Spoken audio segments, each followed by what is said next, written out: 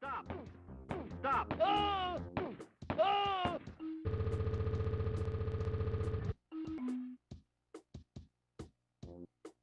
Halt! Stop! Oh! Oh! Halt!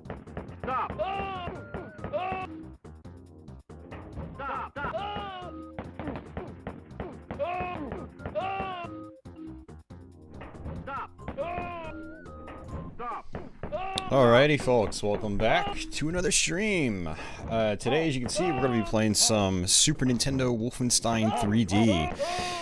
We're going to attempt to go through the entire game. I've never actually beaten this version of the game, but this is actually the basis of a couple of later ports of this game. So it's basically the basis of like the Atari Jaguar port. It's got the same map design and whatnot as far as I'm aware. This was actually developed by id Software from what I read, and then John Carmack later took this source and repurposed it for the Jaguar version, which we actually streamed through a couple of months ago. So I suspect that gameplay-wise, this is probably going to be about the same as the Atari Jaguar version, which means that we should be able to run through this without too many issues, you know, in just a few hours, despite me never having actually gone through this game. I have played it before. I did own it back in the day when I was collecting a lot of Super Nintendo games. I didn't play it that much, though, because I didn't have really a reason to. I had the Jaguar version at the time, I had the 3DO version, and I had the PC version, so it was like, this was just more of a novelty for me, but because I do a lot of id Software games on this channel, I eventually wanted to go through and cover this on my channel and do a full playthrough, so we have a full archive of this game on my channel. So that's what we're going to do today. We're going to go ahead and knock that out. It's something I've been wanting to do for a long time, and yeah, it should be a good time. It's, you know, despite the super blocky nature of its visuals, it still plays really well, actually. It's fast, it's responsive, and you know, the collision detection works as far as I can tell and all that stuff. So, you know, it's still a fun game, and probably something if, you know, you want an FPS in your Super Nintendo, you don't have a whole lot of options, but this is still a decent option if you really got to play an FPS on your Super NES. So, yeah, it should be a good time. Yeah, it's actually kind of a funny story based on what I read. Imagineer was this Japanese company. They basically got the rights to the game, and you know, I think originally Rebecca Heinemann, or back at that time it was Bill Heinemann, was going to do the port. She ended up doing the later ports on the Macintosh and the 3DO. But I guess, I don't know what happens. I guess she ended up not doing it, and so at the last minute, id Software picked it up and did the development in just a few weeks. So yeah, it's kind of an interesting story. Not as interesting of a story as, say, like 3DO Doom or something like that, but it is still kind of interesting when you look into it. And the game actually got released in Japan first. It came out like a month later in North America, then a little bit later in Europe, apparently. So kind of weird for a first-person shooter that originated in North America to get a Japanese release first on a console. So yeah, kind of interesting stuff. But alright, yeah, just to FYI for anyone wondering, we are actually playing this on the MiSTer FPGA, which I think this is actually the first stream I've done on YouTube using my MiSTer FPGA. My Super Nintendo's video output is, you know, I do RGB, but the video output on stock original Super Nintendo hardware is soft compared to other consoles of the era. So I thought that the video quality would look a lot better through the MiSTer, and now, there is a caveat. I am actually running the MiSTer through VGA into my XRGB3 upscaler, because I'm actually playing on a CRT right now. I'm playing on a VGA PC monitor, and this monitor has a major brightness issue, and by running the MiSTer into the XRGB3, I'm able to use the XRGB3's gamma settings to boost the brightness so where the game looks perfect on my CRT, and it looks really awesome. The MiSTer, for those of you guys that don't know, it's you know, it uses FPGA hardware to replicate classic consoles and computer hardware and whatnot. So if I hit my hotkey here, I can bring up the MiSTer menu, and I can apply a bunch of filters and whatnot. I can remap my keys. I'm currently using a PS1 Classic controller for this. It's a great replacement for the Super Nintendo controller. Same button layout, basically, and it's very comfortable. You've got different filters you can apply, kind of like software emulators. Speaking of the gamma issue that I mentioned, I've actually got a gamma filter applied already on its brightest setting basically, and the screen is still too dark on my CRT, and hence I'm running it through the XRGB. Normally I'd run the MiSTer straight into my capture card and VGA splitter to run it into my CRT here, but yeah, the brightness issue was definitely a problem. So, but yeah, we're running on the MiSTer FPGA hardware. For anyone that doesn't know what these modern FPGA solutions are all about, again, it's all about replicating classic hardware, but it does it at kind of a different level than software emulation, and there's a lot of perks to FPGA replication of classic hardware. One big one is pretty much no input lag. So, the input lag you might get via software emulation, completely gone. So it feels like the real thing. It also, I guess all the timings are completely faithful to the original hardware as well, where software emulators might not get those right. So, this should replicate all quirks and whatnot of real hardware pretty much to the T. Depending on the core, but this Super Nintendo core here is really solid from what I can tell. So let me actually go ahead and just reset. So I just wanted to demonstrate what the MiSTer is all about there. But yeah, before we actually jump into the game, let's go ahead and do our shout outs and whatnot. Looks like we got about 34 people in here so far, so thank you guys for popping in here. Much appreciated. But yeah, thanks to everyone that is continuing to back my channel via places like Patreon. I know my Let's Play uploads have not been as consistent lately. I work 2 jobs now. I don't have as much time to do this stuff, and they take a lot more work to put together now. But I'm already going to start working on my next Let's Play, probably next week. And so for anyone that wants to get that early access and other videos early access before I post them on YouTube, consider backing as a Patreon backer. And thanks to everyone that's been doing live stream super chats. I know my live streams have also been all over the place because of my outside YouTube work schedule, but I do appreciate your support either way. It really helps me out, and it also motivates me to keep streaming. So thank you very much for that, guys, and thanks to the channel members as well. Same thing as with Patreon, except it's going through YouTube. So thank you guys for your continued support. And yeah, big shout outs to JD as well. He actually did a super chat on last week's stream, which was the Tempest X3 stream. Yeah, Tempest X3 for Sony PlayStation. We did that last Wednesday, and we ran through Tempest X3 and Tempest 2000 in one sitting. I've been trying to spam my my new merch, but I don't actually have a screen capture going on right now for that. But for anyone interested in supporting the channel and getting some physical goods in return, you can consider checking out that merch, which is underneath every video on my channel now. So feel free to check that out if you're interested. But yeah, we're going to go ahead and jump right into this. We are going to be playing on the highest difficulty, which is probably... I don't see a 4th difficulty here, so hard mode is probably equivalent to like the 2nd highest difficulty in like the Jaguar version of the game or something like that. So, hey, Dasan, what's going on?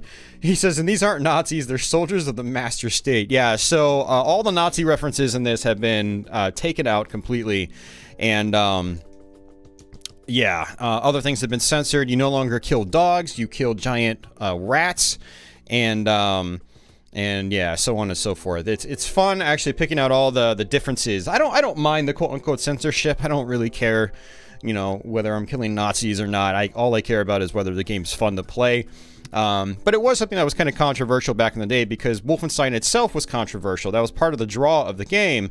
And without that controversial material, like the Nazis and blood and guts and stuff like that, it wasn't as appealing to some people.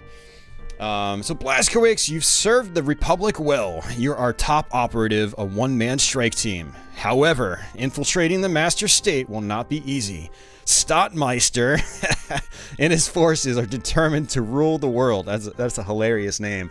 Your first task, find and eliminate Hans Gross. So Hans Gross is still named the same. MiSTer's most ruthless enforcer. He marshals the forces from a castle outside Dresden. You'll have to wade through his crack forces to reach him. Good luck. So, oh man. All right. So,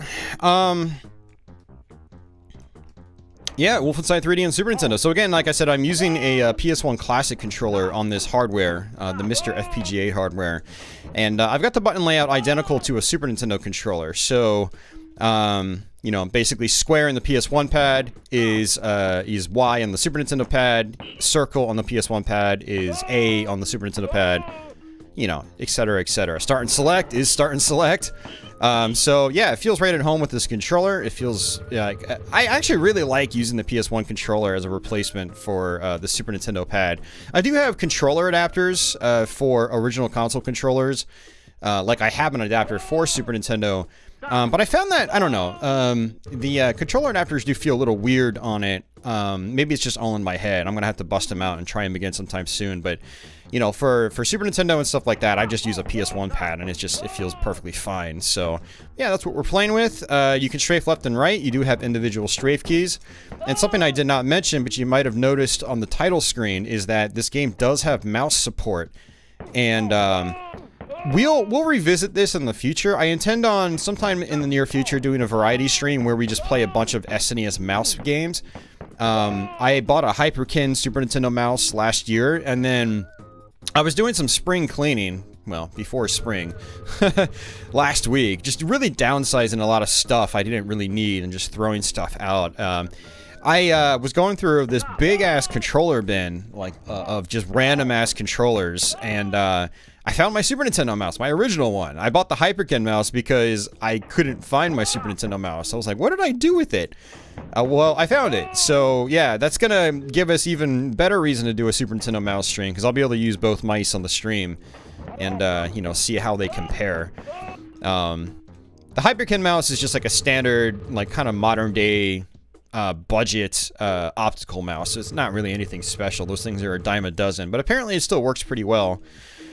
One thing I did notice about this port, though, so far is so in the Jaguar version, the hardest difficulty mode has randomized enemies, and you'll come into secrets like this, and there will be enemies here, and sometimes they're there, sometimes they're not.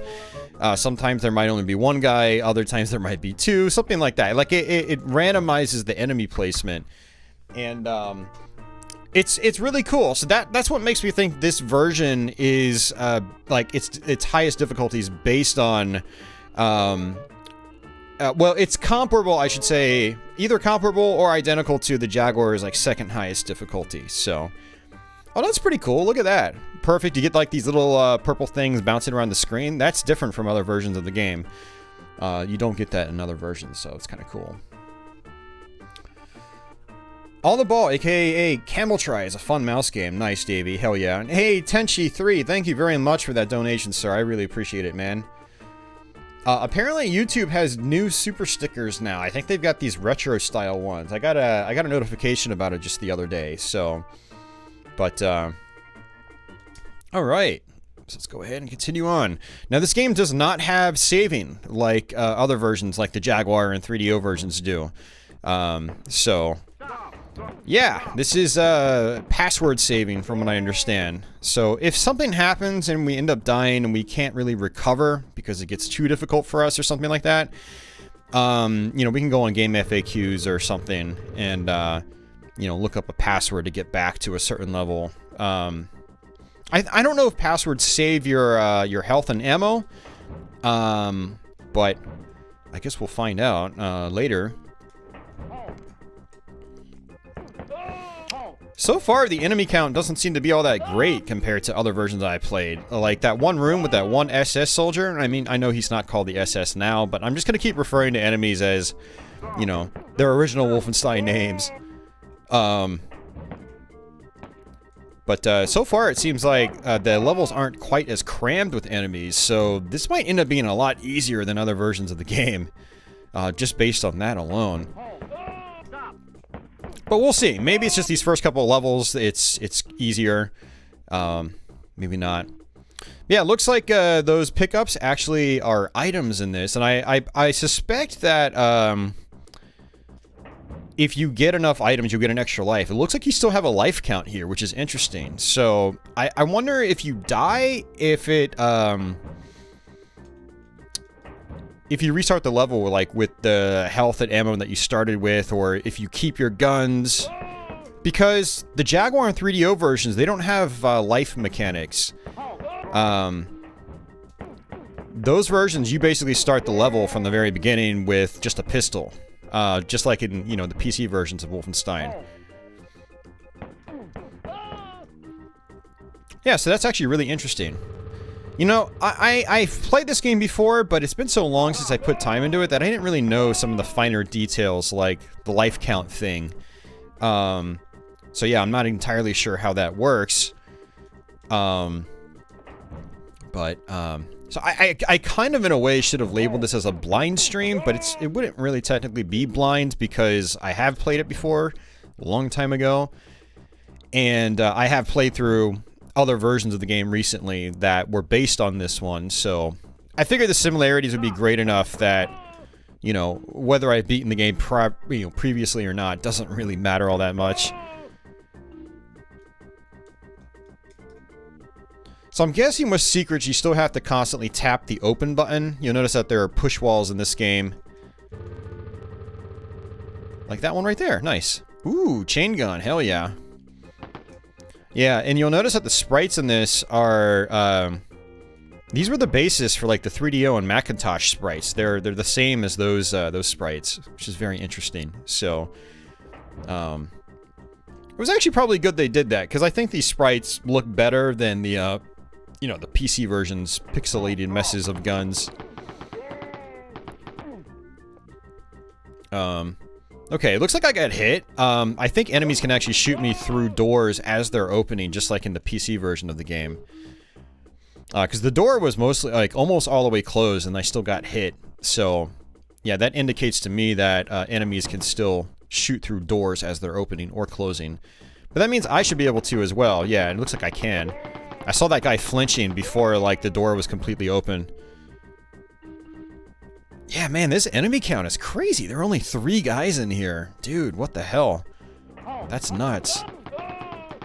This is gonna be like a... Well, I was gonna say this is gonna be a breezy playthrough, and then I lost 40% health in one shot, so... I guess I still have to be careful, right?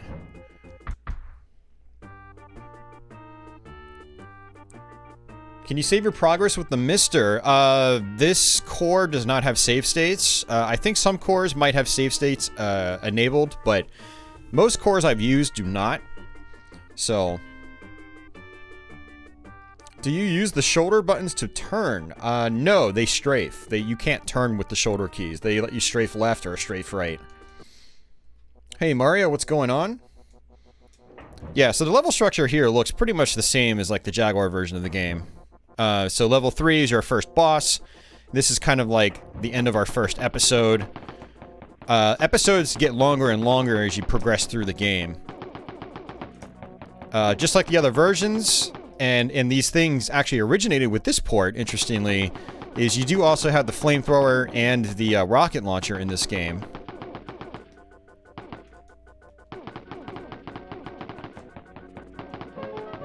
Alright. We just beat him. No blood, no guts.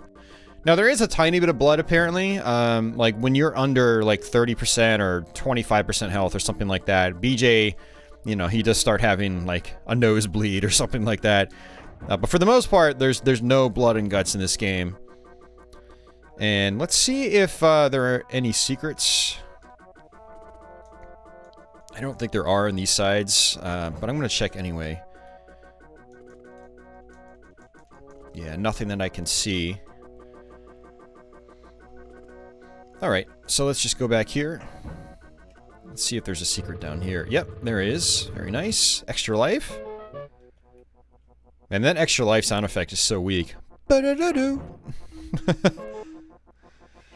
Sounds very weak. I think they could have just sampled the original PC version one. That would have been much better, I think. But, oh well. Neither here nor there. It's not a big deal. Alright. Very rare to have a first-person shooter on Super Nintendo. Yeah, there weren't many. Super 3D Noah's Ark is another one. Yeah, there's the password right there, actually. I'm not going to be writing them down. I don't really care that much.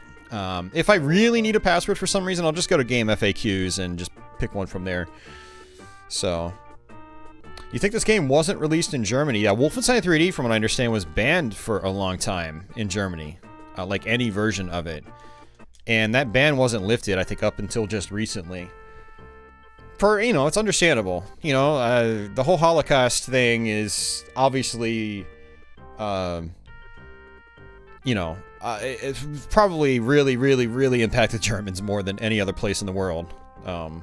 For obvious reasons, I think. I don't think that really needs to be explained, but yeah. Alright, so mission briefing. You never cease to amaze me, BJ. BJ is your character's name. You have defeated the horrible enforcer Hans. I'd congratulate you, but the master state does not rest, so neither can we. We don't have that luxury. Their scientists are building weapons, chemical weapons. Yes, in direct violation of the convention.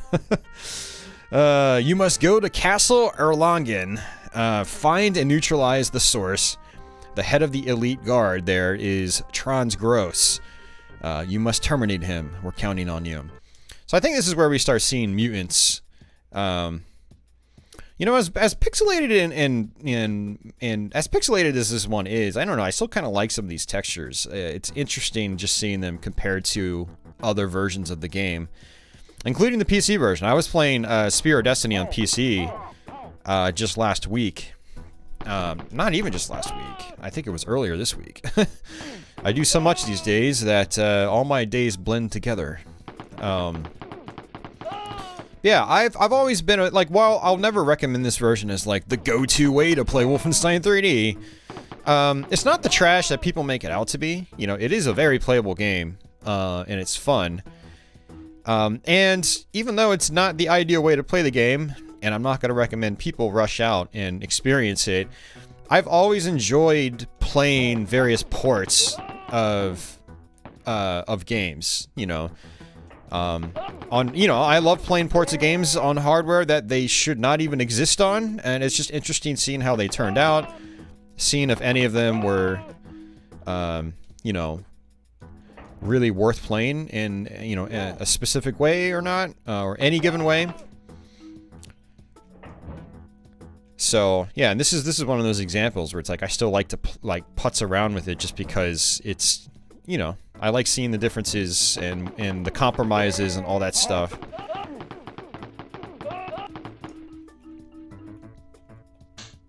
Alright, got a key. The key sounds alright. Alright. Zybots. Zybots is a cool game. Yeah. I like Zybots.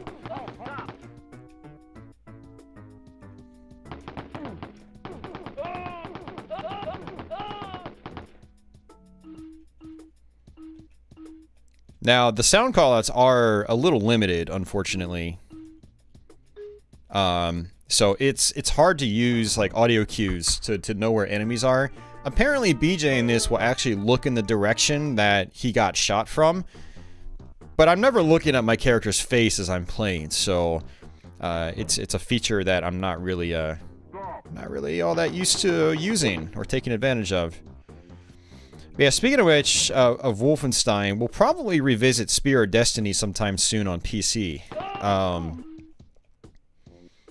Yeah, I was playing that on PC a couple of, like I said, just recently, and I was having a good time with it, and I felt a little more confident with it than I was when I streamed it several years ago here, so I think we're due for an updated stream.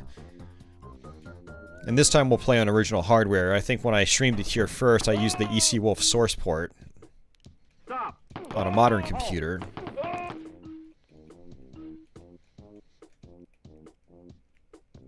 Do I have a favorite version of Wolfenstein? Yeah, absolutely. The PC versions, all the way.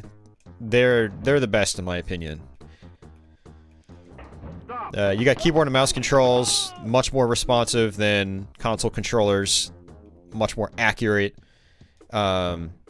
The frame rate is very, very fast on the PC version. You know, whereas the console version struggle to hit 30 frames a second. Like even the Jaguar version, you can run the PC version at like 70 because it's got a 70 hertz refresh rate. It feels so snappy and responsive. You got the most content, you know, enemies, you know, you can sneak up on some enemies in the original PC game. You know, you can see all the enemies from all sides. It's just a much better experience. The sound package is improved. Like, the sound effects in the PC version are so... Like, I love the chain gun sound effect in the PC one. It's crazy. Like, it blows your ears off.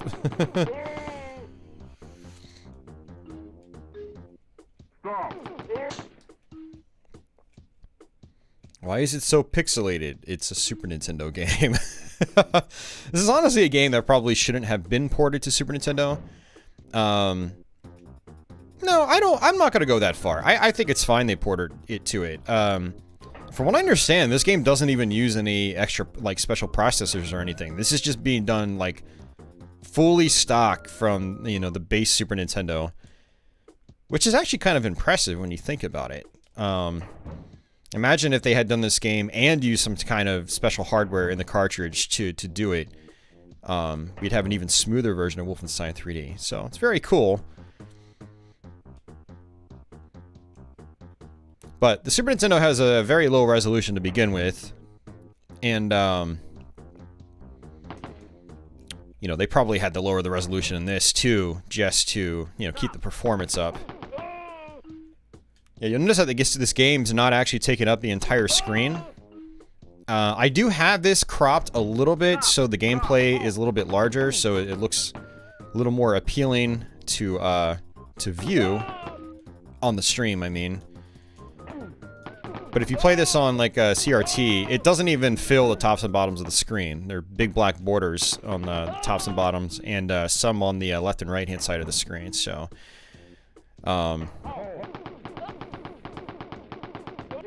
But the game, you know, it runs, it plays. It actually plays quite decently. You know,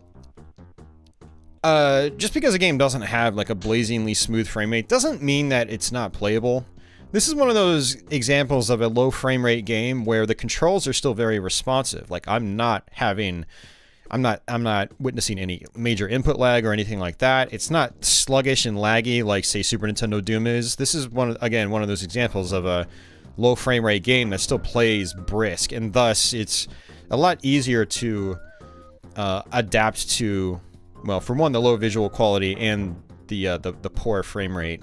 So, something else I didn't mention is if you hit the start button, it displays your password up top, which is really nice. And then you've got this map feature. So very, very handy. This is a feature that was also carried over into, you know, other console ports of Wolfenstein 3D.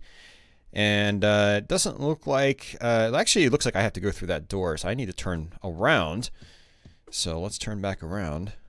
And it's this one right here.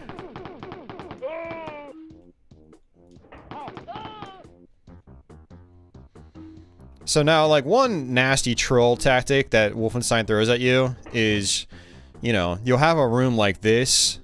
A lot of times they'll put enemies, like, right around the corners here. So you'll open up the door, you'll blitz right through, and then you'll get shot from behind. So you gotta be careful about that. Ooh, another chain gun.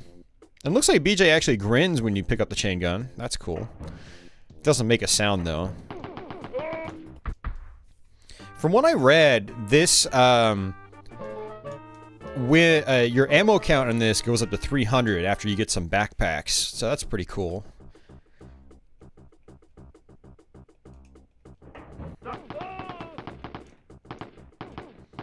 I do think there are examples of games that just shouldn't be ported to certain systems. Or shouldn't have been, I should say, because all this is past tense. This is all... This port of the game is like over 25 years old now. It's more like 28 years old, I think. I think this port came out in like 93, maybe 94. I think it was 93. But there have been examples of games that probably shouldn't have been ported to systems because the systems just were not capable of doing the game's justice at all. Or if they were converted, they should have been completely changed, like, well,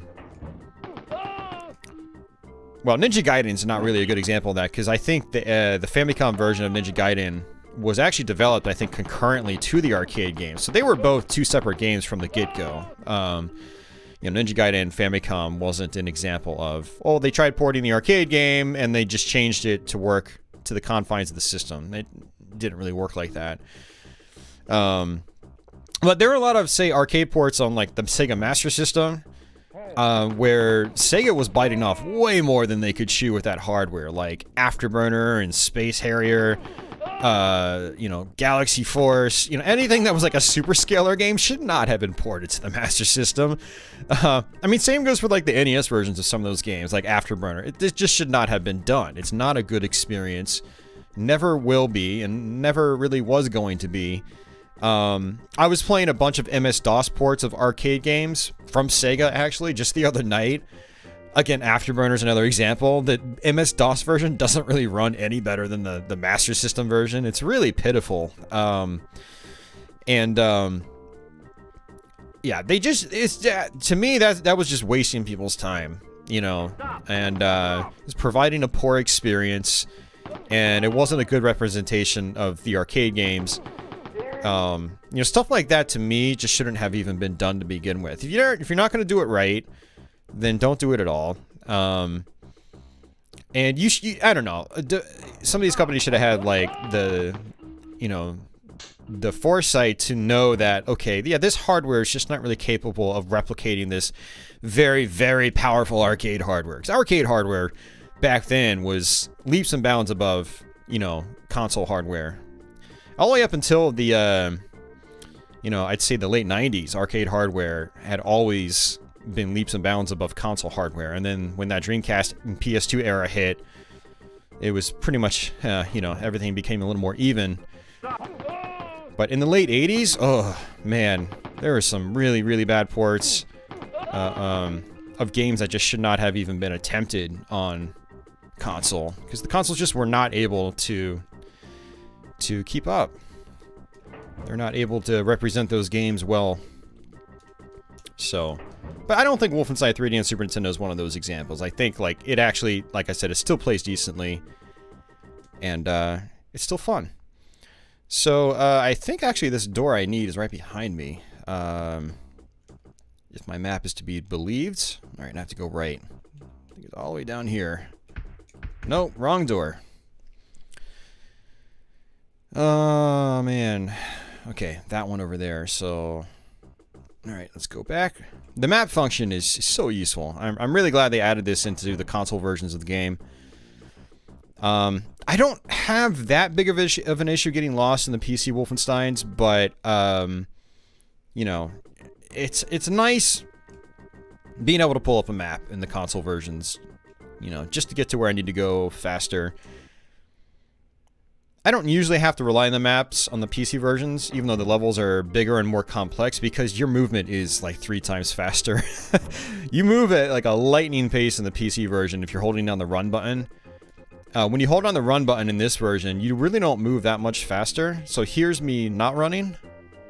Okay, now here's me running. Can you notice a difference? Not a huge difference. But in the PC version, it's, especially when you start strafing and stuff, oh my god, the speed's ridiculous. Alright, there's my key. So far this has been pretty easy, but, you know, I do have to be really careful because enemies hit really, really hard. So I don't want to get too lazy here. Man, I keep going in the wrong direction. Alright, let's go ahead and check our map. Okay, this is the right room. Now you'll notice I've got the flamethrower and stuff like that. I'm not really going to use that. I'm just going to keep it as a last resort. Because it looks like the amount of ammo I get is really good on my chain gun. I'm just going to use this all the way through if I can. I think there's someone behind me. Yep. I didn't hear him call out or anything, so...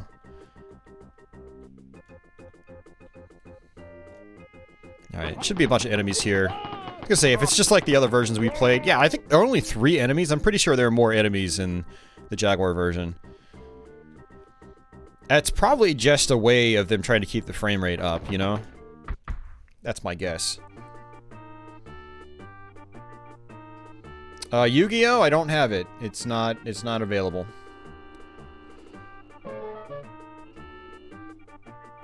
Oh, man. Yeah, lots of really bad outrun ports from that era. Yep. Yeah, absolutely.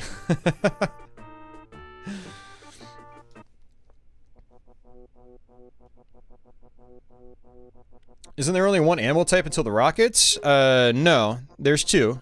You get gasoline for the flamethrower. There's our flamethrower, and then there's the rocket launcher.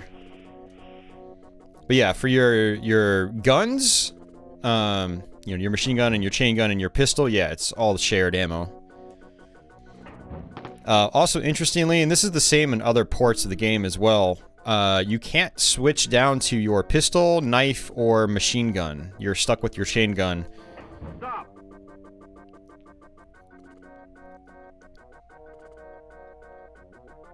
Okay. I heard someone. You coming? Or what? Okay, that was BS. And we just died.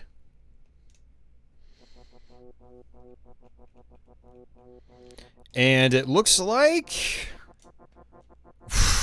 Wow. Harsh, man. So you get limited lives.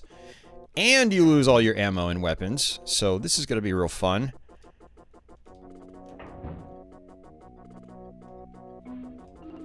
It's one of the problems with not having proper callouts. Is, like, I heard this one enemy, and then the doors opened, and then a bunch of other enemies flew through, and I didn't even hear them. Fortunately, the rocket launcher cuts through multiple enemies at once.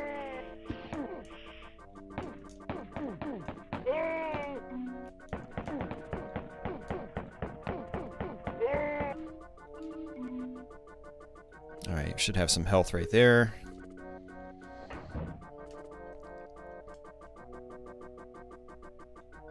There is no FX chip in this one, Cafe Man. There is nothing in this one, apparently. They didn't even use, like, a DSP, from what I understand. This is, apparently just being done on, like, stock Super Nintendo hardware. No special chips or anything.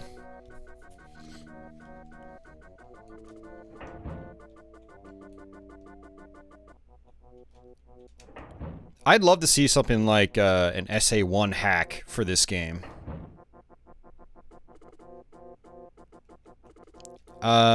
This was the same year as FX. Super FX was 1993. This also, I think, came out in 1993. But, again, from what I understand, they didn't use any special processors in here. Yeah, Doom uses the Super FX too, Cafe Man, but not Wolfenstein.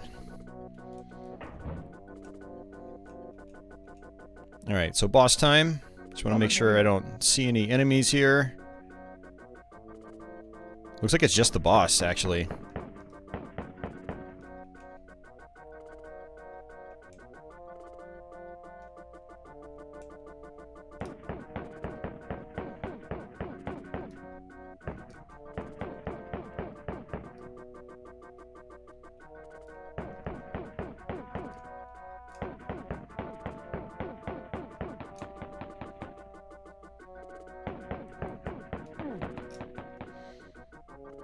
I felt like I got stuck there. I don't know. You know, one thing I was going to do is I was going to actually use my Retrobit Saturn controller for this, which I think that's actually still in my description. But that's not true. I was noticing an issue with it. When I tried strafing left, like, BJ always stopped. He'd, like, move an inch and then stop.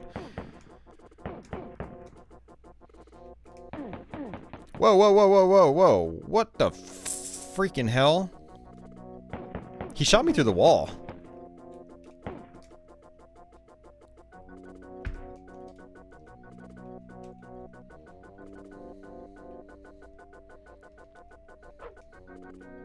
Alright, let's kill him with the knife, guys. Let's do it. Alright. I should have went into this room first. I knew there was going to be some kind of weapon here.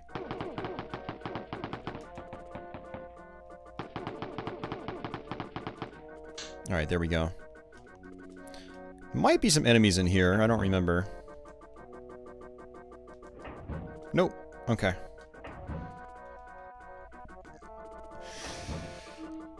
Alright. Well, we're back in business. As long as I've got the chain gun, we're fine. I mean, the machine gun's fine, too. It's just a lot slower.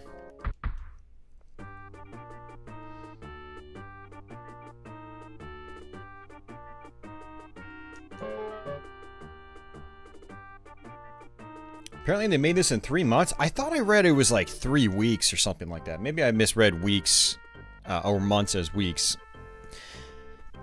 Apparently they waited, like, they were contracted to do this. They waited 7 or 8 months until, like, near deadline, because they thought someone else was going to develop it. Originally it was going to be Bill Heineman or Rebecca Heineman. I guess they backed out for one reason or another. And then so id Software picked it up and did it themselves. And I thought it was something like they you know, cobbled it together in just a few weeks. I'll have to go double check that after I'm done with the stream.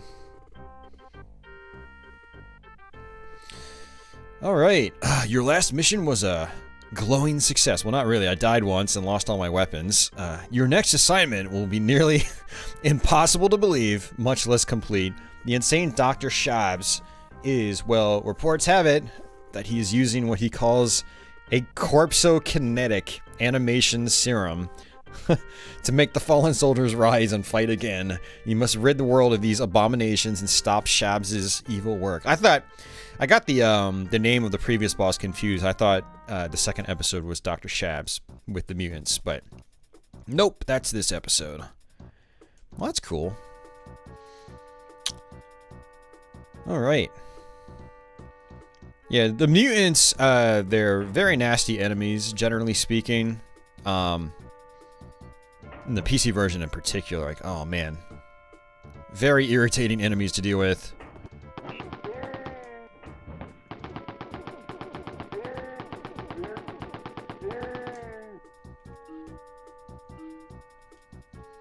Wikipedia says 3 weeks? Okay.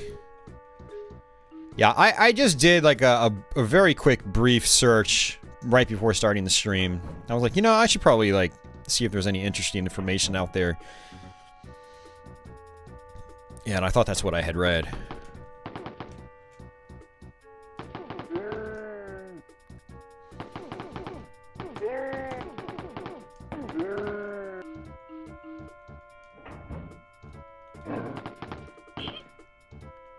This is a mean mice. Well, rats, technically. Rats are bigger than mice.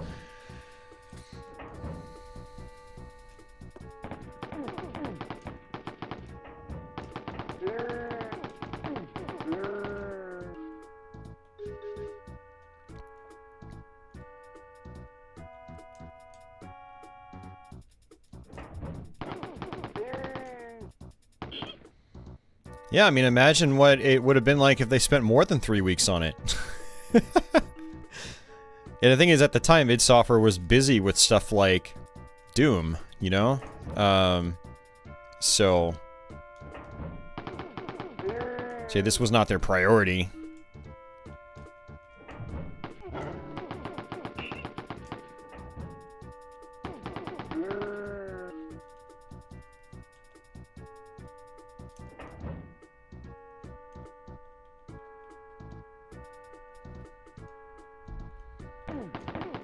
Yeah, the low resolution, I think, is the biggest issue with the game, Cafe Man, absolutely. It's the big thing that holds it back. And the frame rate's obviously not perfect either, but the gameplay is responsive, like I said. And, so that's good.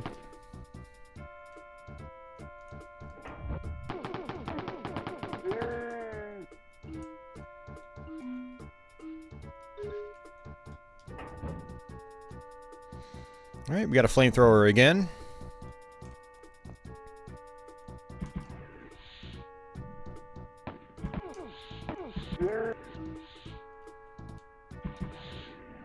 Alright, let's switch off. I don't really care for the flamethrower that much because it's a projectile weapon in a game where enemies rarely ever shoot projectiles, and so you're always at a disadvantage if you're using it. That's a little bit different, I think, in the Jaguar version, because it seems to just, like, cut through enemies. Let's go ahead and just exit. But in this one, it seems like enemies will take multiple hits with it, and that, I don't know, it doesn't seem particularly useful when they can just hit scan you.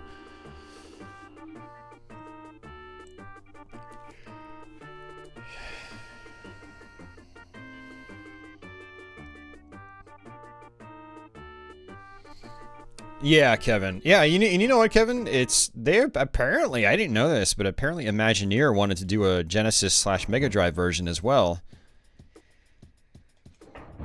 And based on what I read, they canceled it due to technical issues. But as we all know, it's perfectly doable in stock Genesis hardware. I did a stream of it last year. Ronnie came up, we played both the Genesis and 32X versions of Wolfenstein 3D. And the Genesis version is pretty good. I might have to do a follow-up stream where we try to like play through the whole thing or something like that.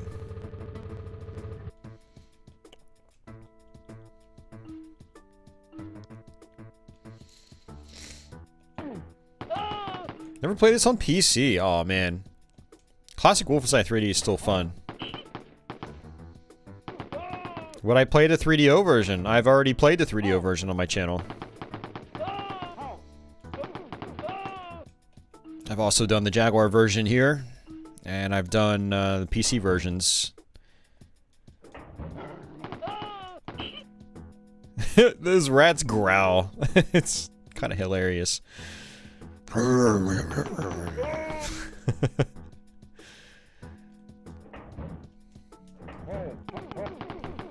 I would like to do updated streams with some of these, like the 3DO version, but my priority first was getting versions done on this channel that I haven't streamed here before, so this was one of them. I'm not sure if I'm going to ever bring myself to do the Game Boy Advance version, because that one is just, it's so disappointing. Like, it's nice how it's faithful to the PC version, but it runs at a poor frame rate, and there's no in-game music. And it's really hard to hit anything in it because of how the frame rate works. Like, you notice I've got some decently fine-tuned aiming here. The Game Boy Advance version, like, it skips so far, if I remember right. And so it's very difficult to actually be accurate. So that's a big issue.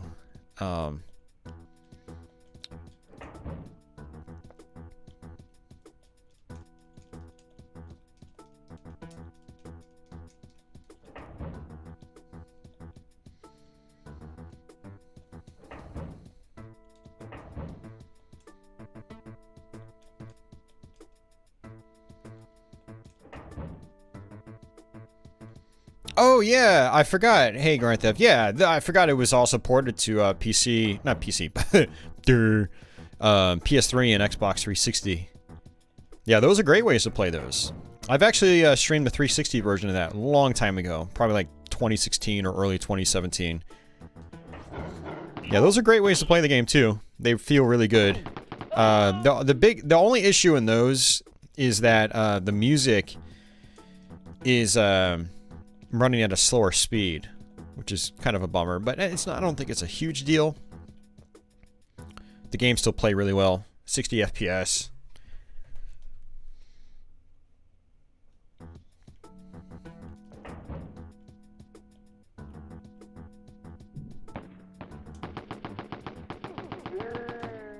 Gotta watch out for this part. We got these mutants and all these cubbies.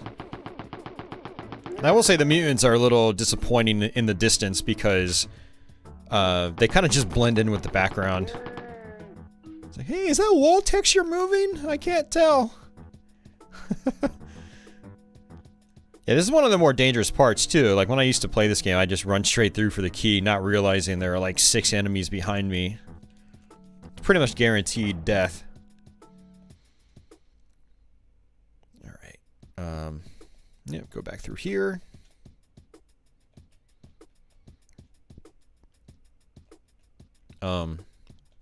Wait, what am I missing? Oh, that's it.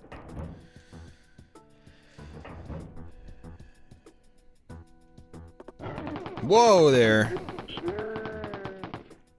Yeah, that's why I have to be more careful. Like, really careful. Holy crap, man. I was definitely getting cocky there. I wonder how many items I need for an extra life. I mean, I don't think I really need any extra lives, but... yeah.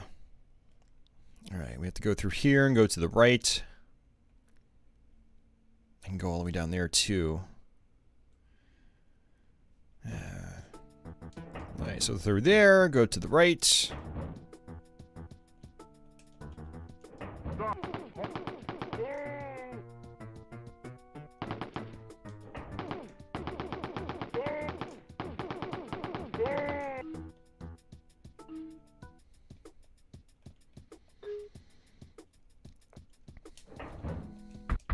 Apparently, id Software was paid $100,000 to do this version of the game.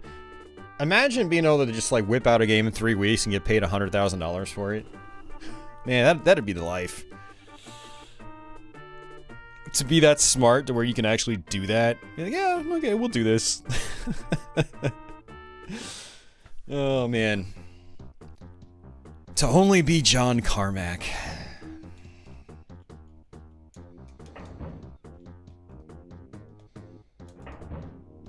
And that was in 1993 money.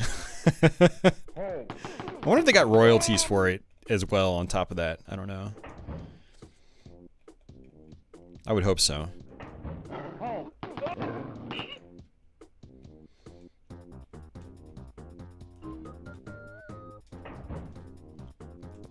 Alright. Yeah, we're doing alright, Michael. We're doing alright. Making decent progress. We're on floor 3-3 already. But the later episodes do take longer. Like I said, the amount of levels per episode increase as you progress through the game. So each episode will start taking longer and longer to go through. Wow, that's a lot of enemies. Surprised they weren't all shooting at me at once. I feel like I should have died there.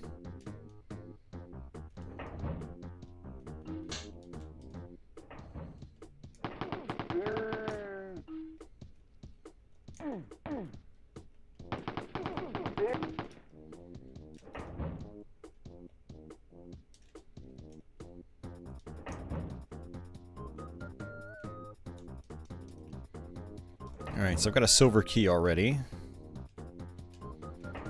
I don't think I saw a silver door yet. Let's see. Nope.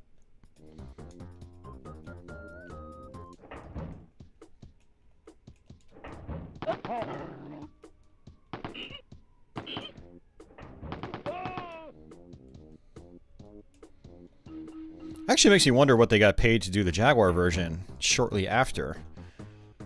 Atari's data sheets were leaked a long time ago. So you could actually see what Atari was paying certain developers.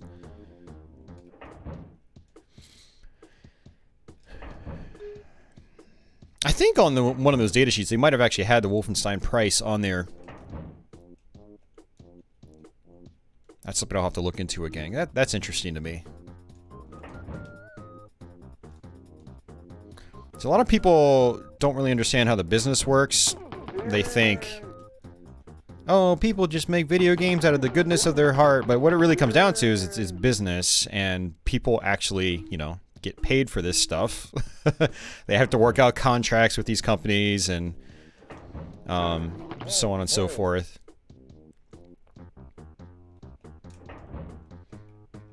And, you know, they can't spend forever developing a single game either, you know. They're under timeline, you know, hard deadlines a lot of times, which is why some of these games end up the way they do.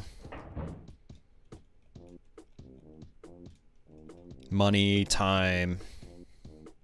Yeah, so it's interesting to go back and be able to see things like, oh, Atari paid id Software $50,000 to do a port of Wolfenstein or something like that.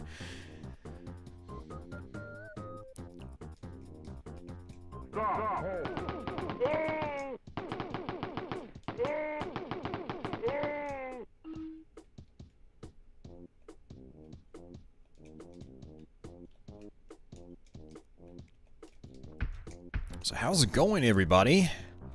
Chat's a little quiet today. I noticed my viewership hasn't been as high lately. I think it's because I'm not on like a set schedule anymore. But I've been trying to stream at my usual Wednesday time more often than not if I can, because that's what people are used to. But yeah, I apologize not being able to adhere to a set schedule. I'm just trying to give myself flexibility now. You know, because I am working 7 days a week. Last week was my first 7-day-a-week week. And I did try to make sure I got better rest. And so, you know, I was able to handle it. So, I'm still trying to fit in the streams, you know, in between all that. During my normal work week, I've still been streaming on Twitch because, you know, I've had a lot of stuff I wanted to take care of. Twitch is my place to just kind of chill out and just do whatever. So like this week I've been configuring the MiSTer with 486, sorry, not 486, but DOS games for the 486 core.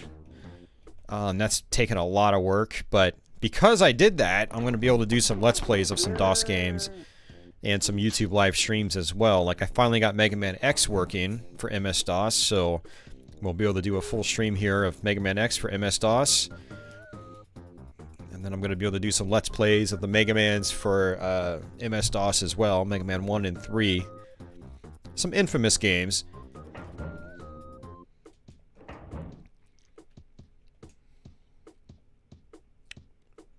Yeah, exactly, Davey. Yeah.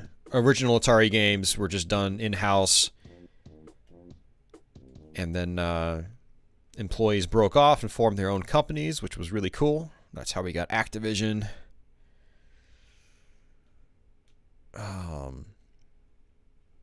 iMagic, man, iMagic was so good. Alright, let's go through here. You're making a map on Doom Builder. I kind of want to mess around with Doom Builder. Try to make some maps. I just don't have enough time, you know?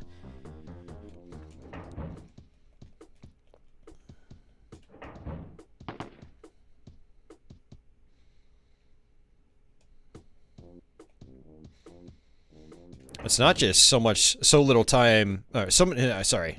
The saying is so many games, so little time. It's not just that now. It's like so little time, too many things to do. Or so many things to do, not enough time. Been checking out my back catalog on the channel. So many good videos. Oh, thanks, man.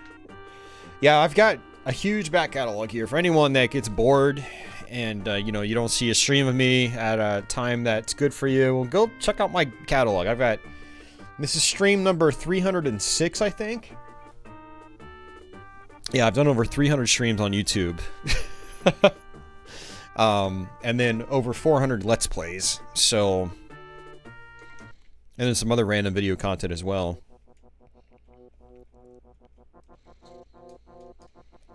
Alright, another boss level. Dr. Shabs? Shabs? However you want to pronounce it. I think this one might actually have secrets. So I'm going to try to look for them.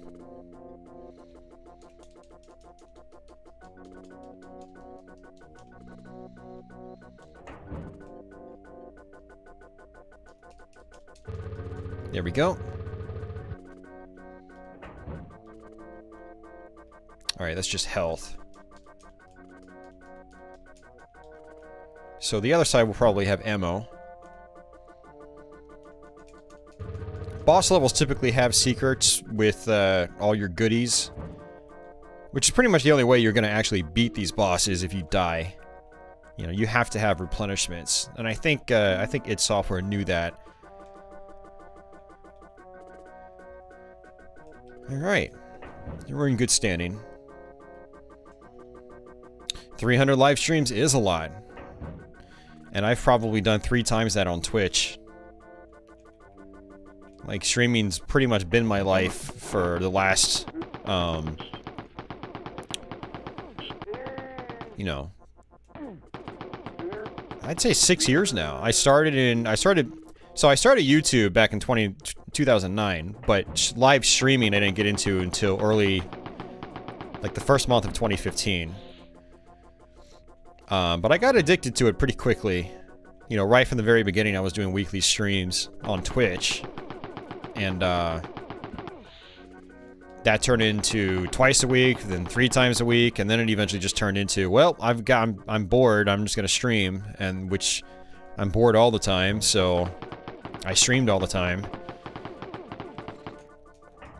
Streaming for me also was like a way of not feeling guilty about playing as many games as I do, because I've always played a lot of video games. It's always been my main hobby. So, you know, streaming them, and being able to chat with people every now and then was, you know, made me feel a little more productive with it. But it was also feeding into my YouTube content because, you know, I'd beat a game on Twitch, that'd be a practice run, then I'd go do a Let's Play on YouTube, and, you know, So it helped my Let's Play content as well. And I still treat Twitch that way. Like I tell you guys, oh, I can only stream once a week on YouTube because, you know, I'm working multiple jobs, and that's true, but I am still streaming all the time on Twitch because when I'm not at work, I am still bored, and I do still have a lot of stuff on my plate that I want to get working, like my MiSTer setup and whatnot. And Twitch is kind of a place for me to do that, and then I'm still playing random games over there that I just feel like playing, and then if I feel like I have a good run, or like I'm really into it, then I'll practice it again, then it'll still end up as a Let's Play eventually on YouTube. I mean, that's how I did Ninja Crusaders, which is a Let's Play I just posted this past Saturday, by the way, if you guys missed it. You know, I practiced it on Twitch a bunch before, you know, and that's how I considered actually doing that as a dedicated Let's Play here. So, yeah, getting my MiSTer set up as well was actually really good because, you know, that reminded me, oh, man, I should do Wolfenstein 3D Super Nintendo soon. And I was thinking about that while I was streaming on Twitch, and so here we are. So, alright, you've hit them hard, but their plans are already in motion. Up to the mountains is a fortress where the weapons are stockpiled and the war room lies. Guarding the plans is the hideous masterpiece of Dr. Shabs, the Uber Mutants. Yeah, probably the coolest boss in the game. Well, maybe not in this version because you can barely see the bosses, but, you know, whatever. He looks really cool in the Jaguar version. He's like almost full screen when you're right up in his face. It is an abomination and lives to protect the interests of the master state. If you get their plans, your country will owe you a great debt.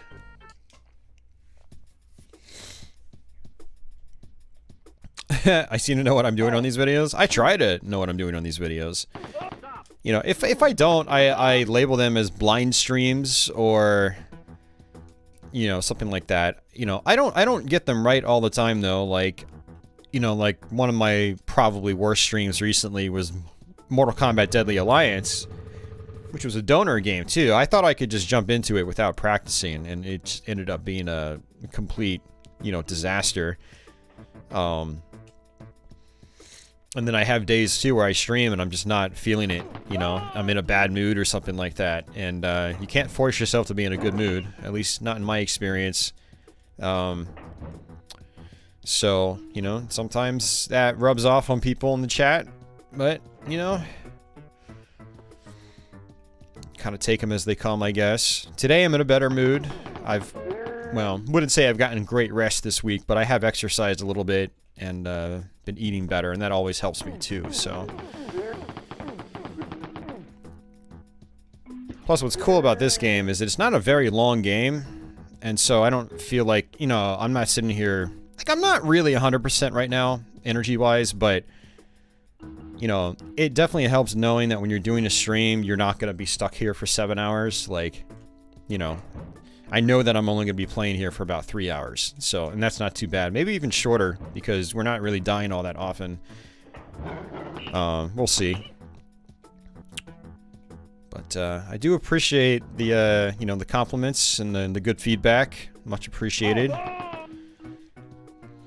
Yeah, and like I said, you know, if you can't watch all the streams, I do have crap tons of content on this channel. Just, if there's a game you're looking for, you know, my channel is almost like an encyclopedia. It's like, just go use the search box, and chances are I might have something about what you're looking for. So, if it's retro. Stop. And especially if it's, you know, id Software, or Castlevania, or Doom, or something like that. It's like, there's a good chance I might already have it here. Like, someone had asked, are you going to do the 3DO version? It's like, well, I would, but I already did. So, yeah. You know, if you ever have questions like that, you know, use that search box on my channel. Go check out the old content. I try to make my content in a way where it's, like, even these live streams, it's not just about the live viewing experience. You know, I try to put them together in a way to where it's like, you know, you can watch them after the fact, and, you know, still have some kind of value there, so. Which is why for a lot of these games, even on live streams, I still practice for the live streams. This is an exception because Wolfenstein I never need to practice. Well, I wouldn't say never, I practiced the Jaguar version before doing that stream because I hadn't actually played that version in a long time. But since we beat the Jaguar version, and this is pretty much the basis of that port of the game, I was like, yeah, I probably don't need to practice. I did my practice via the Jaguar version. So, and yeah, I was right on that because I'm not really having any issues right here.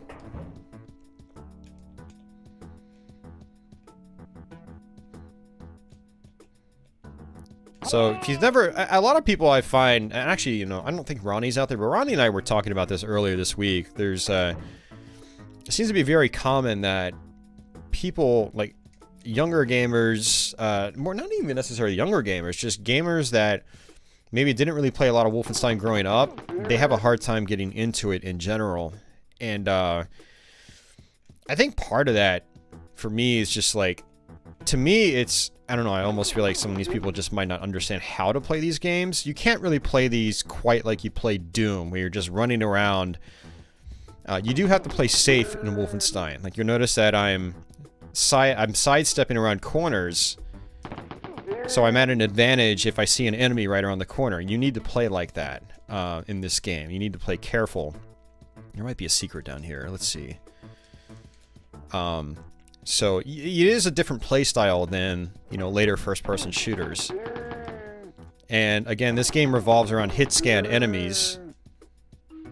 Hit-scan enemies are basically enemies where, as long as you're in their sight, they can hit you. And you can't really dodge their attacks. You know, so you have to, like, huddle around corners like this. And some people might not think that's fun, but I don't know. I think it's engaging because, like, you still have to be really quick with the fire button. You have to be able to react fast. You know, you still have to be good, basically. So, they are difficult games. Alright, this is really bad. I've got no health. Hey, Ronnie is there. What's going on, man? You never tried the Doom, Castlevania, and Ghosts and Goblins series. You watch those all the time on this channel. Hell yeah.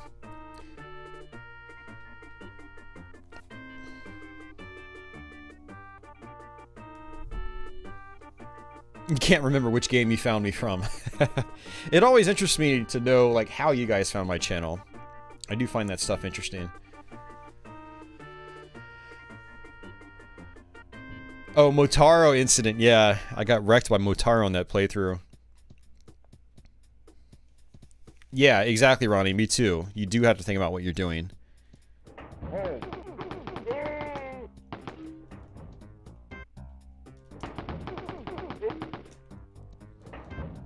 Yeah, I feel the exact same way about, not just Wolfenstein 3D, but the Wolfenstein engine games in general.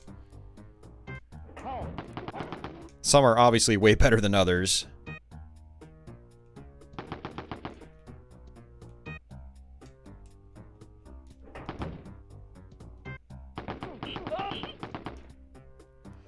Yeah, this is kind of dangerous. I might end up dying here. I've only got 4% health, which basically means... Oh, no, there we go. Okay. We're back in business. Oh, you watched the TurboGrafx mini stream. Hell yeah. That was a long-ass stream. I think I went almost 12 hours on that one.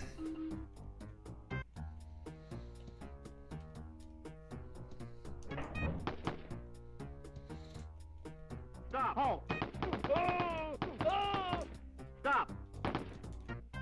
Oh! Stop. Got an extra life. You know, I would really prefer the items to give you health or something like that. They actually do that in other versions of the game. You know, when they got rid of... You'll notice that there's still a scoring system in this. The score was removed in other ports. And,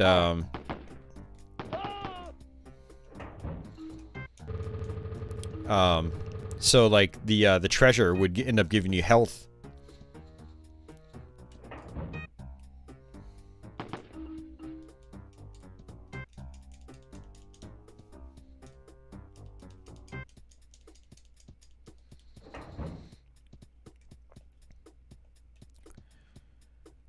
Man, I don't know about more punishing than Battletoads. I mean, I guess in some ways it is because there is more RNG in Ghosts and Goblins. Battletoads is for the most part, it's a very rigid game. It's what I'd call a hardcore memorizer. And as long as you got everything memorized and you're on point with all your movements and whatnot, you should be able to get through the game like very, very consistently.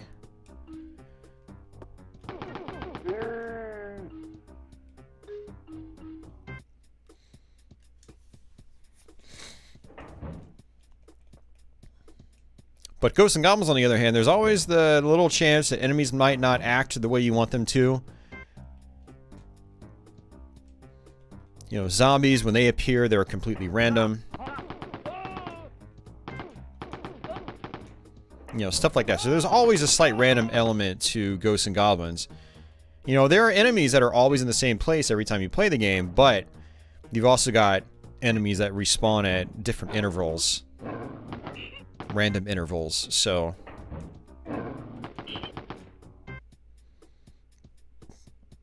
Yeah, and so the combination of that is what makes those games really tough.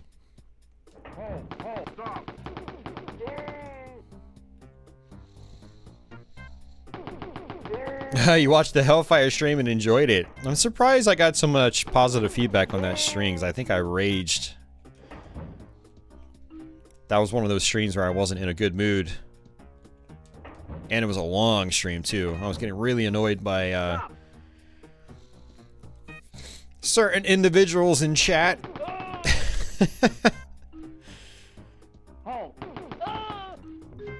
I've had some comments from people where they're like, God, you're so mean. Blah, blah, blah. And they try to, like, you know, be some kind of health coach with me or something. I'm just like, you know, go away. I figured if any stream was gonna get comments like that recently, it was gonna be that stream, but no, it wasn't. I was surprised. Stop. Stop. Hey, Dad, don't hey now me. You were giving out bad information, man. I had to lay my foot down. And if I was doing the same, hopefully you would lay your foot down too. Be like, Austin, stop being stupid.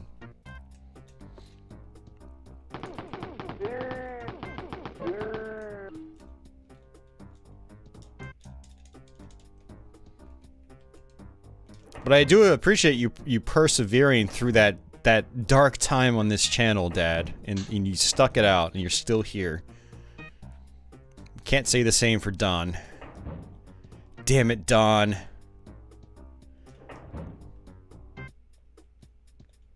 You know, some people get bit by me, and it's too much, and they leave. Others, they're like, you know, he's only human. I'll put up with it. And then, you know, we go on to greener pastures, and it's great.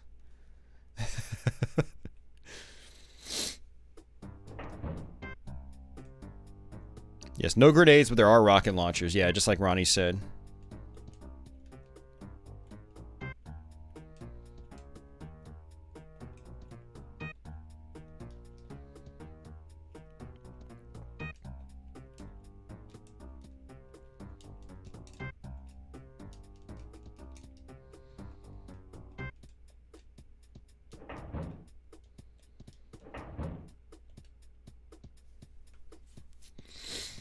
Includer extruder. Level 8. Oh, is that the elevator stage? I thought it was just called the elevator. It's like the pink level. Well, actually, technically, there are 2 pink levels in Battletoads.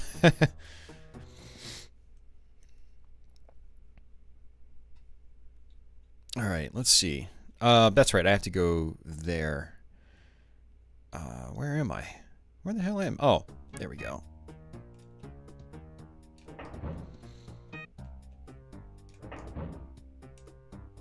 Hey, Diplomat.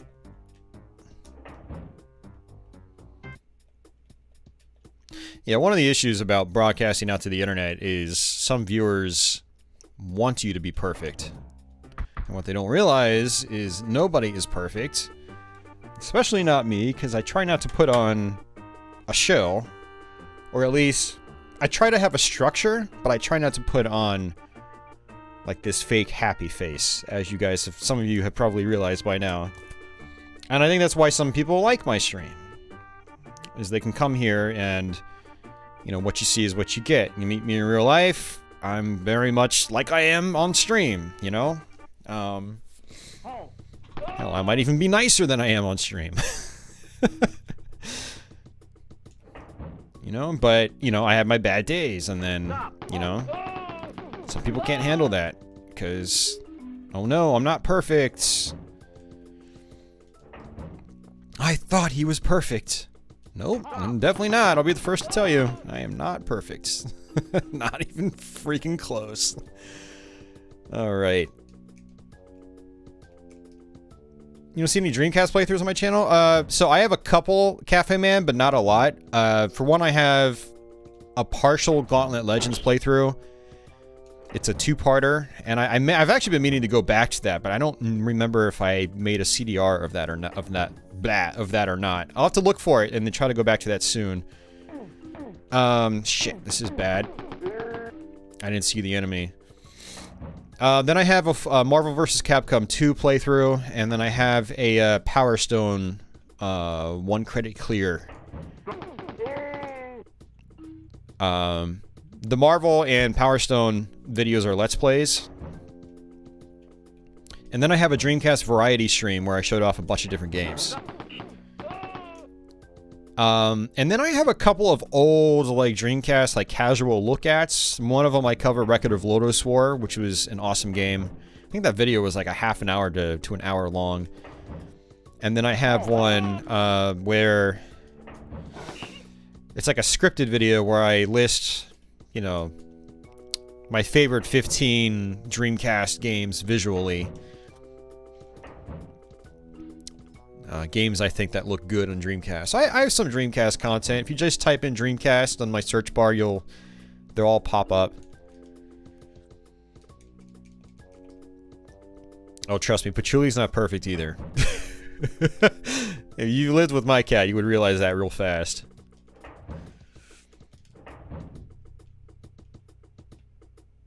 She's a great cat, though. She is an awesome cat.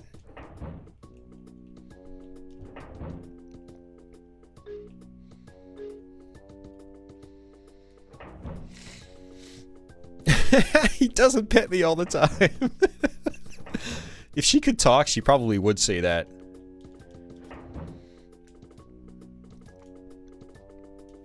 Alright, let's see. This was a keyed door, yeah. And, okay, I have to go to the left. Oh yeah, Davey, absolutely, man. I've played, actually, most, if not all, shmups on Dreamcast. Some I played way more than others, obviously. I mean, I think that's the case for most people. But, yeah, if I've played a lot of Bangai-O, I'd love to do a dedicated Bangai-O stream eventually. But that'd be one of those games I'd have to practice again. I'd have to go through, like, on Twitch or something before I stream it here. Because again, that's one thing I try to do here, is I try to make sure, in a lot of cases, when we're doing dedicated streams, like a single game, I try to make sure I'm half decent at the game. Comfortable with most if not all the playthrough. Before doing it. Bangai is one of those games where that's what I'd want to do. Unless I do a Dreamcast Shmups variety stream, which I have thought about doing sometime soon, because, you know, like you guys know now, I haven't done a lot of Dreamcast stuff on my channel relative to NES and Super Nintendo and Genesis and whatnot. So I would like to do more. And you guys like the shmup streams. I like doing the shmup streams because I love shmups. So that might be a variety stream I'll do in the near future. Alright, there's a flamethrower.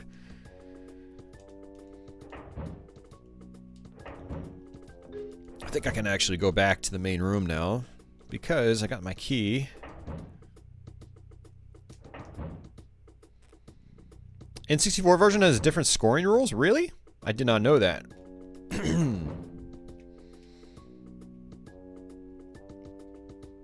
Oh, nice cafe, man. Hell yeah.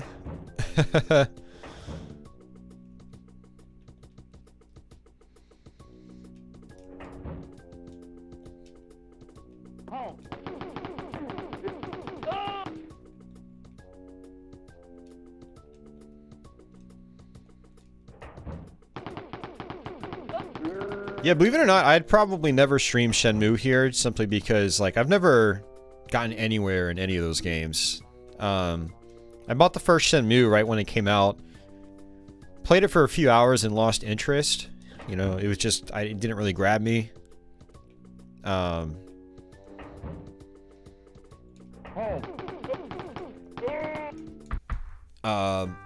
yeah, like, you know, because I'm just completely unfamiliar with most of the game, it'd be a bad game for me to stream here.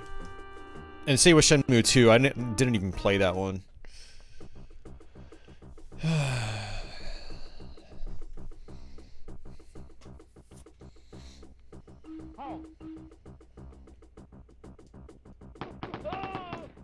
I wonder what the PS3 version of Under Defeat costs these days. I always wanted a copy, but I ended up passing on it because it was just kind of redundant for me. I already had it on 360. Still have it on 360.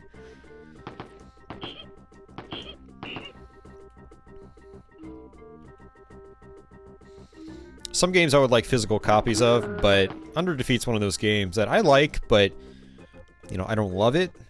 So I'm not really that hard-pressed to have a physical version when I already have a digital copy.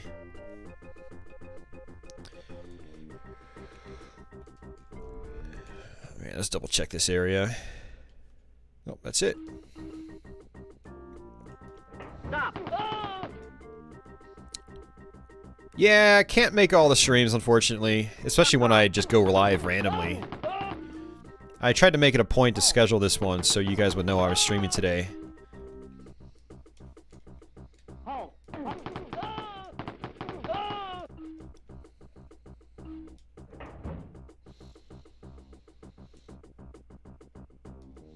Well, I think Shenmue's a good game. It's just, I think it's a good game for certain individuals. Stop. You know, to me, Shenmue's not a game that, has, like, mass-wide appeal. At least not with its Dreamcast, you know, structure. Like, it eventually evolved into, like, the Yakuza series, which kind of streamlined everything a lot more. Hence, you know, people, it's a very popular series now. Yakuza, I mean. But, you know, Shenmue, as is, I think is a good game. It's just not, it's not a game for everyone.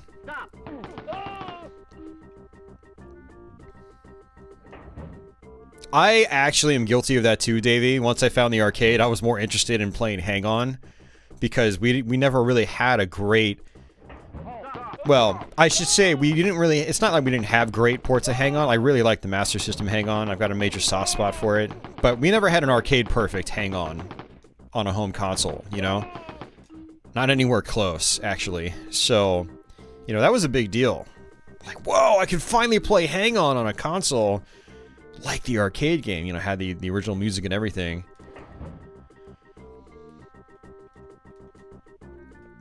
Yeah, so I am guilty of finding Hang On in the arcade and not doing anything else with Shenmue. I would turn on Shenmue, run to the arcade, play Hang On, and that's all I would do. Hey, Aberdeen. Stop.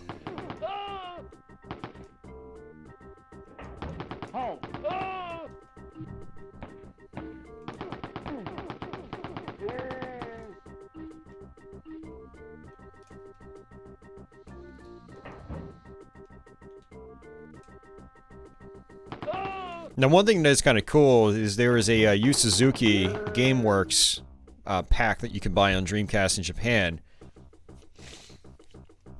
And it ended up having Hang On it, along with Space Harrier from Shenmue. Well, what the freaking hell? but it also had outrun and power drift, which was really cool. They had called it Volume 1 as well, like they were going to make a second one, but they didn't. That's a bummer. It would have been awesome to see other Yu Suzuki games ported to Dreamcast. Or even if they were just simple emulation packages, just having them on Dreamcast would have been great.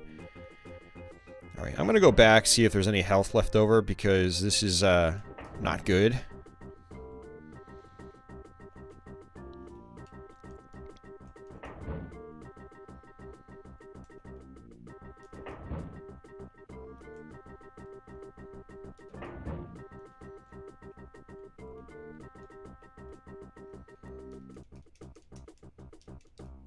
Manx TT. Yeah, I don't know, man. Manx TT always, like, controlled weird for me. I never got into it. Especially the PC version, which is a shame because the PC version looks pretty good. I'll have to try it on Saturn. I don't know if I loaded it onto my satiator.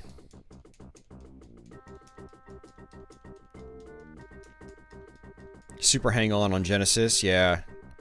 I really love playing Super Hang-On Arcade, which is on 3DS. It's really solid.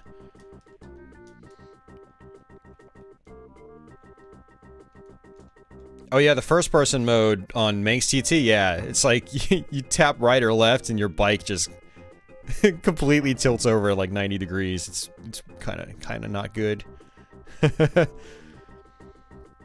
I've never played it with analog controls though. I should try it with the 3D control pad.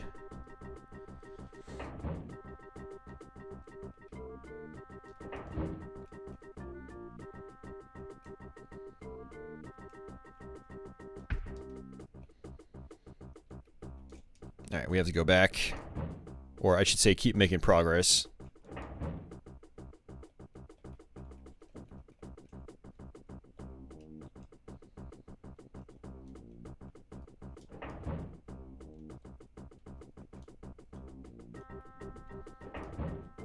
I don't trust this, but I didn't hear anybody. Then again, the mutants, they don't make sounds, so that's why you've got to be really careful about, you know, rotating around corners or like shooting into a room. If mutants are there, you're not going to know that they've been triggered because they don't make any footsteps or anything, or sound callouts. I mean, no one makes footsteps in this game. But you know what I mean. They don't say anything.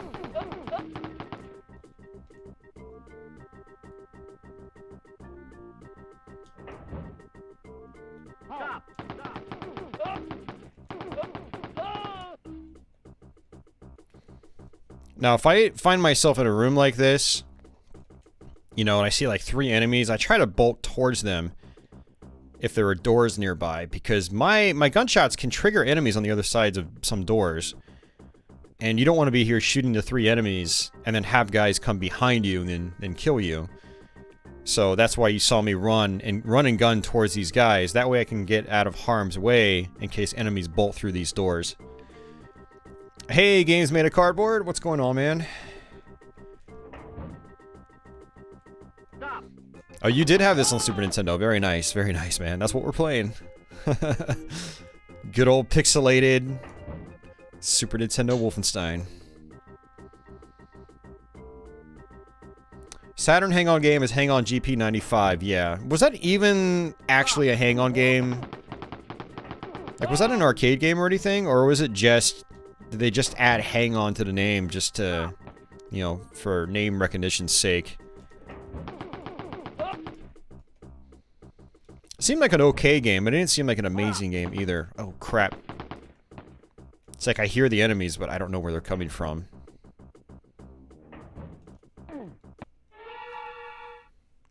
See, that's what I'm talking about. I didn't even realize there was a door behind me. Oh, yeah, no, the rats are on the very first level. You see them right from the very beginning.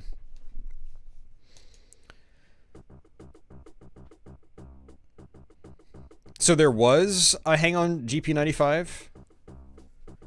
Oh, you think it was an original game with the Hang-On tag. Okay. Yeah, this is kind of a problem. This is not a good level to die at and have to restart.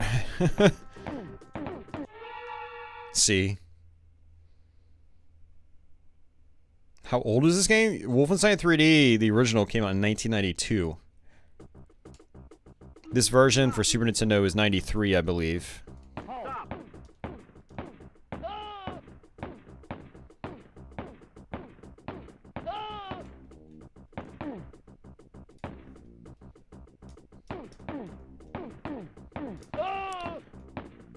Wow, it's like the auto fire did not want to work. You're supposed to just be able to hold down the button, but sometimes it was working, sometimes it wasn't. Wow, this is actually really bad.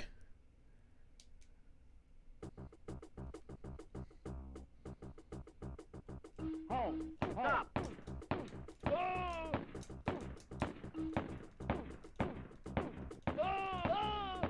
There we go. Stop.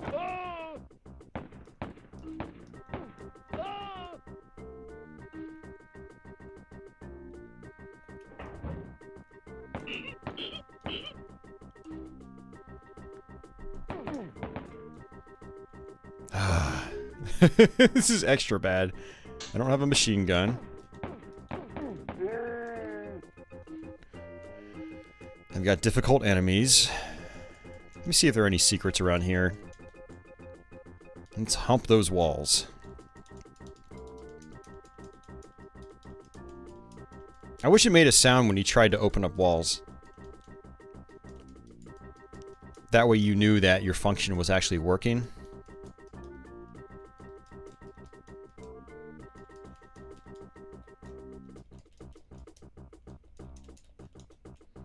This is a really big level too, actually. Yeah, Ronnie, I thought it was 93 on Super Nintendo. Oh, that's... Man, I don't know why I forgot that. I got this on the previous run, but I guess it's because I already had the weapon. I didn't really take note that the secret was there.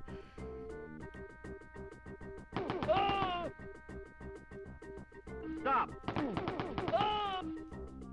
Stop. Stop.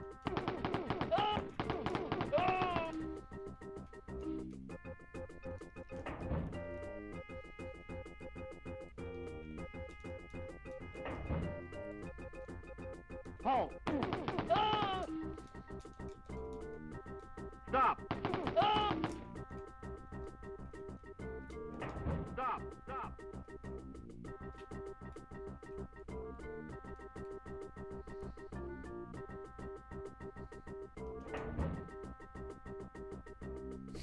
29 years. I got calluses older than that. Oh, man. Stop. Yeah, this is not easy now. Yep, no Hitler or Nazi stuff. They changed his name to MiSTer. Most of the blood's also been taken out. Alright, you know what? Let me just get this first. Look at this. Oh, yeah.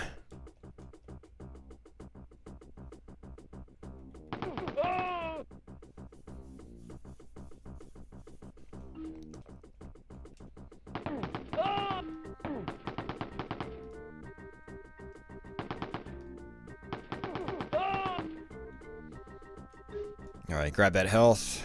Come back down here. Stop.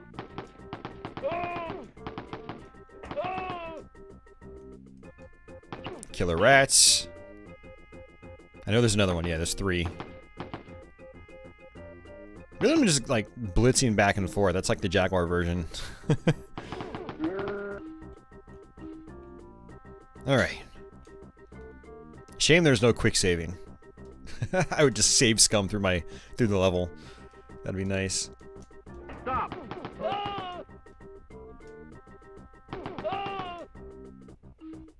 Stop. Halt. I do feel like some of these enemies are able to shoot through walls, because I didn't even see the guy. He could still hit me. That's definitely a problem. Halt. When it comes to like the collision and stuff like that, that is definitely something you have to watch out for in this version. Stop.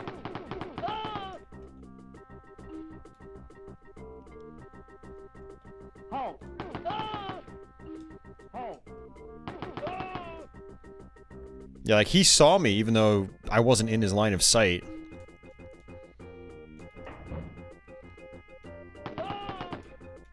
So line of sight definitely seems to work differently in this game. Than other versions. Oh, shit. That's bad. I didn't realize I was that low on ammo. What the hell? I'm about to run and gun some guys with a knife. Like the knife just pops out. Oh, I picked up all these bullet packs. That's why. I didn't make efficient use of those bullet packs. I wasn't paying attention. Look at that. You don't get to see the knife very often in this game. Because you can't switch to it after you've got a better gun.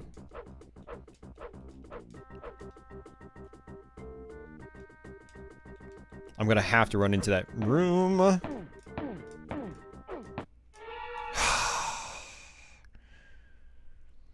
Yeah, I probably won't ever do full playthroughs of those Cafe Man. But I'll play them on a shmup stream for sure. I haven't gotten a 1cc on GigaWing in a long time, for instance. Like, the 90s. Same with Mars Matrix. Well, I'd say early 2000s, because, like, Mars Matrix technically came out, I think, in 2001 in North America. But yeah, you'll see me play them on a shmup stream. You probably won't see dedicated videos of those. Crazy Taxi, unfortunately, I won't play because all the copyrighted music. Which really sucks because that's... The Crazy Taxi 1 is one of my favorite games of all time. I love Crazy Taxi. It's so much fun.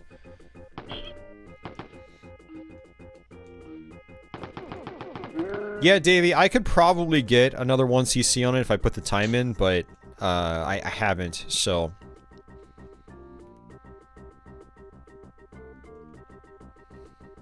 Hey, Jadil, there was a Nintendo Direct today?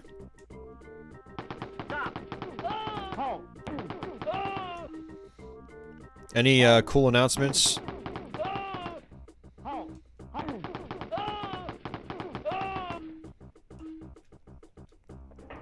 It's time to cheat? We don't cheat, Mackenzie. Unless it's Diablo and you're at the end of the game and you're kind of soft-locked because you ran out of money. Then you learn how to dupe. In that case, it's okay. But for the most part, we don't cheat.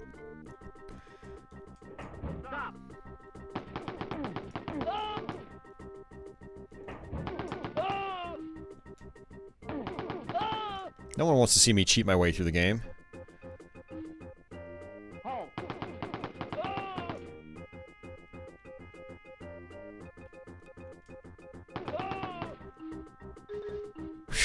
Jeez, man, that's a tough room. I mean, it's a tough room in other versions of the game, too, but this one felt exceptionally tough.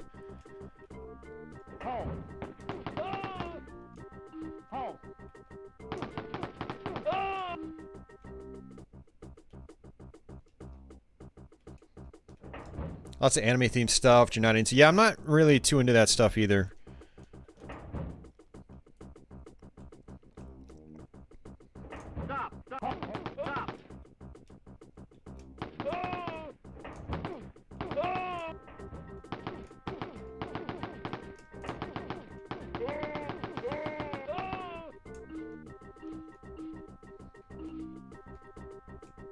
Ninja Gaiden collection, as in like the modern Ninja Gaidens. I assume the modern Ninja Gaidens. Which actually isn't a bad idea.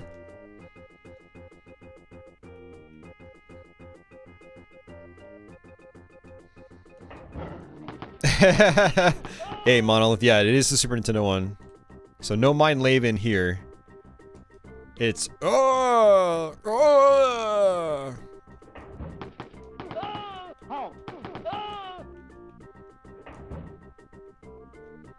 Grunts and groans.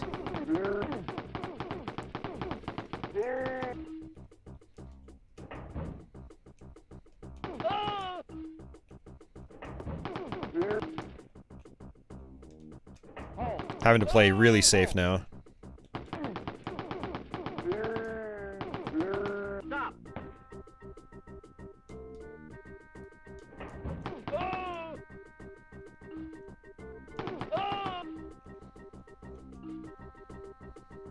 Real cool Legend of... Oh, really? A Legend of Mana port? See, that's pretty cool. I haven't played a lot of Legend of Mana, but what I have played I do like.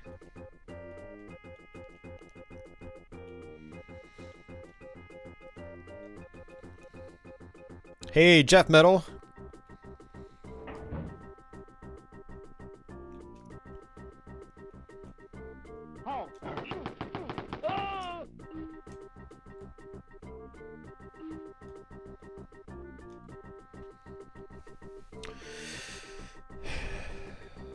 Ikaruga? Yeah.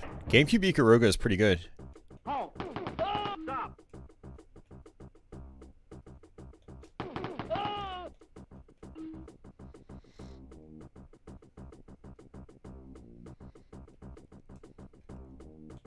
Yeah, and you know what, Davey? Like, if Nintendo tried to shmup, maybe that would garner some more interest in the genre. Nintendo's got a lot of clout, you know? Nintendo does something, people are interested.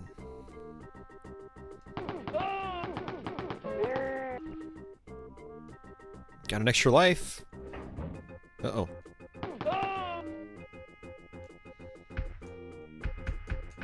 I wonder if I can get stuck in that room if someone opens it.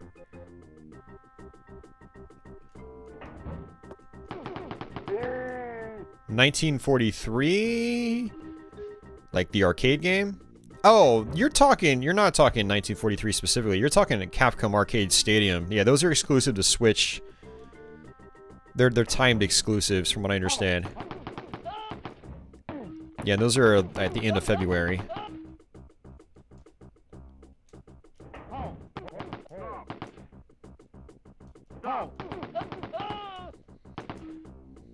Stop.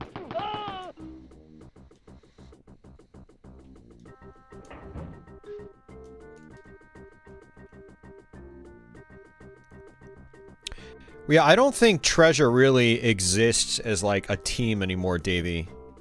I might even just be like one guy now, which is why you don't see brand new Treasure games.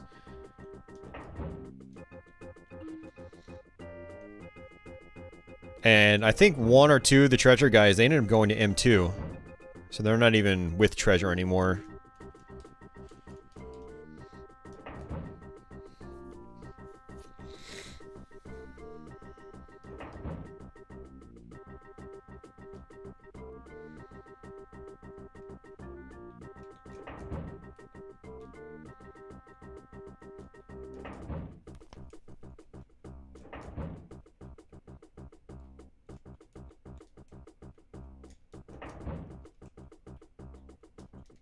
That's interesting. There's this locked door with nothing in it.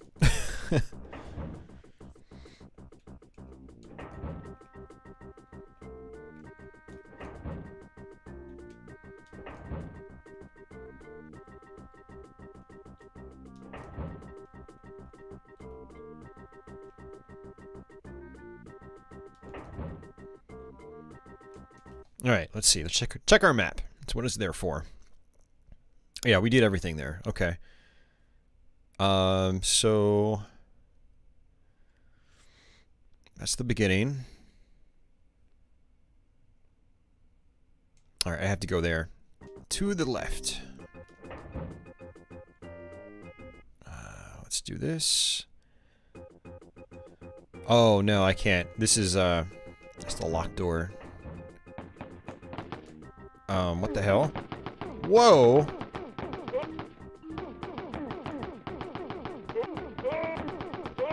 Stop. I'm not supposed to be in here. I'm gonna take it, though. Yeah, I'm supposed to have a silver key for that door, so I skipped a part of the level. That's pretty funny. Hey, Justin, what's going on?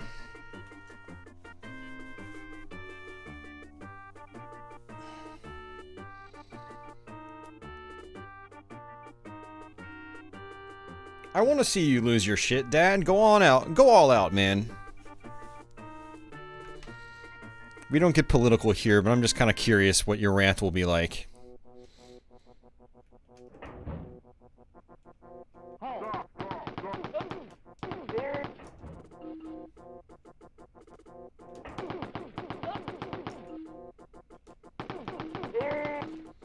You guys have seen Salty Austin. I want to see Salty Dad. This is a boss level, by the way.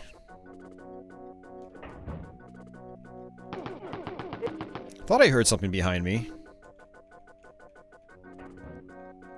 Let the hate flow through you.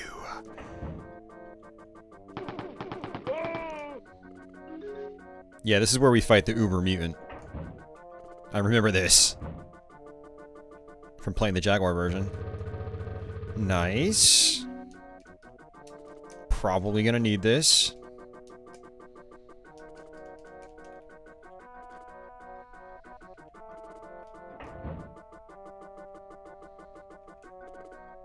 We don't, Dad, but I'll make an exception just for you today. I just wish I had some popcorn for this.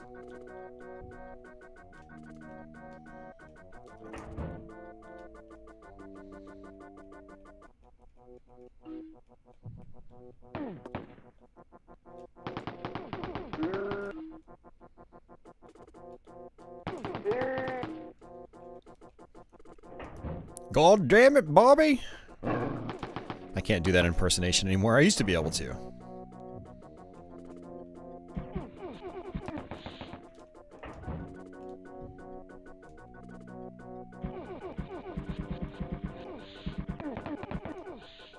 Well, this could be bad. Could be very bad. Oh, shh. Okay. Yeah, this is bad. This is really bad. Why am I doing this? Get me out of here. That was not cool.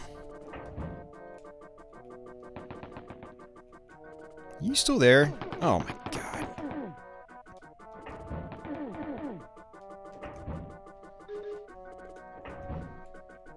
They're not called bosses for nothing.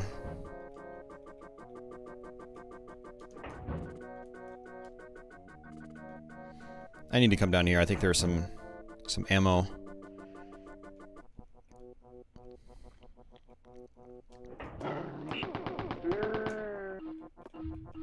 Yep.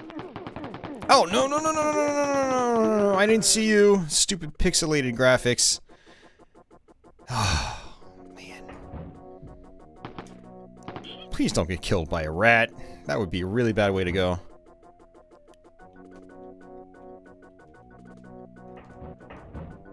There he is.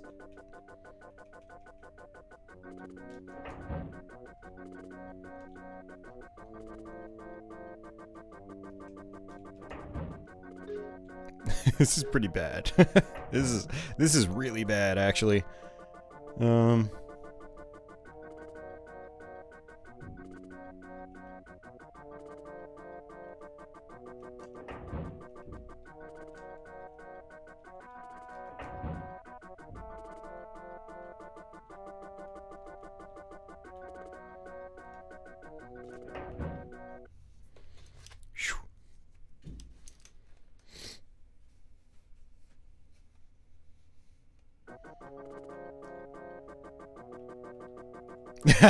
And propane accessories. Oh man, King of the Hill. Good times.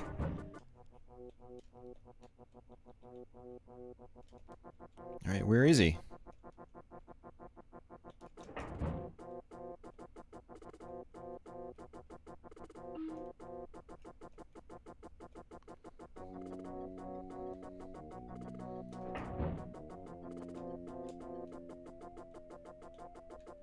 Oh, shit.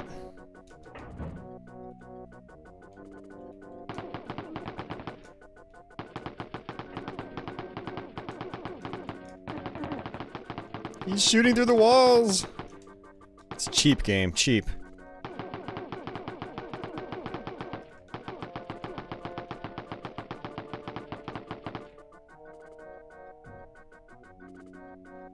Did I kill? I killed him! Okay. There was literally no fanfare for that at all. Whew.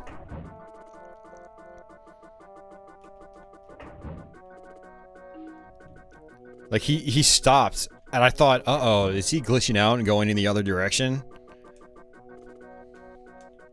No, he just died. He died and forgot to tell me.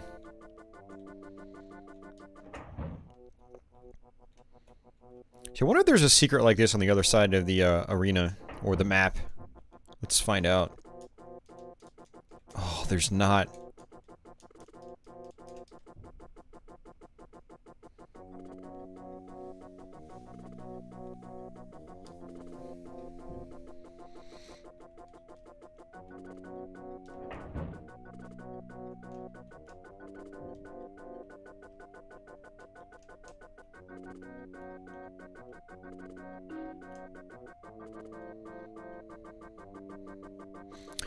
Alright, that's everything.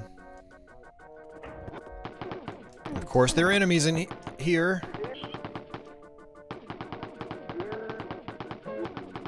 I don't like having 9% health.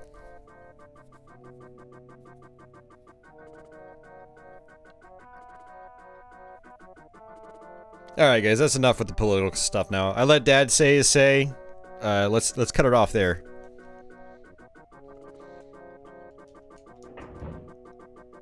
I just wanted to see how much he would pop his top, but honestly it wasn't. It was kind of tame. I was surprised. You disappointed me, Dad.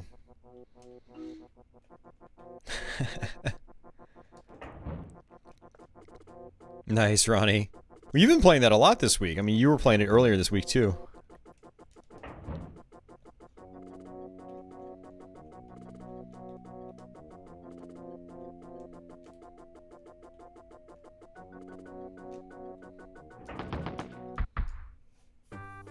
Hey, Leonard.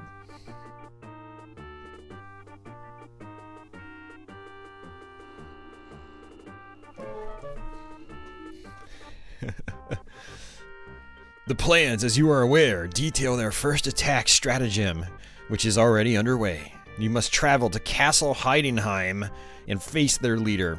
He is known as the Death Knight. It won't be easy. That's why we're sending you. With no extra ammo or health. Yeah, have fun, BJ.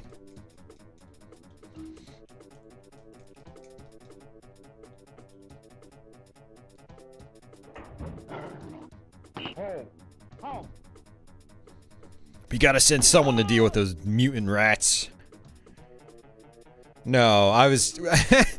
Dad had something to say, and I was like, go ahead and say it. I'm curious. But no, we're not talking politics anymore, Leonard.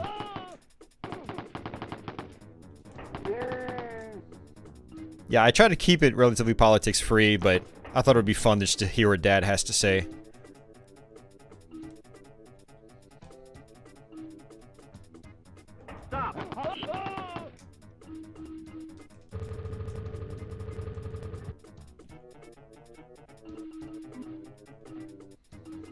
This is a good secret. Lots of goodies.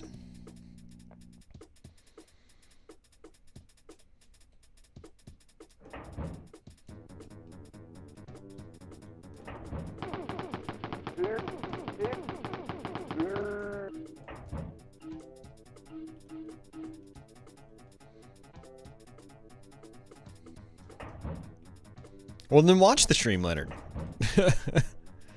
Watch the stream and don't read the chat. There you go. That's how you can protect yourself from politics anywhere. Don't read the chat. I've only played it on PC Monolith. They have a modern HD port of it on Steam and GOG and whatnot. I think it's on GOG.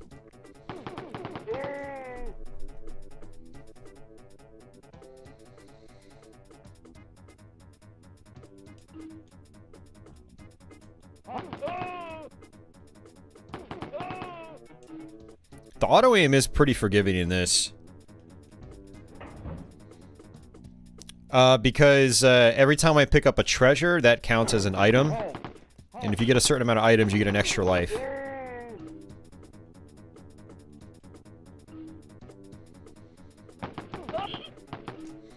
Since this was the first console port of the game, they still have some elements here from the PC version, which includes scoring as well as, you know, the treasures.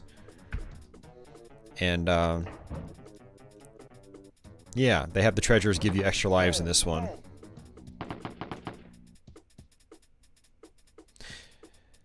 Yeah, so it's got a very primitive version of auto-aim.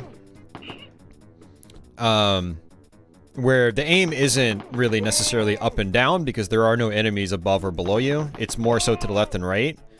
So you don't have to be aiming like dead on to hit your enemies in this. So like there can be an enemy like a little bit to the right or left of my gun. I don't have to make it to where it's dead center on them to hit them. So it's like a form of auto aim. Let me make sure there was nothing else there. I didn't think so. So I have to go back over here. Oh, let's see.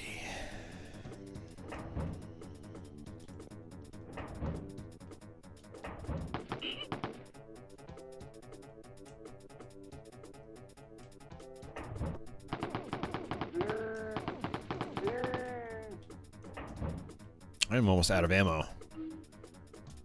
How about some secrets, game?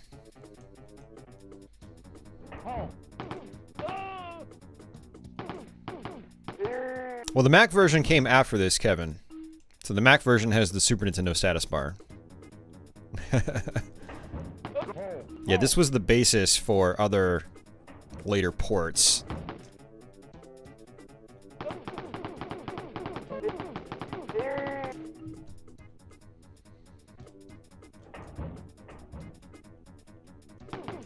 Yep, it did.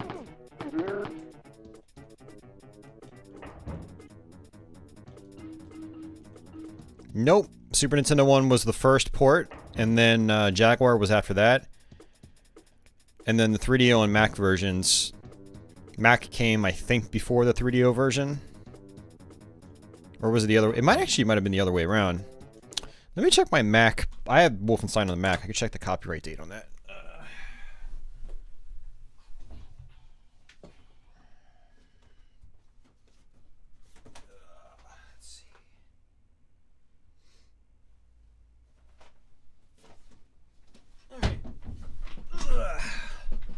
It was 94 for Mac. So it looks like the Mac and Jaguar versions came out the same year.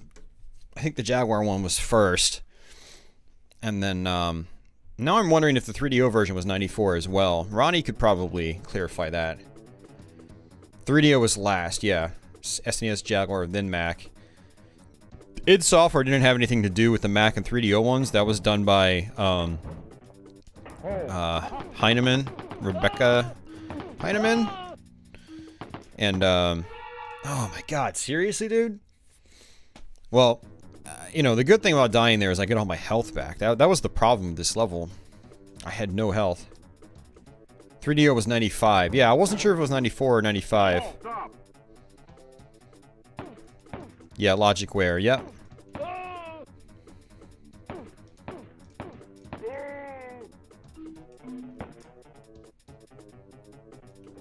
Stop.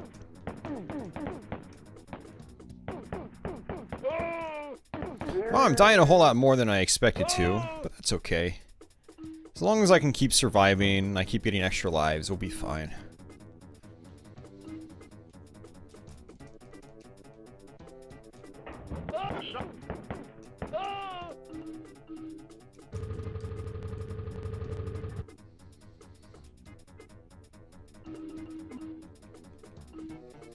The one in Wolfenstein New Order is actually the PC version of the game.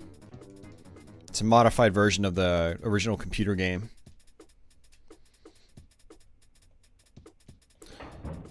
Yeah, it is an impressive port when you think about it. Oh, Jesus.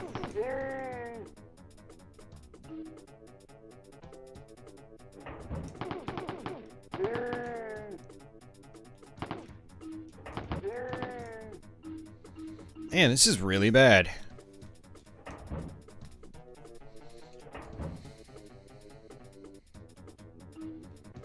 %5 health. Yay. That's right, there was a health pack here. So I'm right back to where I was, health-wise.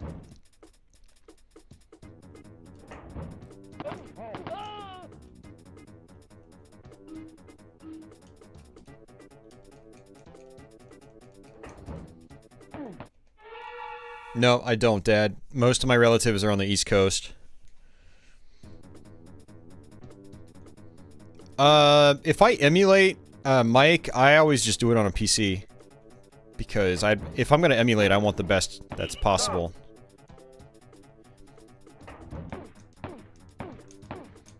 But no, I don't emulate very often. Most of what I do emulate is just arcade stuff.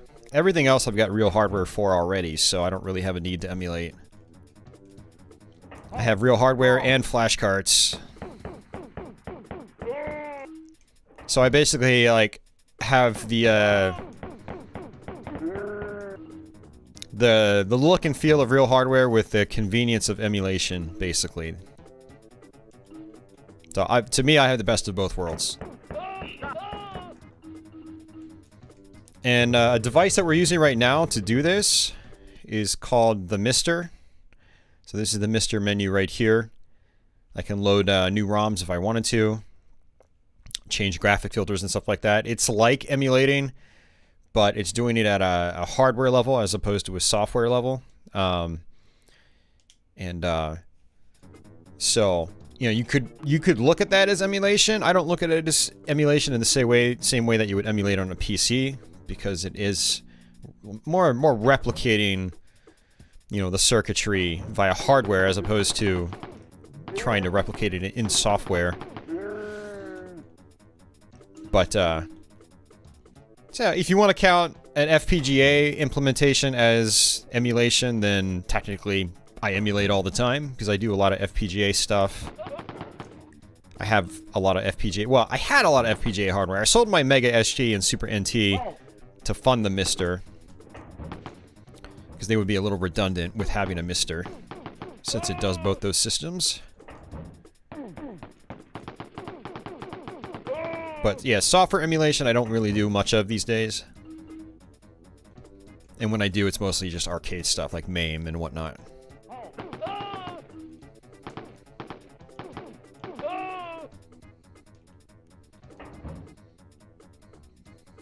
Hey, DJ.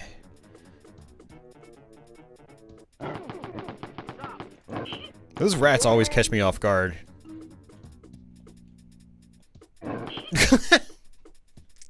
Twice in a row, man. What the hell?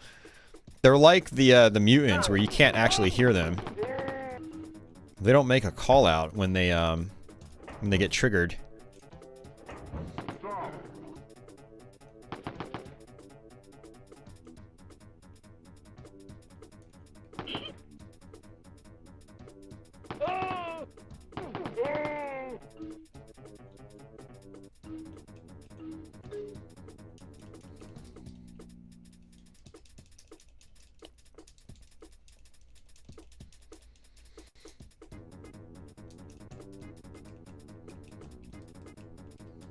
How many levels on each floor? So Cafe Man, it differs for each episode. The first episode only has 3 levels. The second episode has something like 4, maybe. The number seems to go up for each episode. So I think there are 6 episodes total, and the floor count gets bigger and bigger on each episode.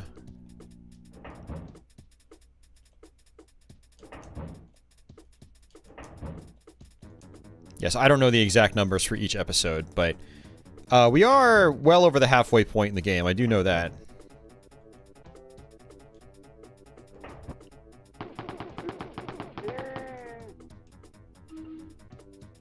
Stop.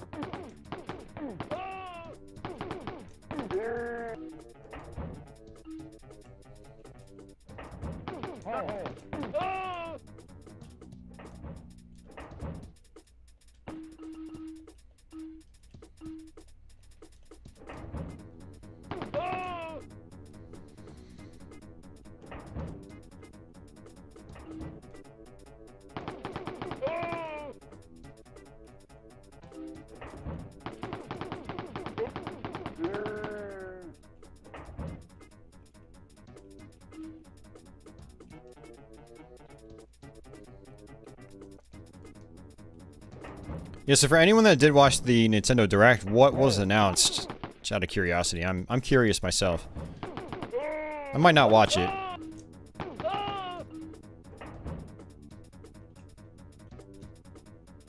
Stop. Alright, there's my key. So yeah, it's at this point in the game where I really wish I knew where secrets were, because then I'd be able to get my health and ammo back.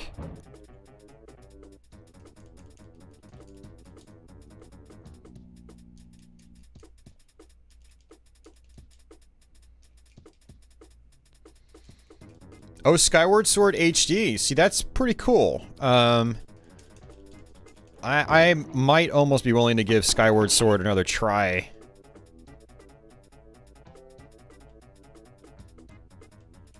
Are there more enemies here?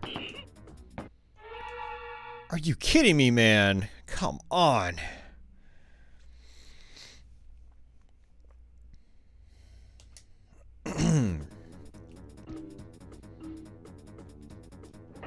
Depends on the version, Mark.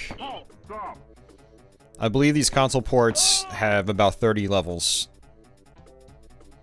3DO has like 90, depending on the campaign that you play.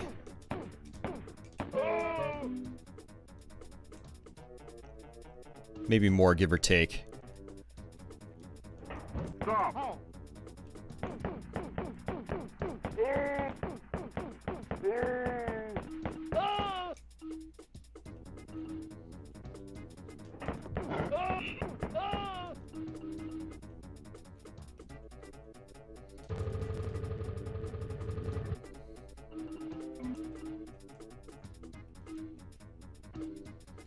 Yeah, it's actually kind of crazy. Skyward Sword on a Nintendo Wii has gone up in price like crazy for some reason. I don't really understand it myself.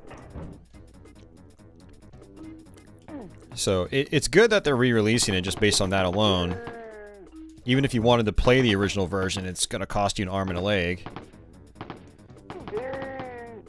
Although, did they release Skyward Sword on the Wii U as a virtual console game? I don't remember. I know a lot of the big Nintendo games were released on Wii U as virtual console. And I don't have anything planned, Aberdeen. I keep telling you guys this. I'm working 7 days a week now. I literally have like nothing planned except maybe I'm gonna try to do a couple Let's Plays. No. So the answer is, for now on, permanently no. I've got nothing planned.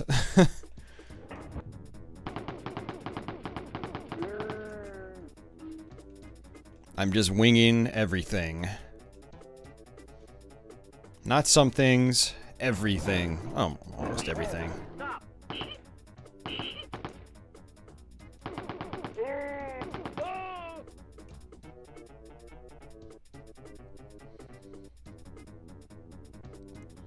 What's the most advanced hardware the MiSTer can cover? That's a good question.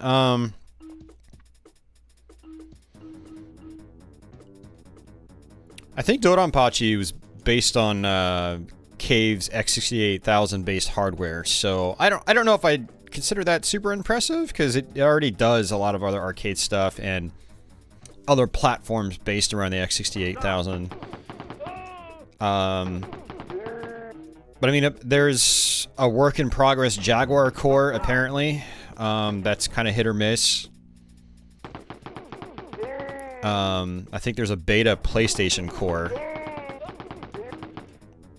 Someone is apparently just starting work on a Sega Saturn core. How well all these, you know, more complex system cores will turn out is anyone's guess. But it has done Sega CD, which to me is impressive because, you know, there's a lot going on there with the Sega CD. You know, you gotta replicate both the Sega CD and the Genesis.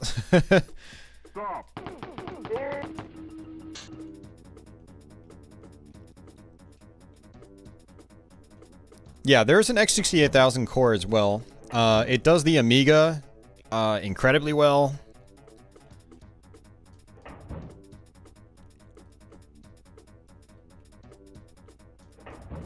But yeah, Aberdeen, I will definitely be doing NES stuff in the near future. I'm always doing NES stuff on this channel. So that's one of those things where it's like, oh, it's Austin's channel. Yeah, he'll do NES stuff. Like, the NES is by far my most covered console on this channel. So just remember that too. I might not have anything planned per se, but it's almost guaranteed I will do something NES in the near future because it's one of my favorite systems, but also the games are nice and short. It's easier for me to cover NES content than almost anything else, so. Hey Arthur, welcome to the stream. The 3DS is one of your favorite handhelds. I wish I could have like a consoleized 3DS, that'd be awesome. Then I'd try to dive into that library more often, but yeah.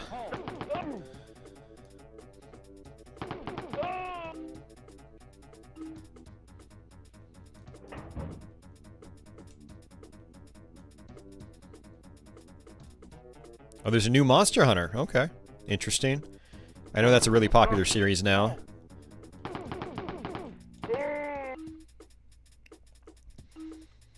Oh, come on, Janelle. You can't say that. That's just not fair.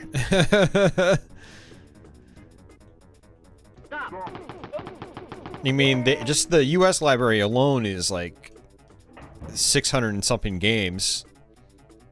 Over 700, I think, if you count unofficial, unlicensed. I'm a one-man army, man. Come on. Games like that will eventually get covered. I'm 100% sure of that. I mean, unless something happens to me, but...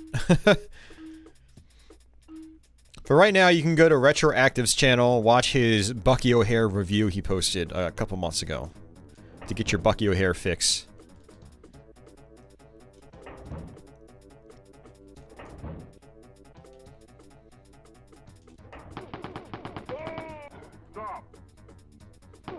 Well, to be fair, comparing myself to someone like Mexican Runner, he, like, just did NES. You know, I do everything. So I'm juggling NES with other stuff, but his goal was also to beat every NES game. You know, that was his shtick, and it was a good one, because, you know, it's interesting. Oh, for God's sake, man, are you serious? Why am I out of ammo? I'm gonna have to try to bait this guy around here.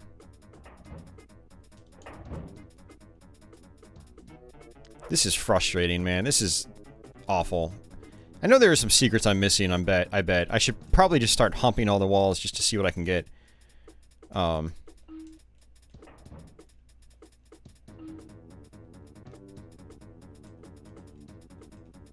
Where's Ronnie? Ronnie, where are all the secrets? Ronnie's a secret monster with Wolfenstein. Thank you.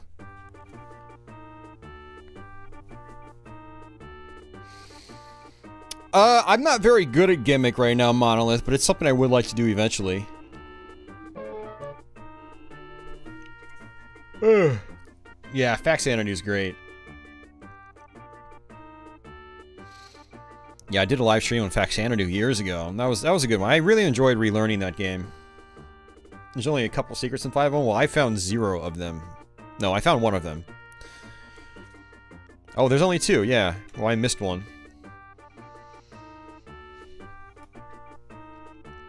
Gameplay and hump.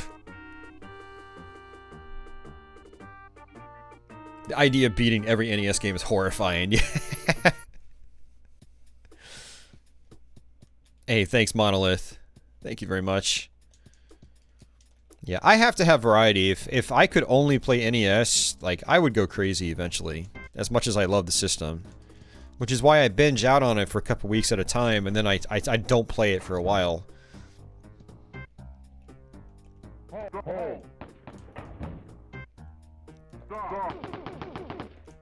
Oh, this is bad.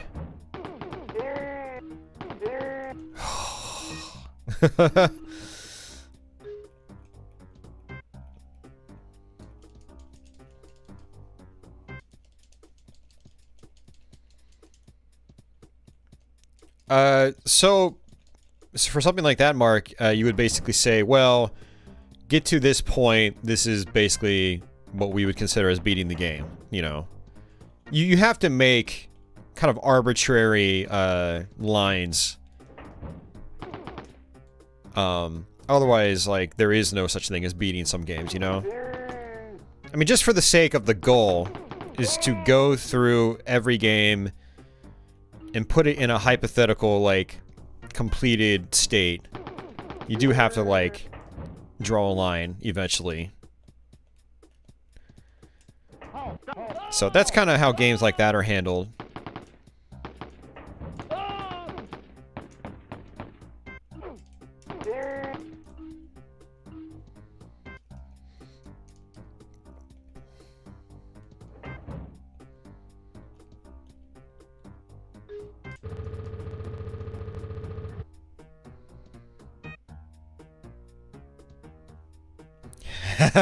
The learning tree games.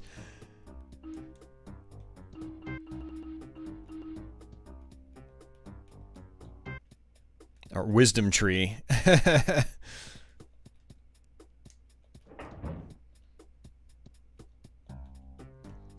Well, so Mark, some games are, you know, they kind of they're kind of like arcade games where some arcade games will just go on infinitely, or they'll loop multiple times. We call them looping. You could still technically say you beat a game if you got to the end of, like, the first loop. Maybe it gave you a small ending screen or something, and then it just starts over. Yeah, you beat the game. But some games just seem to go on forever, infinitely, regardless, like no ending screen or anything.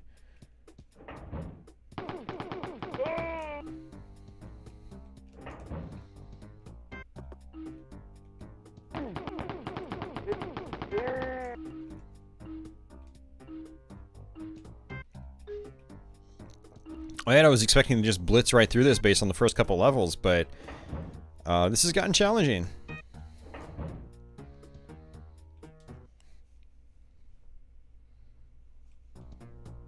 Stop!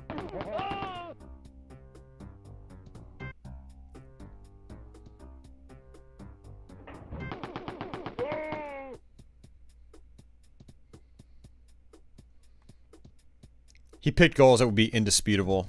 He beat Ikari Warriors with no ABBA code. Yeah. I would like to try that sometime, actually. I've been meaning to actually try that. Because I know that's a really infamous game.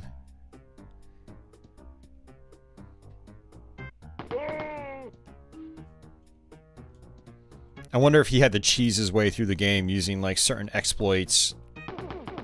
Like, legitimate exploits built in, not just cheat codes, you know? Gameplay exploits, I should say. You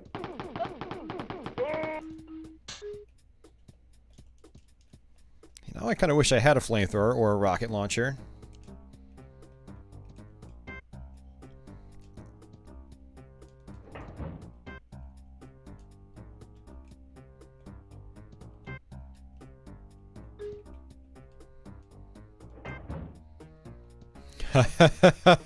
Not Z's.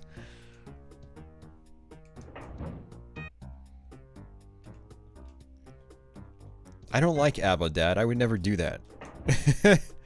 You wouldn't catch me dead listening to ABBA.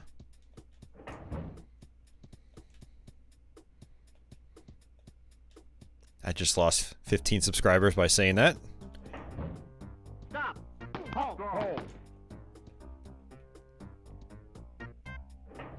Yeah, I agree, Ronnie. Whoa there.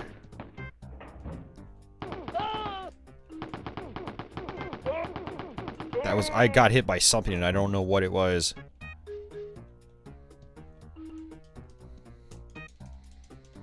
Yeah, for not having checkpoints or anything, Ronnie, it was a really good design choice to...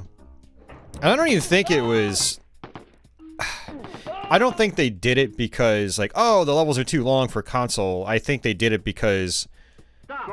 the games were already kind of pushing the limits of the hardware as is. That's my guess. Anyway, it probably had more to do with optimization, but still, it ended up being a good thing because the levels flow a lot faster. Dude, I'm at such a disadvantage. It's like I might as well just get myself killed on the next level just to get some more ammo. I know there are gotta be some secrets here. Alright, let's dry hump the walls, guys. Here we go.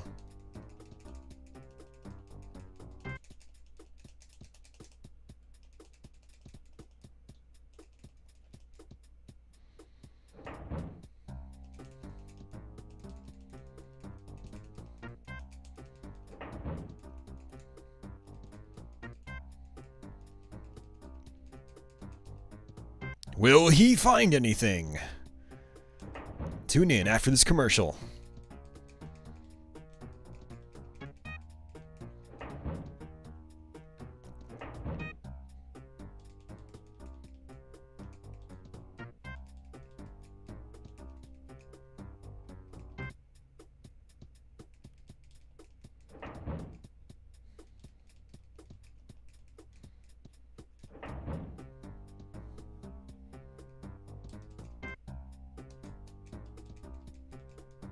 Nothing yet.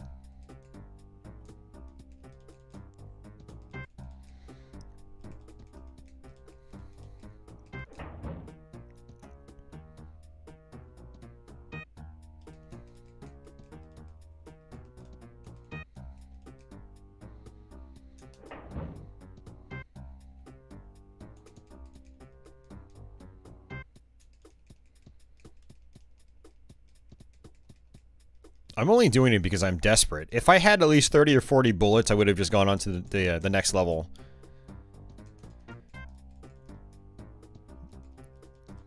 But I don't, so...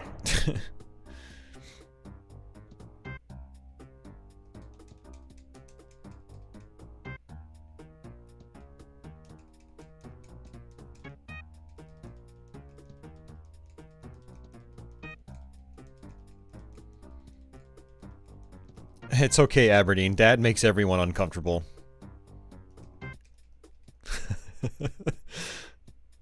Oh, man. Beginning of the level? Okay. Alright, where is the beginning? Right there.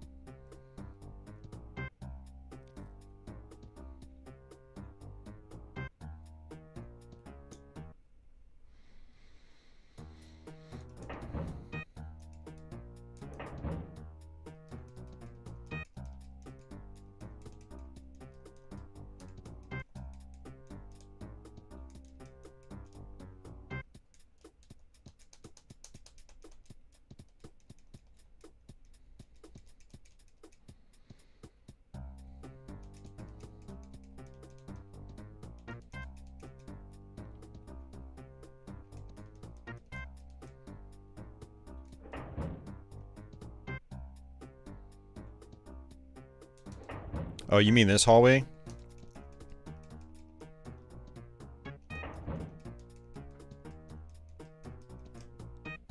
Very dangerous.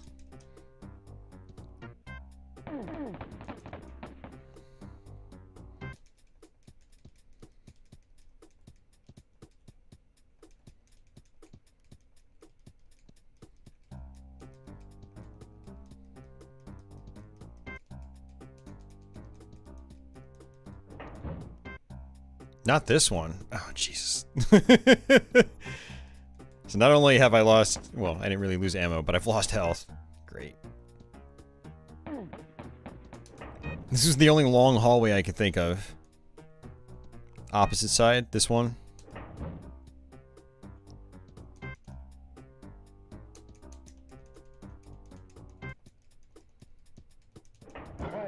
Whoa! Oh, shit. This is bad. We're dead. Now we're gonna have to do the whole level over again. Great.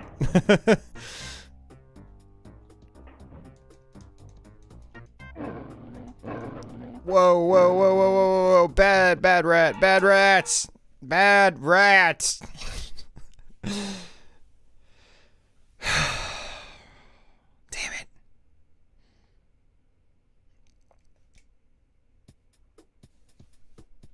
Well, that sucks.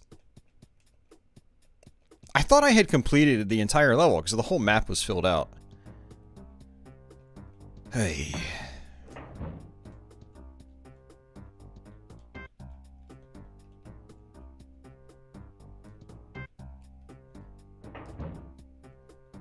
All right, later, Mark. Take care.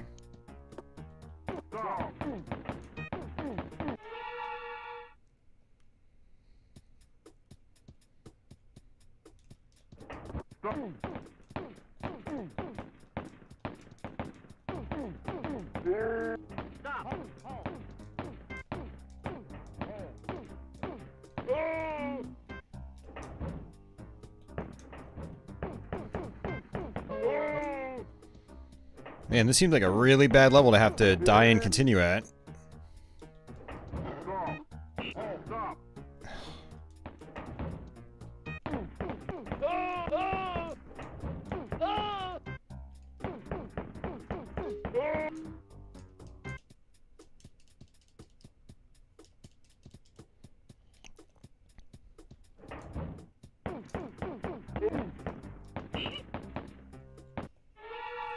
I got hit through a wall. Look at that.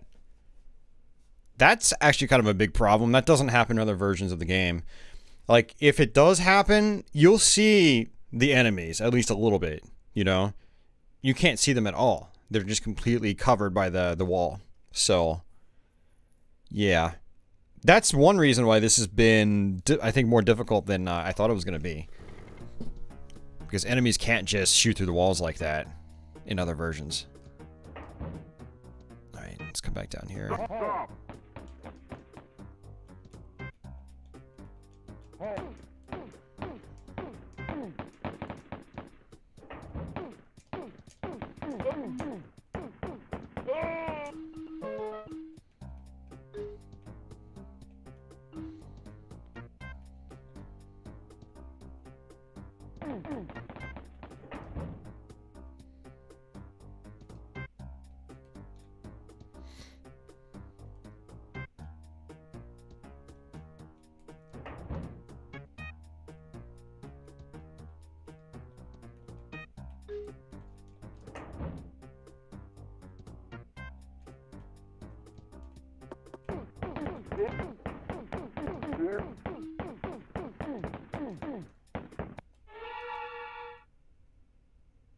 Ugh.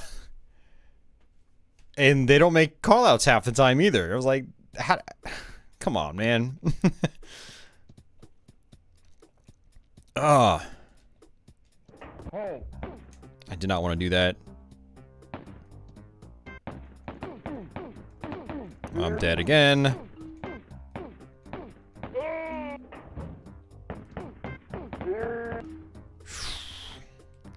Let's not go that way.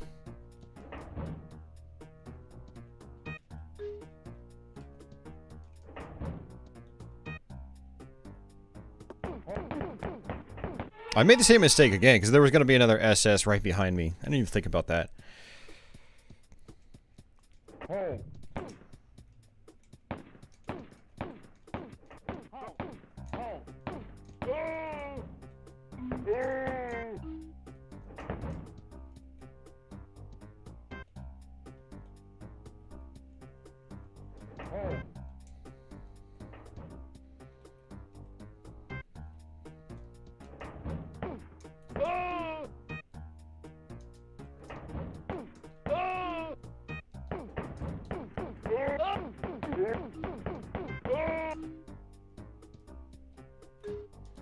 Alright, a little bit better that time.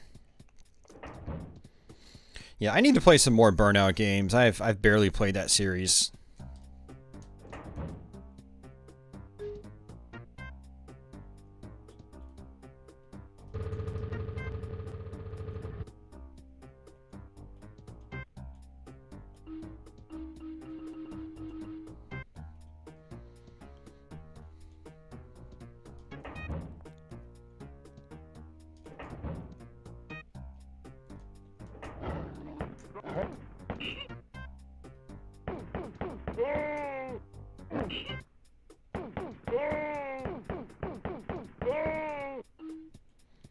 Yeah, and usually when I play Wolfenstein, I do kind of try to play safe from a distance, but the fact is you do more damage up close.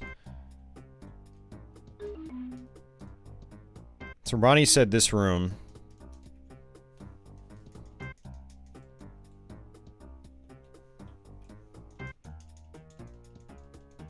Hey, society, what's going on? Oh, snap, look at that. Oh. All right, now we're back in business. Thank you, Ronnie. Thank you.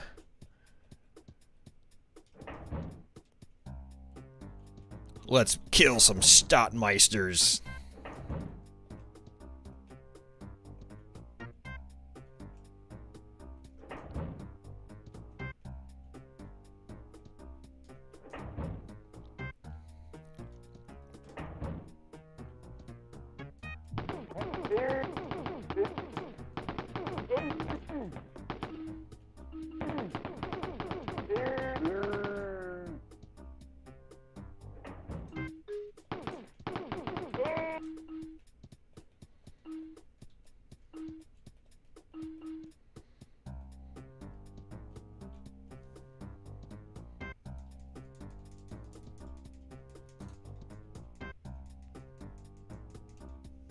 There might not be any more seekers.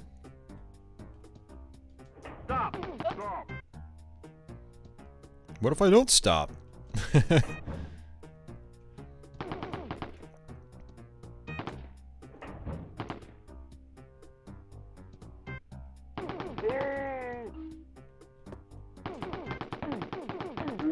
Dude, come on.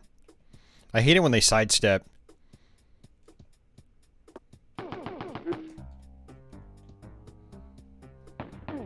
Dude, really? Come on, you didn't even say anything. Dude, this lack of callouts is really aggravating. Because I don't know enemies are coming my way. Because they don't make any sounds. A lot of them say stop, but it sounds like... It doesn't sound like they always say it. It's funny how, like limitations in sound... like in this version of the game, can make it more difficult.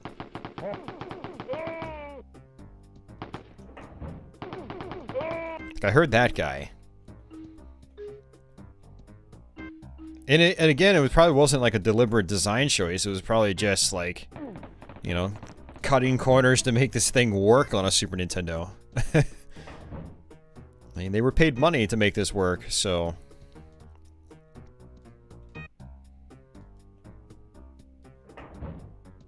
Stop. Stop.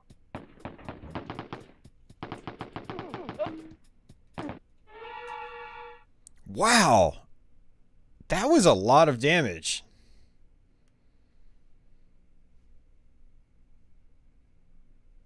You thought they were ninjas. Oh, man.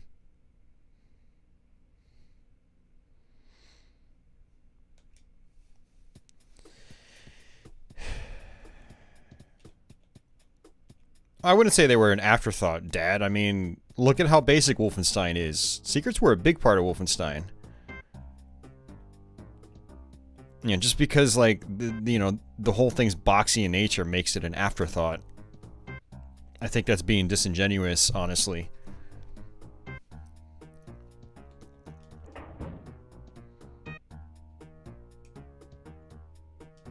I actually probably should just come down here to get the machine gun, which would make the other parts a little bit easier. Stop.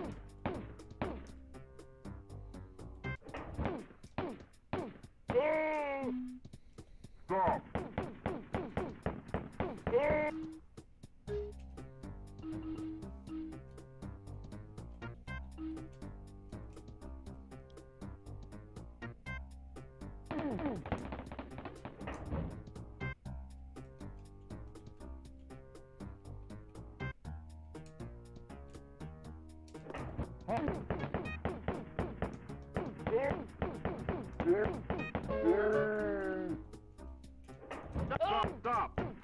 Stop.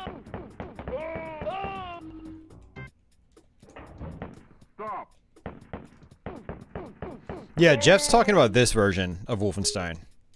The Super Nintendo one had all the controversial stuff removed.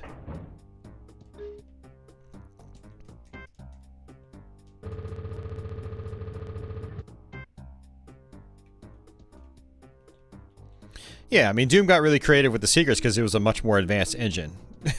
Doom got creative with the secrets because it could get creative with the secrets.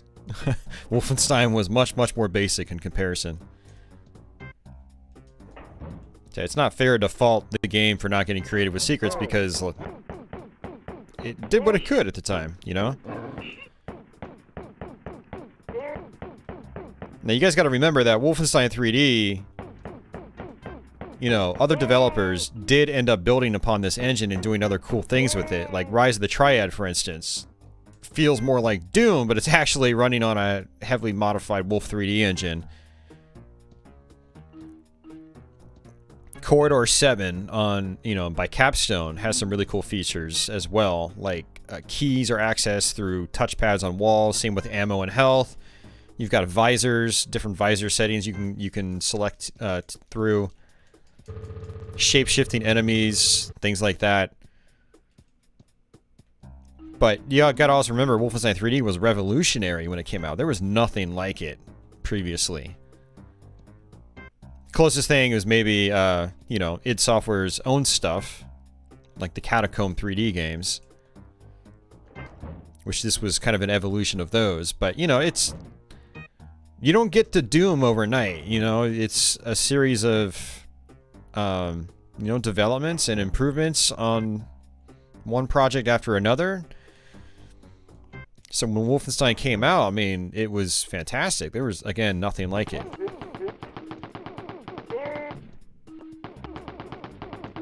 And it's only in the hindsight of, you know, having played lots of Doom that you can look at it and be like, oh, the sequel to an afterthought. Hindsight, I keep forgetting hindsight's 2020. I should just stop talking.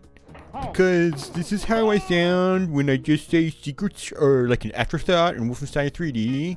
I'm not really using my head. I'm not really thinking about it. Martin, what's going on?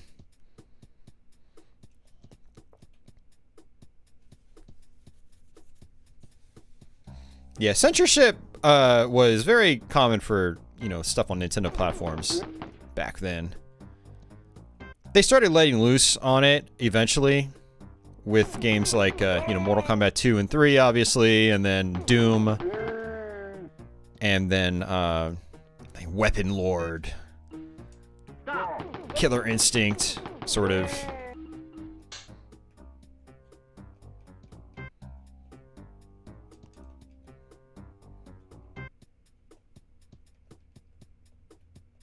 You have an unpopular opinion of liking Wolfenstein more than Doom.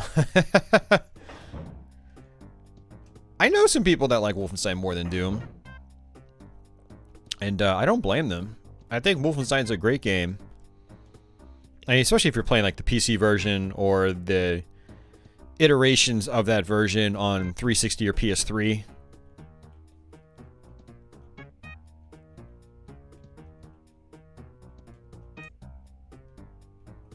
Or Vampire Killer.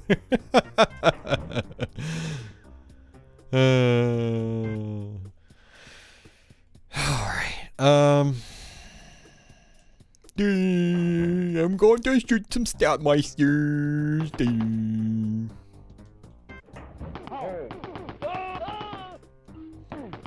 Well, I just realized some of these guys actually do...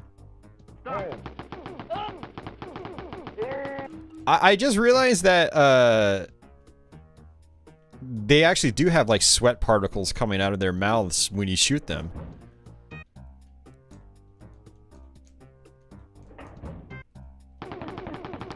Dude, what the freaking hell? Did you guys just see what happened there?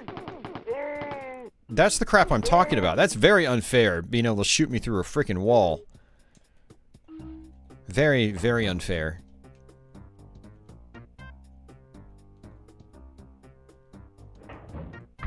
Jeez.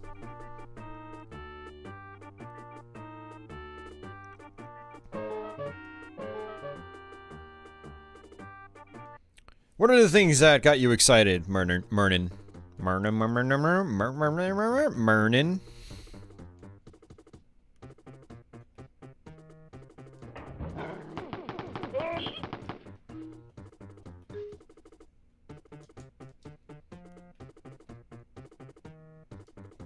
Stop.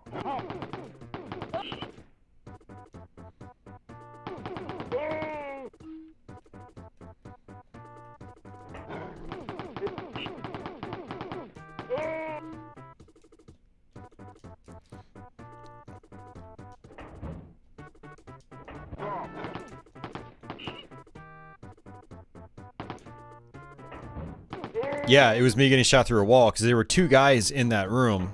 I was shooting one of them, but the other one was shooting me through the wall.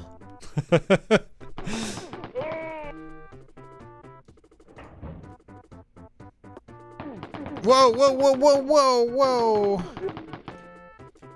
Dude, we're dying so many times. It's crazy. Oh yeah, I've got a flamethrower. I forgot about that. Because I have a tendency of not using it. We just got another extra life.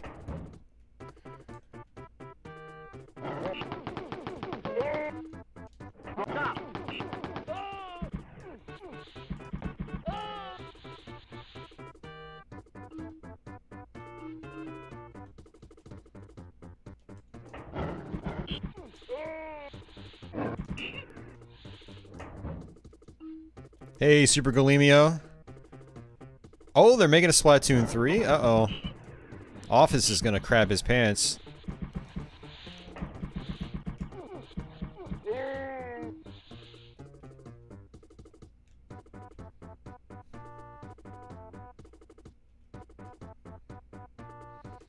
They're doing a new Joy-Con setup. Okay, sounds like there's a lot of news. I heard, someone came in earlier and said that it wasn't all that great, but I don't know, there's a lot of interesting stuff it sounds like.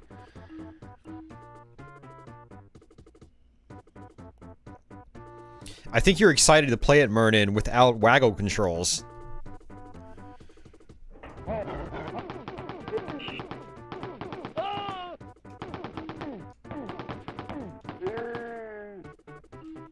Like, I might even be willing to try it without waggle control. I don't know. I probably won't. I need to play Ocarina of Time first before I even think about playing a Zelda game like that. He shot me through a wall again.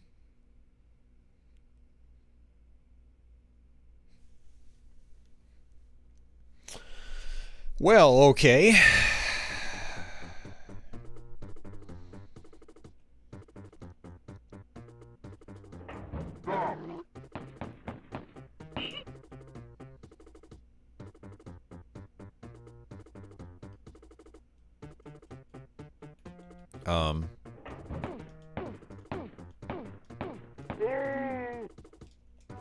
Okay.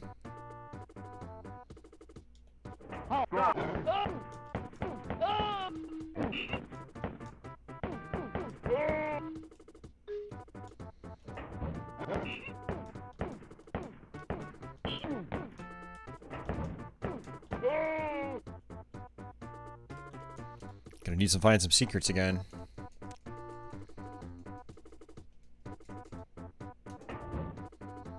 I've played Ocarina, I've never beaten Ocarina. Stop.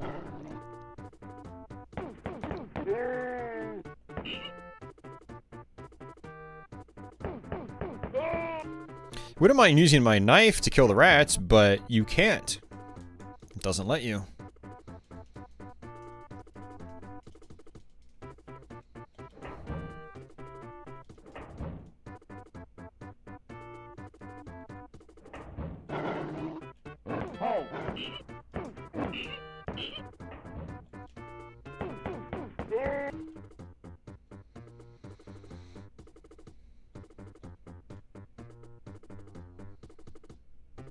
Yeah.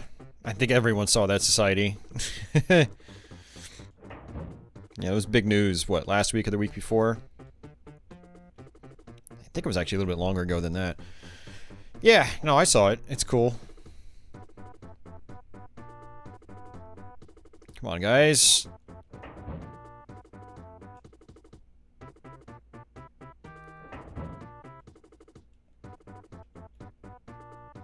What are you doing?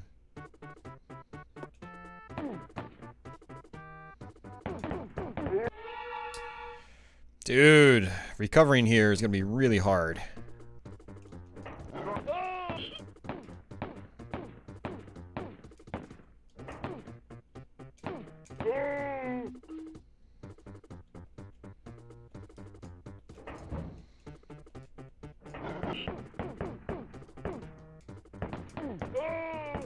Yeah, so one of the purposes of switching to the knife in the original Wolfenstein is so you can save ammo on, like, killing the dogs, which are now rats. But you can't do that in this version. So you're constantly wasting ammo on rats.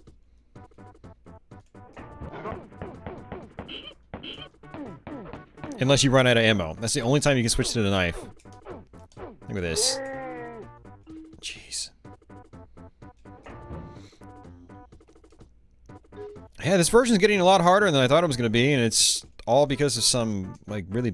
Well, I'm not going to say it's all because of some bad limitations. The limitations are making things more challenging than I expected it to be. That's how I'll put it. Time to hump all the walls. Let me hump all these hallways, because I know I'm going to die again. So let me make sure there's nothing in these hallways.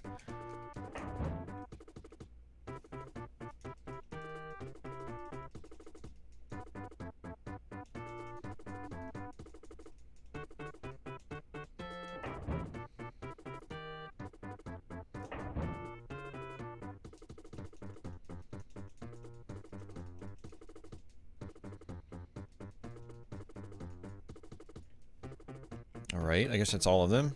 Wait, no. Which ones have I been in and which ones have I not? Crap. They all look the same! Stop.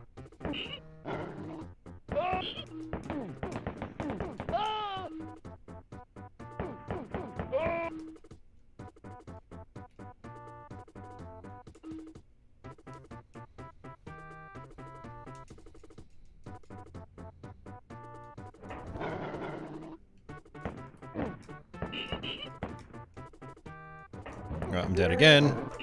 Ah, not quite. Almost.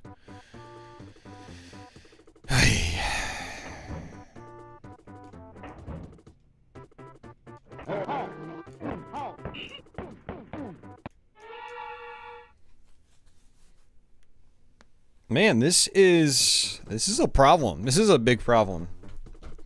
I'm at a major disadvantage here.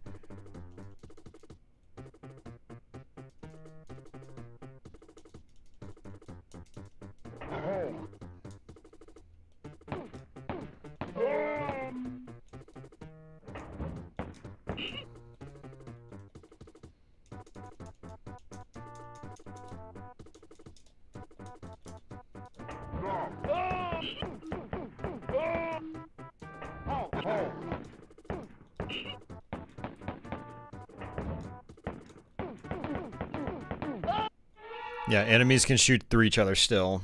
So, what I just did there was stupid. That was my fault completely.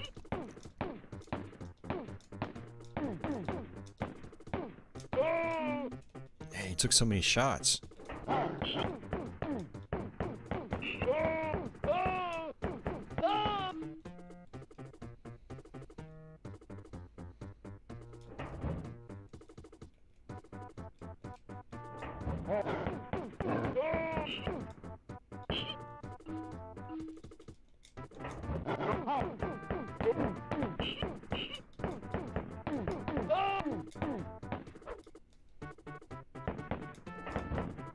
Oh, come on, dude!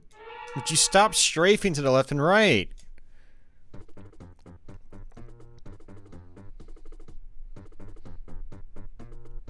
Dad, we don't cheat, dude. Why would you even recommend that? Seriously, you know me better than that. I actually take offense to something like that. I mean, come on, dude. You would cheat. I don't. It's no fun if I cheat. I don't ever see it as taking revenge on a game. I think it's a poor attitude. Yeah, it's frustrating, but it's part of the experience.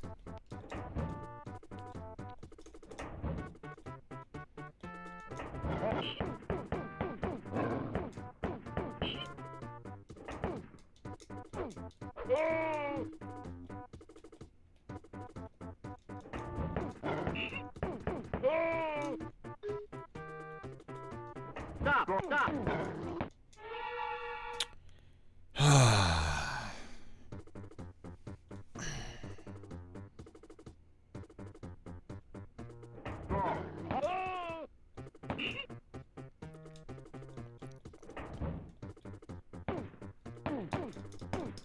And this is really annoying. Sometimes my auto fire works, sometimes it doesn't.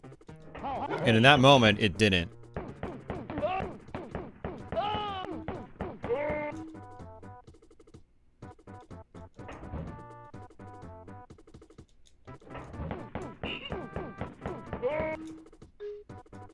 Stop! And again, shot me through the wall. We might actually end up getting a game over. This is like, this seems like a really bad place to die at.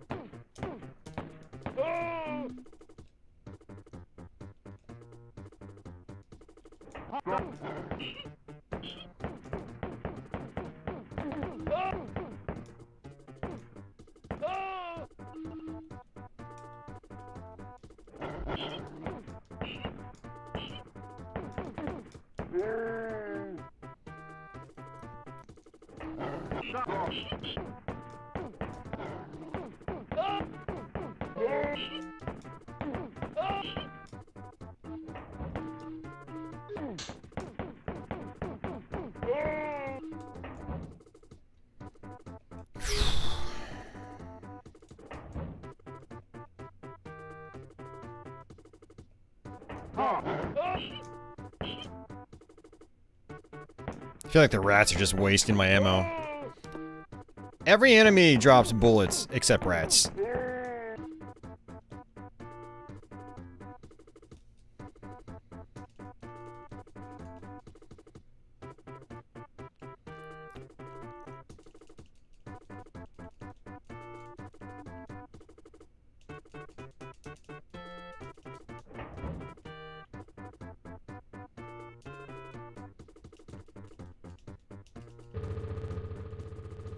Do do do do do do do do do do do. Do do do do do do do. This is crap. Do do do do do do do. This is crap. Blah blah blah blah blah blah blah blah blah blah. This is crap. Blah blah blah blah blah blah blah blah blah. All right. Well, now that we know where that secret is, we have a game plan. If I die, I go straight for that secret. You see, Dad, if I used a cheat, there would be no honor. There would have been no satisfaction in finding that secret. I have effectively come back from the dead.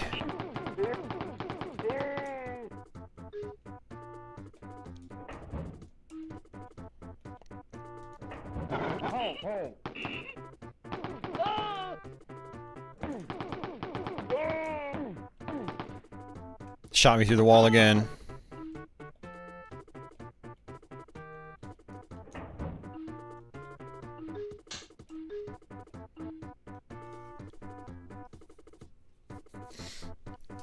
Hi, Preston. Welcome to the stream.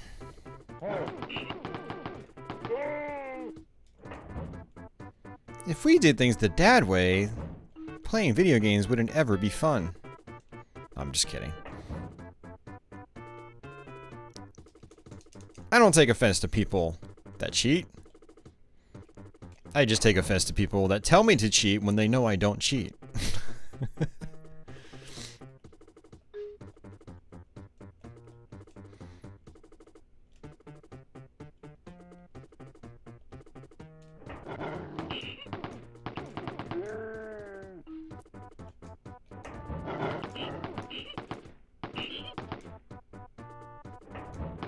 I really have to stay straight in these doorways I'm finding, because if you try to hit enemies like, you know, around a corner like this, the engine's gonna bite you in the ass. Because enemies can shoot through walls. Big, big problem. Whew. Stop! Stop!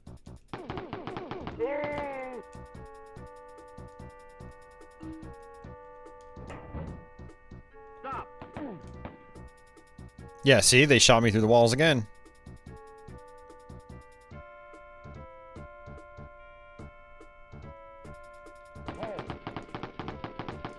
Wait, who the hell? What the hell hit me? See, now I'm wondering what even hit me, because there was no enemy there.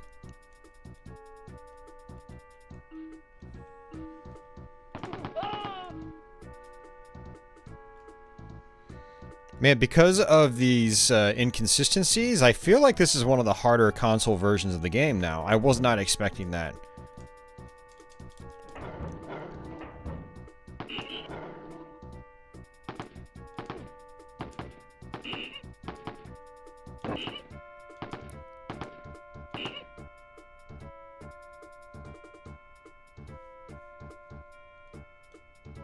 Stop.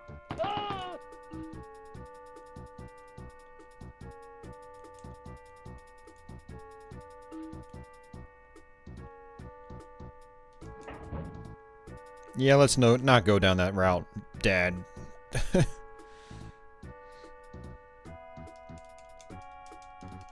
What is prevent? I don't know what preventing is. Sounds like a fancy made-up word to me.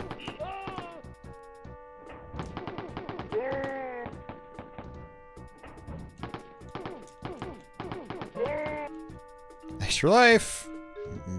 I'm gonna need those.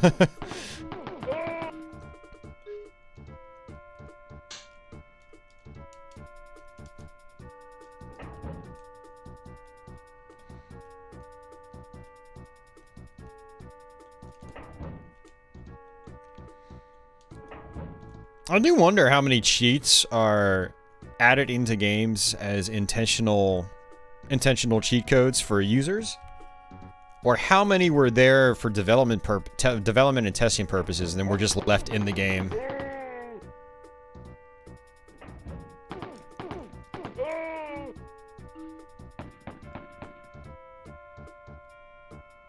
I am, Andy. Yes.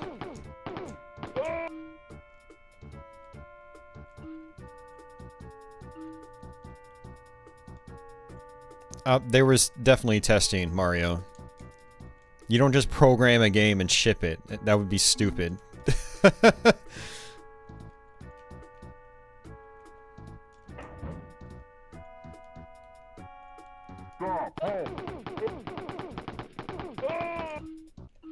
That would be a very, very expensive mistake, too, to program a game like this. Imagine if it was completely broken and they were just like, oh, no, I'm John Carmack. I'm gonna send it.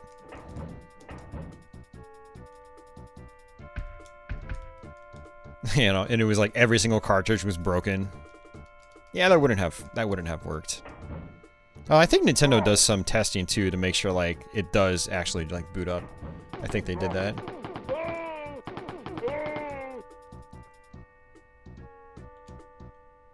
LJN didn't do ports, Monolith. They were a publisher. They didn't do in-house development.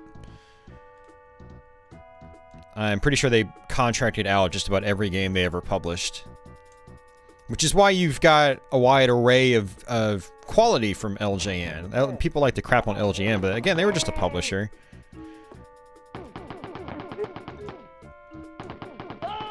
You know, Rare did some games for them, and the games by Rare are pretty decent, you know? So, it depends on what you get. Not all their stuff is good, obviously. But that's the case for a lot of third parties.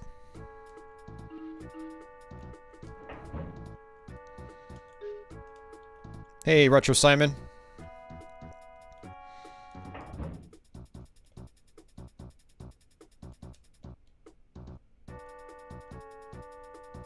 The not Nazis and not Hitler, yeah.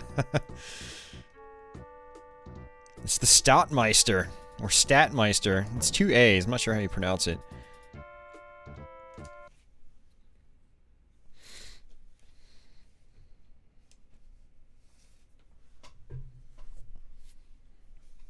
What the hell are you talking about, Dad?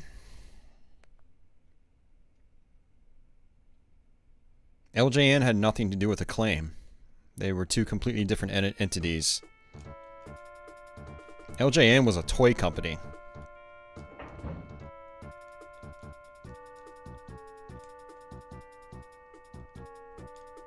German beer. That sounds good, Monolith.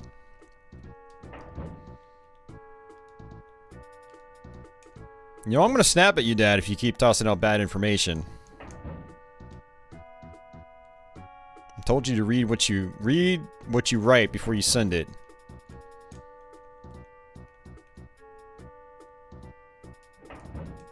Well, it's no longer a World War II game.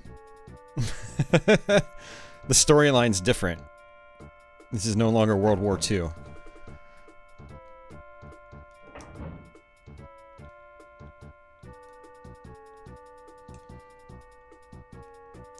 If they did, Jeffrey, it was after LJN was developing, or sorry, publishing all that stuff that they're known for. But the way Dad made it sound is that LJN was one of those... You know how Konami had multiple companies to get around Nintendo's 5-game limitation or whatever it was? So Konami had Ultra Games, for instance, along with Konami proper, blah blah blah. And the way Dad made it sound was that LJN was one of those, and that's not true.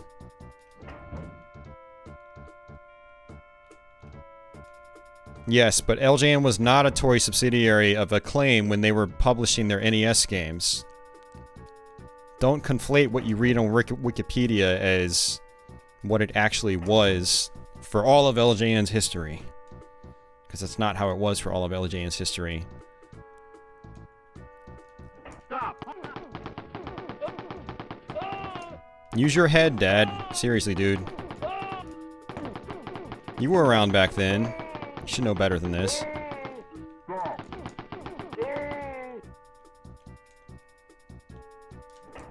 Konami makes slot machines and they license out their stuff. Yes, and check your sources.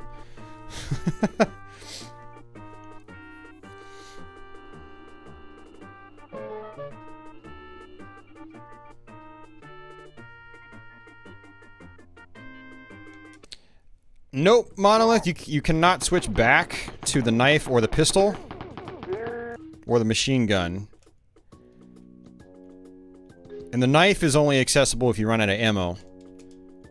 Now, you do have a flamethrower and a rocket launcher, which I don't have access to right now because I died. You can only switch to those after you get them. No, you can't, Ronnie. I'm stuck with the chain gun.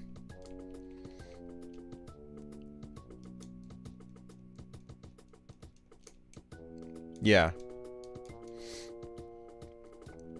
But you can't switch back to the pistol or machine gun either. You're stuck with the chain gun.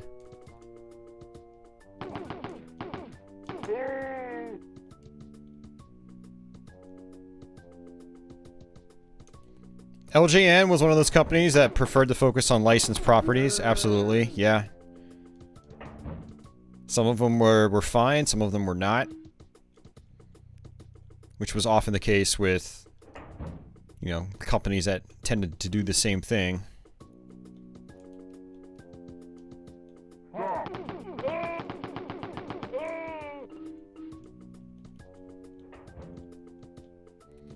Yes, Monolith.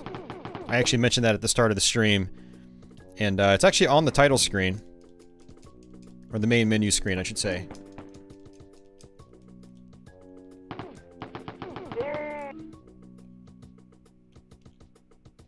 Well, you said you can, just not back to the knife. Which, I read that as you can also switch to the pistol and machine gun. Since you only said knife. So, yeah. Hey, Hamilton, welcome to the stream. You looked it up on 3DO manual to see if you could change weapons. It was B and C simultaneously. Yeah, it's a little awkward in the 3DO version. Ocean was another infamous publisher, yeah. They apparently shipped some really broken stuff on microcomputers back in the day. Like games that are actually physically broken, impossible to complete.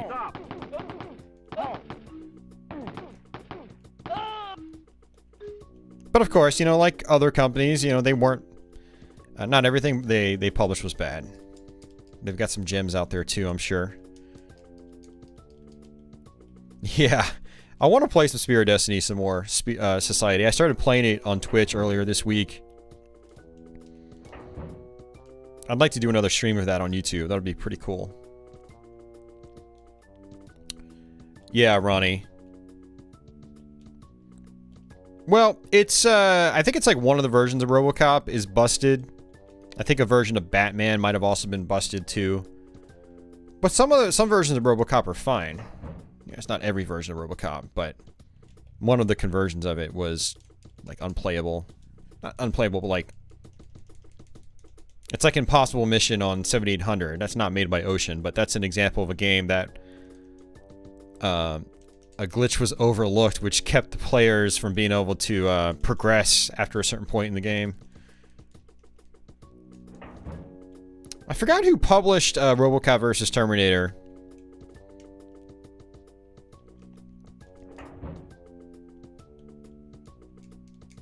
If anyone wants to look that up, let me know.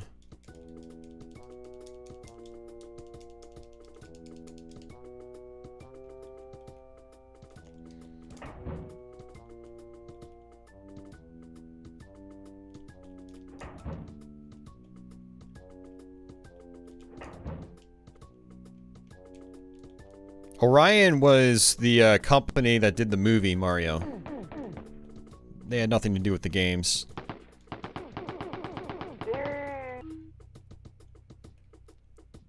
Yeah, Addams Family is kind of I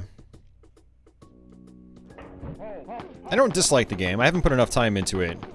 Seems like it could be pretty fun if I memorize it and learn it. Jurassic Park on Super Nintendo I always wanted to put time into as well because of the first person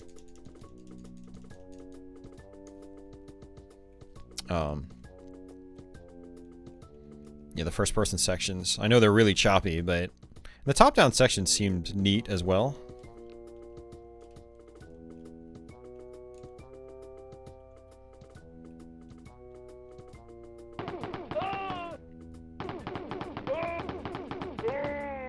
I don't think either... I don't know what kind of question that is. Which one's worse? I don't really see either one as bad, so, like, I don't know. What's the point of answering that question? They were both games on hardware that was ill-suited to those games, and I think they're both admirable efforts for what they are.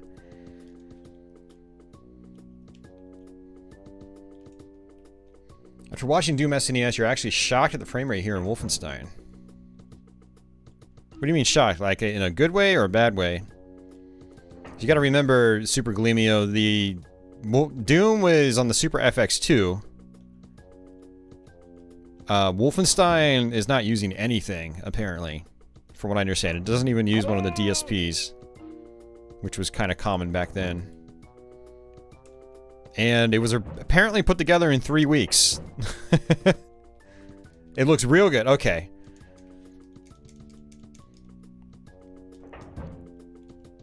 Yeah, but keeping that in mind, you know, it's like, we talked about it earlier, but it's... Imagine if they had actually put, like, a full development cycle into it. A full development cycle's worth of effort. And maybe used an extra, you know, processor or something like that.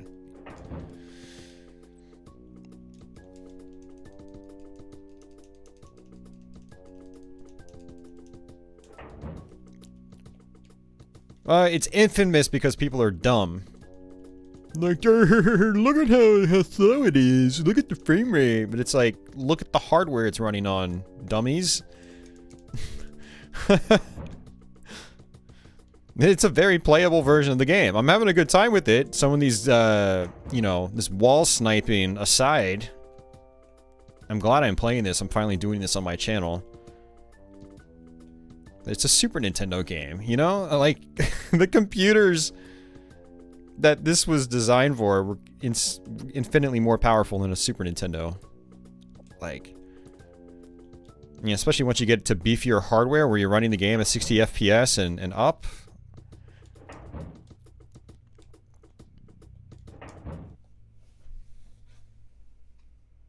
$3D Wolf 3D? On the FX? Oh, I have no idea. Uber Disco, yeah. Hey, Shiny Philistine, you think the C64 version of RoboCop was that busted? Yeah. That's what I thought. I'm pretty sure I saw some videos about that one. You enter a level with an impossible time limit. Yeah, something like that.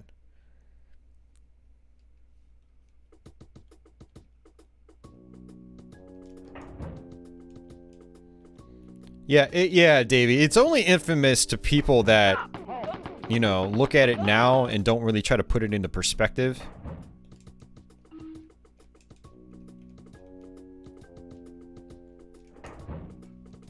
Yeah, back in the day, man, I salivated for this game. I wanted this game so bad.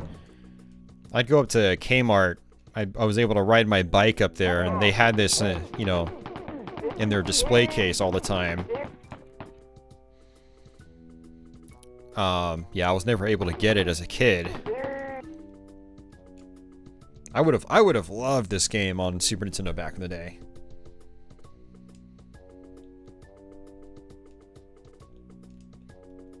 Yeah, at that point in time, Dad, yeah, LJN wasn't owned or wasn't like on their own anymore, and Acclaim had just used it as a label for certain games. But in the late 80s and early 90s, which is what we know LJN for, they were their own entity. They were not a part of Acclaim. Acclaim was a totally separate company. A competitor, if you will.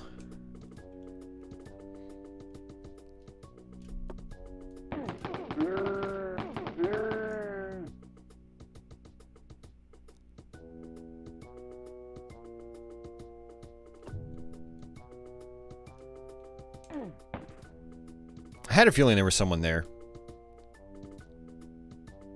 God damn it, man.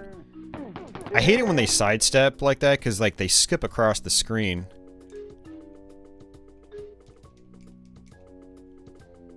Yeah, not gonna lie, the red cartridge was really cool to me back in the day. I know Maximum Carnage had one too. And then there was Killer Instinct's Black Cart.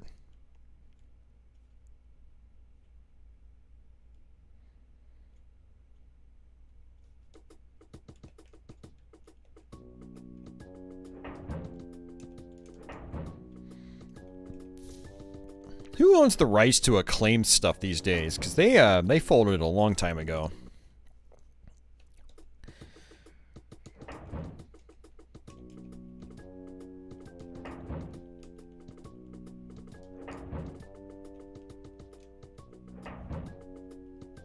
Stop.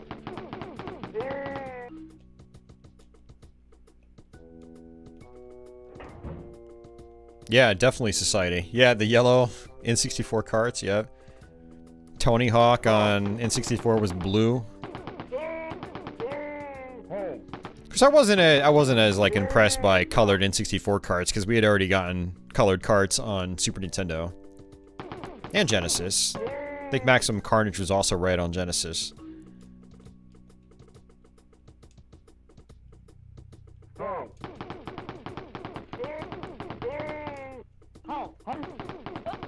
Yeah, I actually started downsizing my Doom collection, Dad. I traded in my complete in-box copy of Doom a few months back. I think I got about $50 for it. I could have gotten a lot more online, but I don't even think I paid $50 for it, so I was fine with that. I was like, I don't need a copy of every single version of Doom. I can play Doom on my MiSTer now, so it's not really a big deal. I don't need a physical anymore.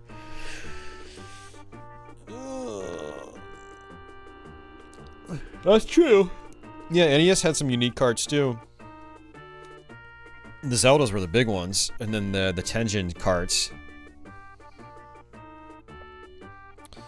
Oh yeah, no, Doom on Super Nintendo Complete in Box is like an $80 to $100 game now, I think. So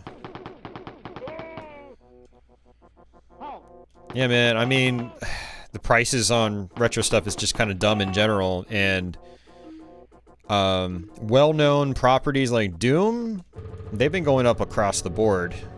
Like Saturn Doom's been going up in price. We all know how not quality that version is. 3DO Doom is still like a $70 or $80 game complete. you know. Yeah. So, it's only a matter of time before the Super Nintendo one was going to go up. I'm surprised it didn't happen sooner. yeah, the Wisdom Tree carts. Those baby blue carts were so ugly.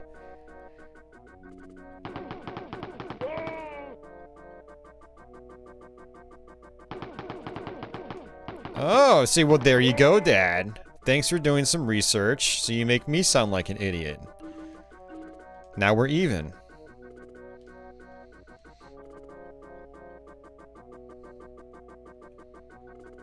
Okay, well, okay. Things have been, you know, flipped on on their head. That's good. See, we're learning things, Dad. I'm learning things.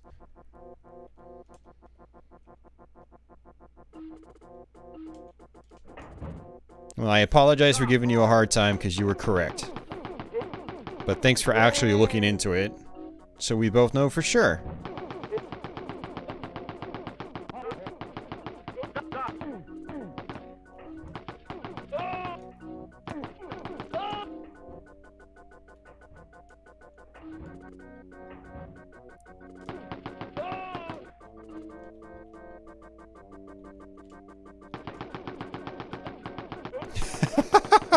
Well, thankfully, Galimio, he's not my dad. I don't know why he's got dad in his username.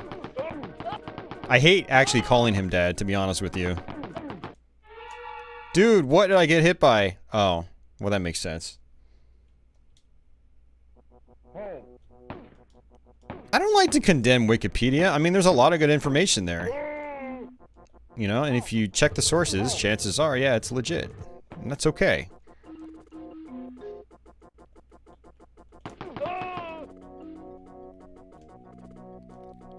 The thing is, though, like, in this case, I legitimately thought LJN wasn't sold until, like, the mid-90s or something like that. Yeah, Society it was, yeah. They used LJN to get around the... Nintendo had, like, a 5-game limit per year. So, Acclaim was able to use LJN to get around that. Konami did it, yeah. I'm sure there were other companies that did it, too.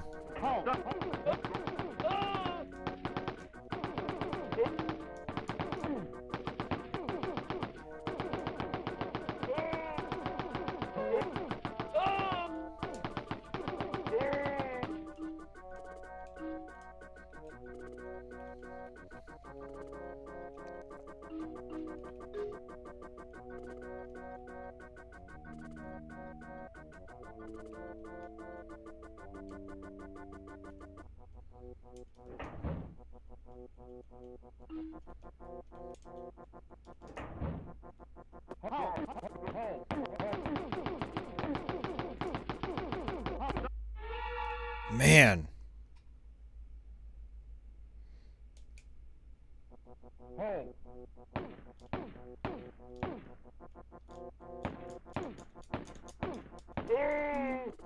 Stop.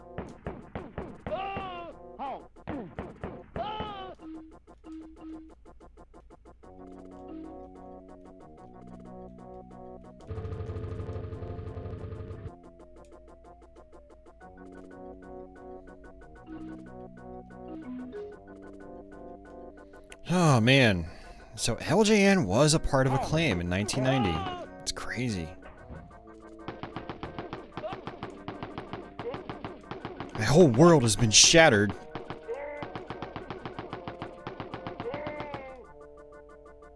LJN was my favorite company and I hated Acclaim and those pieces of garbage. Acclaim owned my... No, I'm just kidding. LJN's not my favorite company. I did like Acclaim, though. A lot of people like the crap on Acclaim, but they actually publish a lot of really good stuff.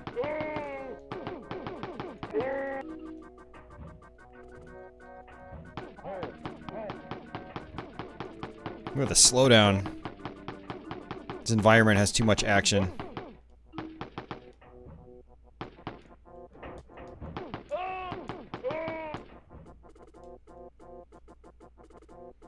Yeah, NBA Jam, the Mortal Kombats.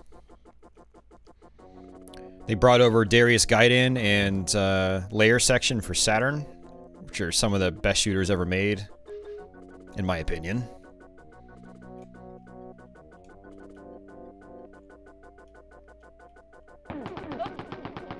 Yeah, there's a bunch of cool stuff by them. Or that even were published by them over here.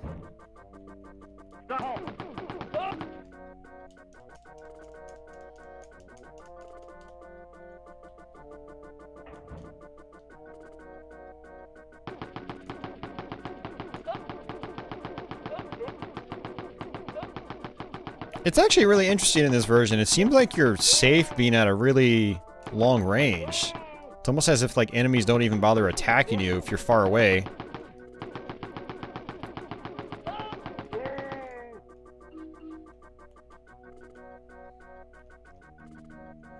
Yeah, they published Smash TV on Super Nintendo. That was an awesome port. I think that was done by Beam Software. I think they did the development, but yeah, I mean, as Acclaim published it. They, like I said, they were mostly... They eventually had in-house studios, like Iguana, I think, was basically like owned by Acclaim after a time. Or maybe they always were. I think Probe was also one of Acclaim's studios. But they were primarily a publisher.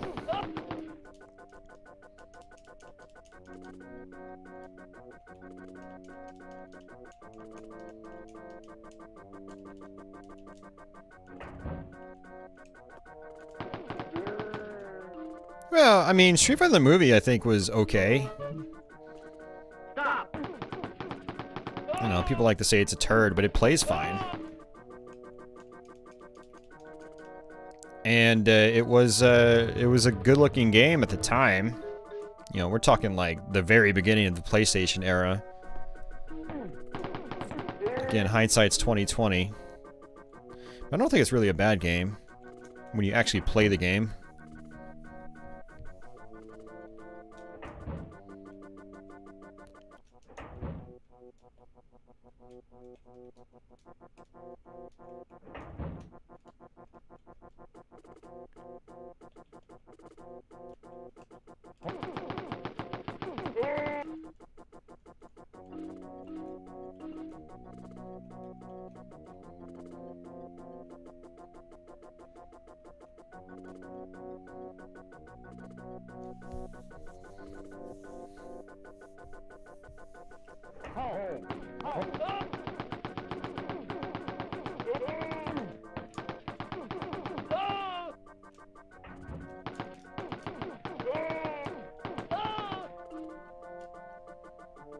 Man, now I want to play some Smash TV. Alright guys, Super Nintendo Variety Stream coming right up.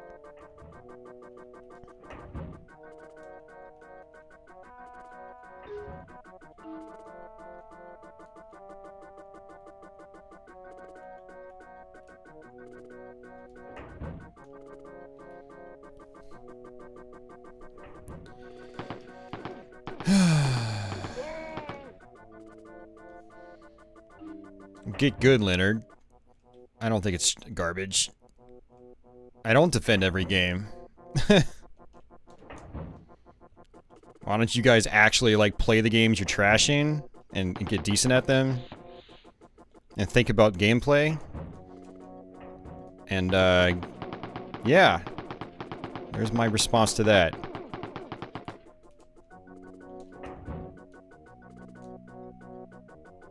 I think it was loosely, like, inspired by Running Man Society.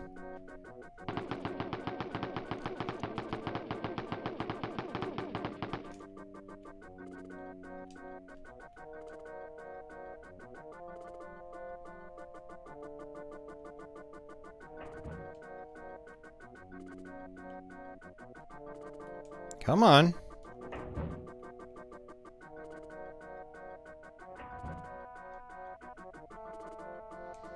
Yeah, because the Jaguar version wasn't censored. Still had... Whoa, I forgot he did that. The Jaguar version still featured the Nazi stuff. And blood and guts.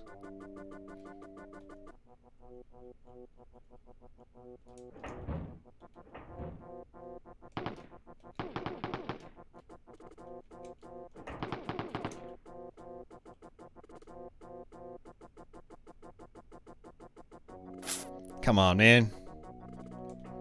Come through the damn door.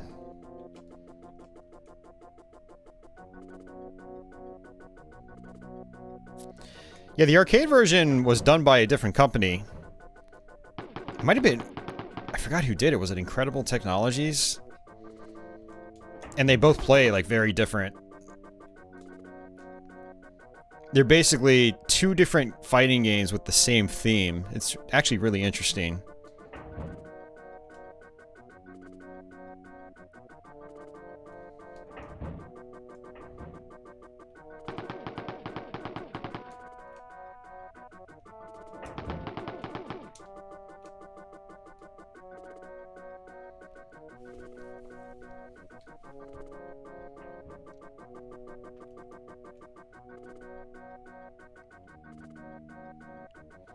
Yeah, see, I mean, like, Virtual Highlight, I can get behind that statement, Retro Simon. That said, I think there's still fun to be had with really bad games like Virtual Highlight. Virtual Highlight is one of those where it's a cool concept, but the performance is so bad, it's just painful to play. I mean, the game will run at like 3 frames a second, no joke. It's like, it's really that bad. Alright, I'm gonna run back. I don't think there's any health left, but I'm gonna double check.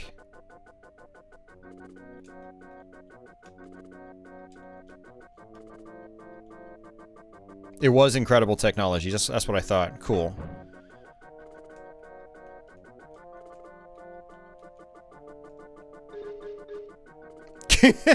Kingsfield games are bad? Yeah, I don't know about that. I wouldn't go that far. I've only really tried putting time into Kingsfield 4. I did not like it, but I'm not going to sit here and say it's a bad game. Kingsfield 1 does look really fun to me, though. I think the movement seems fairly brisk for the time, compared to Kingsfield 4 at least. And I do want to eventually try to play through that. I saw Solid Nate play through it many years ago, and yeah, it looked fun to me.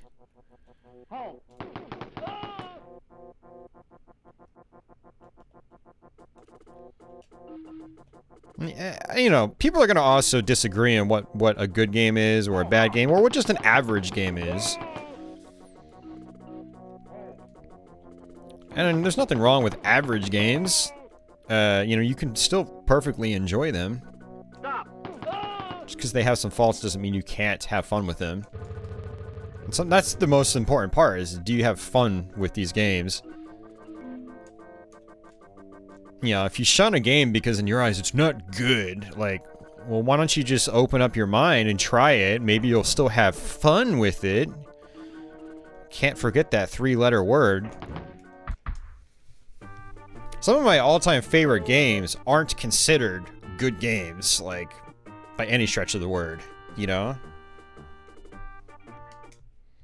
Well, if Street Fighter the movie's trash, then what does that make something that's, like, actually trash? Like, incomplete garbage that isn't even completable. That's why I hate statements like that. It's trash. Like, by what metric is it trash? You know? Use words appropriately, guys. Seriously. That's why I give you guys a hard time for being like, the game's trash. It's because it tells me you're not using your head. It's like asking a French chef to eat a Pop-Tart. Super Pitfall is trash. See, I'm gonna give you that one, Monolith, because I haven't played a lot of Super Pitfall. Although, I did try it as a kid, and I have a soft spot for it, so I've always wanted to go back and learn it. Is Action 52 trash? I think most of us can agree on Action 52 being trash. So, if Action 52 is trash, then what is Street Fighter the movie? It can't also be trash, because it's actually playable. Hell, it animates well. You know, it works as intended. It looks goofy, because it's digitized, and it's based on a movie that no one really cares for. And I think those two reasons are why people say it's a bad game. But gameplay-wise, it's fine.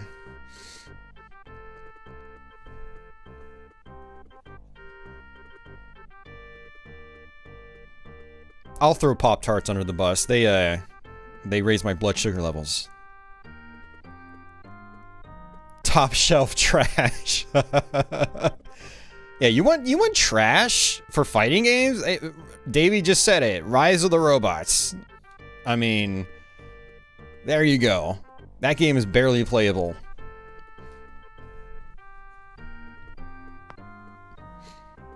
Oh yeah, no, I don't ever say I wish this game never existed, Monolith. I think the wide range of quality of games is what makes this hobby, you know, so interesting. No, you know, you've got games that are just, wow, how does this even exist? But it's fun, you know, seeing these games. And I can give you that one too, Ronnie. Yeah. That wasn't the Statmaster. Or Stoutmeister.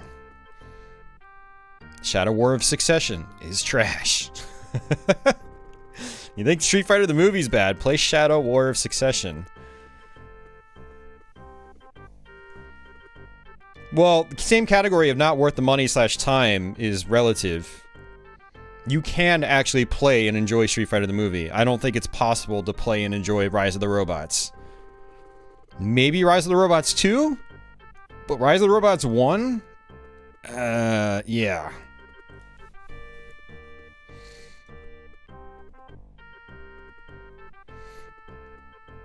Alright, I was gonna read that out, but... meh, whatever.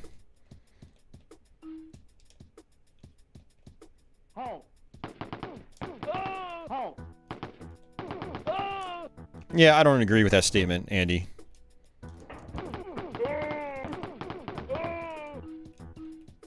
I think you're just painting broad strokes at that point, and...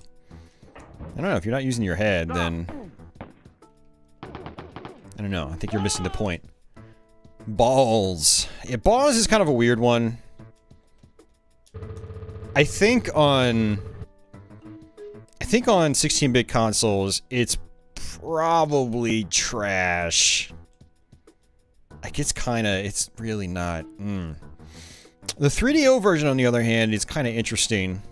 Because it runs a lot better. Looks a lot better, sounds a lot better, which helps it. But I don't know, it's still a weird one. I wouldn't call it, like, you know, completely awful, but I probably wouldn't call it good either. But like I said, I don't know, I would probably call it just average. Mediocre, maybe even? But like I said, you can still have a lot of fun with mediocre and average games. Yeah, exactly, Ronnie. It's not great, but you can do far worse. Street Fighter the movie is not far worse.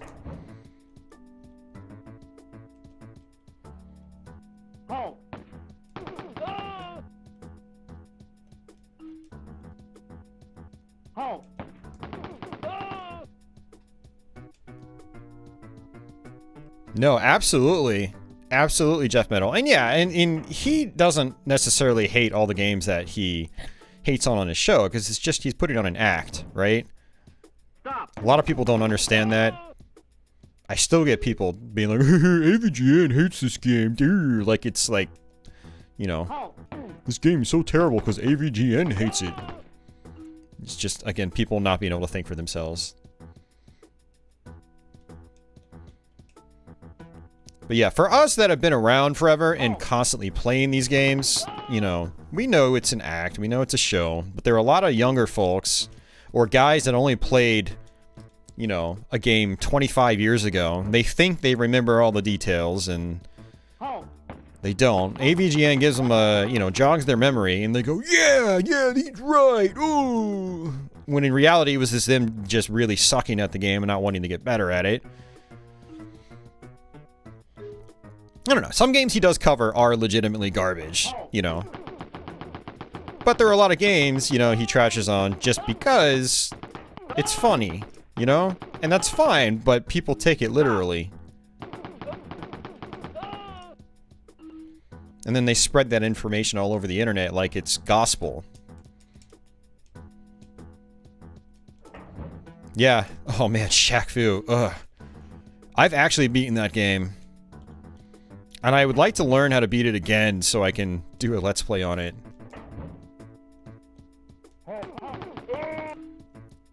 Or you know what I should do? Is I should just do like a Genesis and Super Nintendo fighting game stream or something. The Pepsi Man looks like a cool game. I really wanted to get a copy of that before it shot up in price, but I never did. Now I need a PlayStation optical drive emulator to play it. And how long have you been streaming? Jesus Christ, you've been streaming for 3.5 hours? I thought I was gonna beat this game in like 2.5 hours. I was not expecting to die as many times as I did.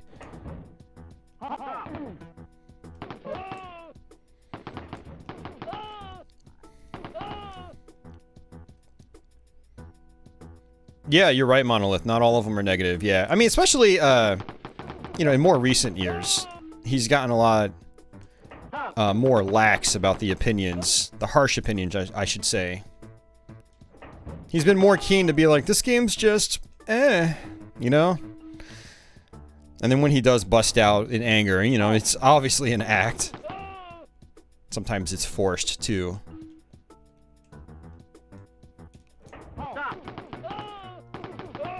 But I guess you're ultimately going to get to that point when you've been doing it as long as he has. Stop.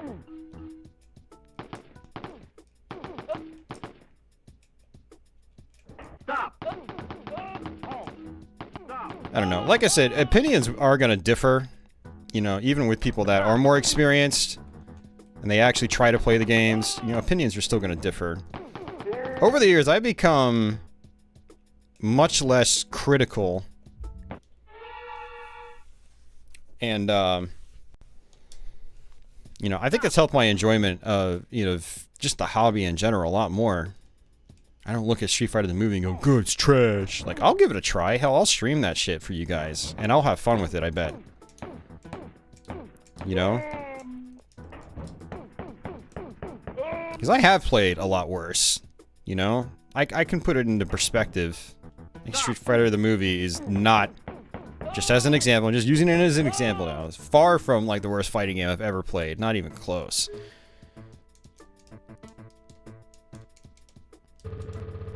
Oh, nice. Look at that. And I could say the same for, you know, lots of other games and other genres.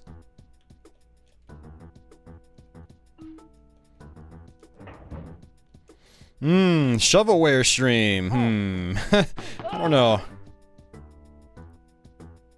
Atlantis no Nazo. I do not believe I have.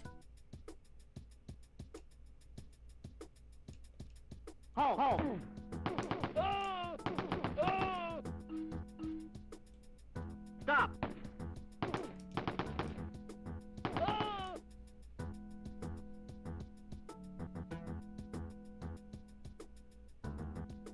Yeah, I didn't actually watch that episode, Dad. I mean, I actually don't watch a lot of them these days. I don't think I've watched one in a couple years now, actually. I used to check in when he would release them, because, but yeah, I haven't actually watched any of them in the last couple of years, but I saw the Taito Legends one pop up in my feed and was like, how are you gonna trash that game? It's got way too many good games on it. Unless it's supposed to be like, oh, well, he thinks he's going into it thinking it's going to be bad and it ends up turning out being great. But I was just like, yeah, I don't really care.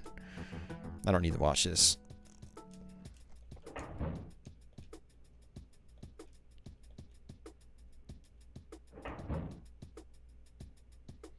"99 levels, they're interconnected with warp zones."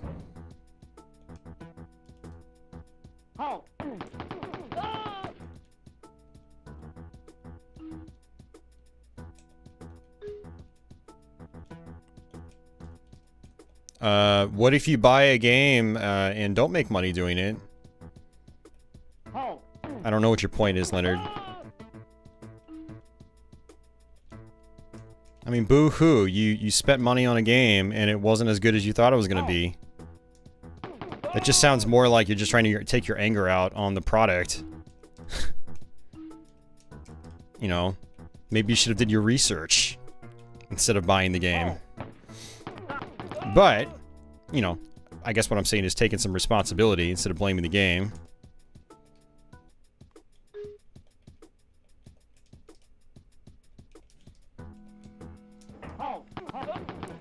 But, you know, not everything's gonna be a winner. Doesn't matter whether you're getting paid to play a game or not. Stop. Maybe it might sting a little bit more when you spend money on it. But you're not always spending a lot of money on it. I bought so many $2 and $3 games that some of them I've loved, some of them I've hated, and I've still felt ripped off. But you know what? That's just, it comes with the territory.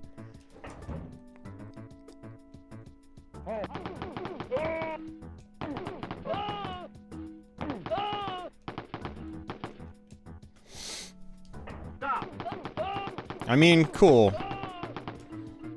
You know, you might think the game's trash, but my point, ultimately, is you sound dumb when you talk like that. Not you, but when people talk like that, and they talk like that all the time, they sound dumb. They sound ignorant.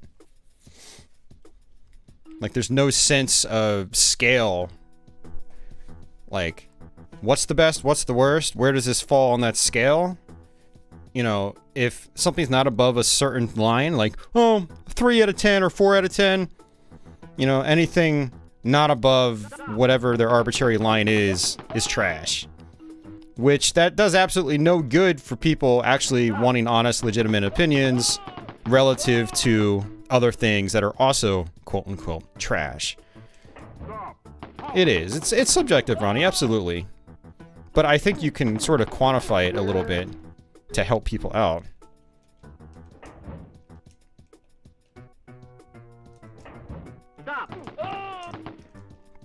If I'm missing the nuance of the conversation, it's because you're not using emojis. That's what they're there for. They're there to emote emotion. To get your text, the point of your text across a little bit better. Although don't be like Dad, he overuses them. His emojis don't ever make any sense.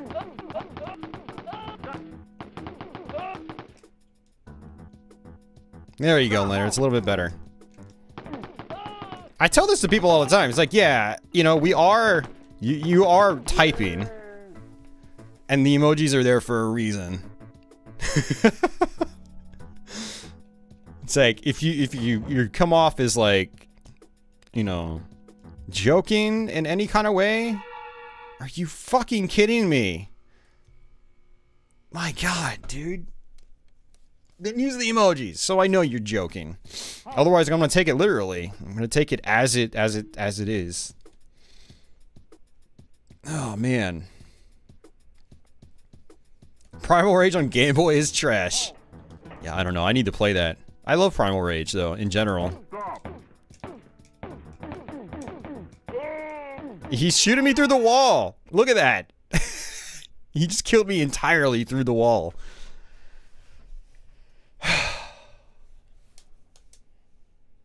Stop. Halt. Stop. Let me come over here.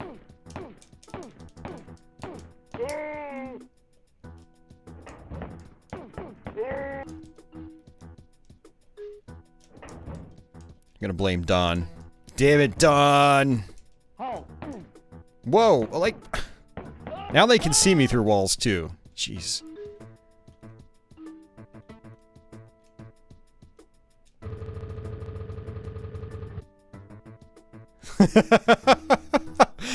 It's a new mechanic. They actually ricochet bullets. I bet you some dude's gonna comment like 10 years from now saying that's actually how it works.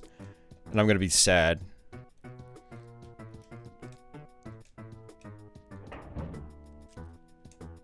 Yeah, they were, Jeff.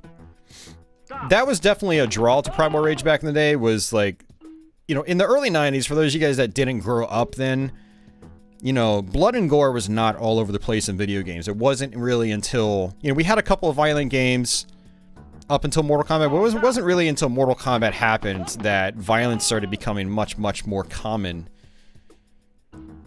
And so, things like dinosaurs pissing on enemies to you know, turn them to bones was a selling point, you know. And it seems very childish now when you see it. I don't know, it's actually still kind of funny when you see it.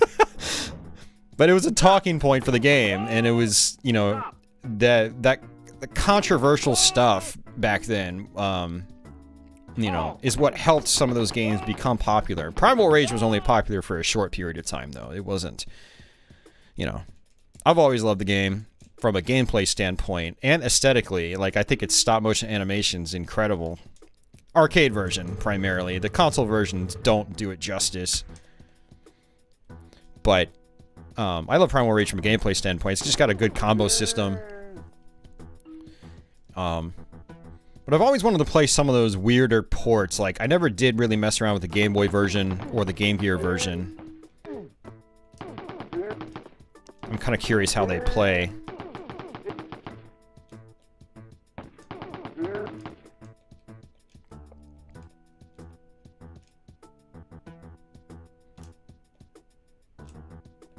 Arcade stuff in general, Monolith, was oftentimes a little more quote-unquote mature, a little more edgy. Like, even with, like, pinball, for instance, you know, you had big-breasted chicks all over, you know, games. There was very much a whole sex appeal thing with those.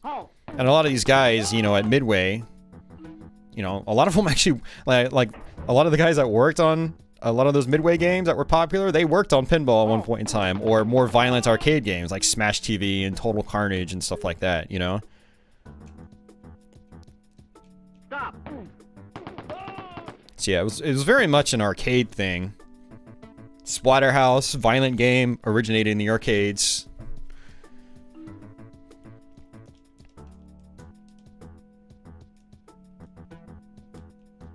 Halt.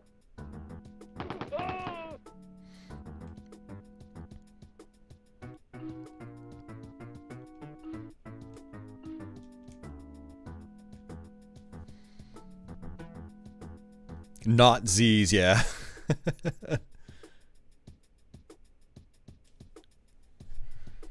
Obscure Media says, when it comes to bad games, I hate the idea that anything below an 8 on one site isn't worth getting. Yeah, totally. I agree, Obscure Media. Dude, I've got some games that are like favorites of mine that got like 3s on those major websites. Like Splatterhouse 2010 was one that I ended up really enjoying. I can see its faults, but I'm not going to walk around being like, the game's trash. You know, I'm going to give my honest opinion, but it's not going to be a simplistic opinion, you know? Just think about a lot of my opinions, too, is like, I can back them up. I don't just say, I played this game a lot. It's bad. It's like, okay, well, what was exactly bad about it, you know? Can you tell me that? No? Okay, well then we're done with this conversation.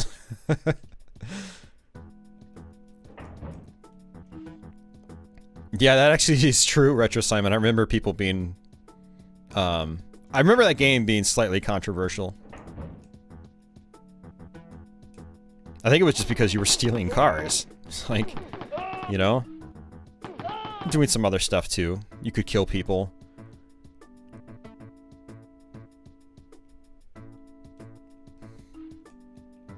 You can get elaborate on a phone, you just choose not to. I get elaborate on phones all the time. I've typed essays on phones.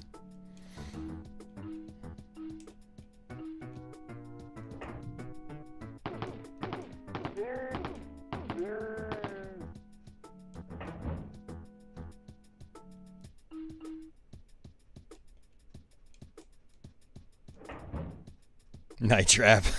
Yeah. Stop shooting me through walls. Please.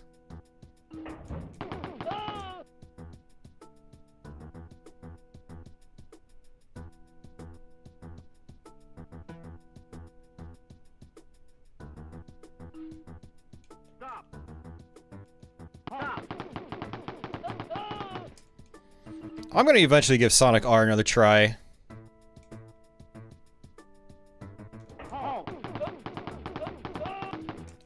Only Leonard if you didn't say it in such an asshole kind of way.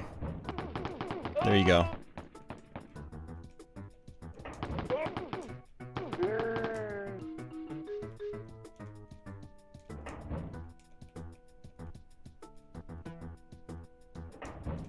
Stop. So you say it's not worth the time or money, but you're then telling people like what their time and money's worth. Now, what do you know what their time and money's worth? You even know what they're paying for the game? Someone like me is not going to pay for it. I'm going to download an ISO, pop it on my satiator, and have a grand old time with it and not feel guilty about it.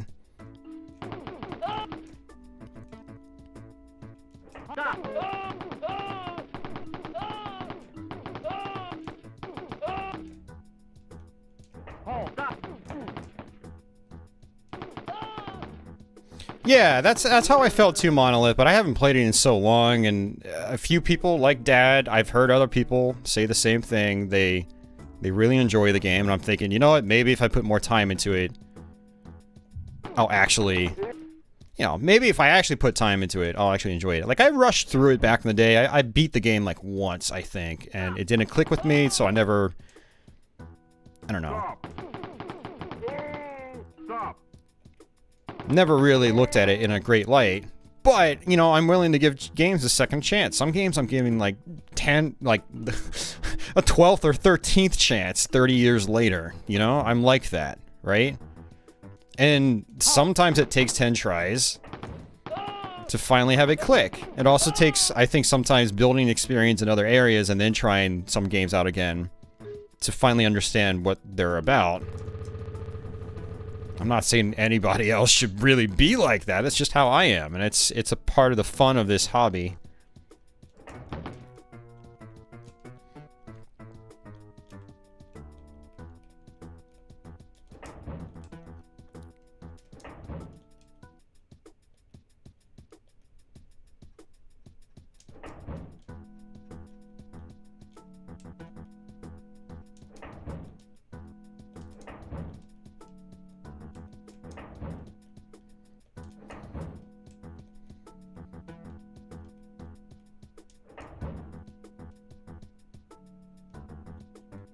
Yeah, right? If only they could have seen some future games.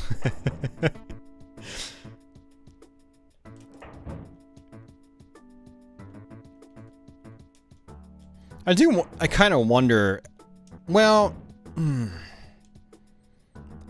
kind of don't want to wonder, actually. I was going to say, I kind of wonder what adults felt about things like Mortal Kombat back in the day, but a lot of, like, our parents didn't really ever play video games, or if they did, maybe it was just when, like, they went viral in the late 70s and early 80s, and they might have, you know, played a few games here and there, but then they just, yeah, it was just a fad. Video games will melt your brain. No, they look back and it's like they regret playing video games as if, like, they did really bad drugs or something.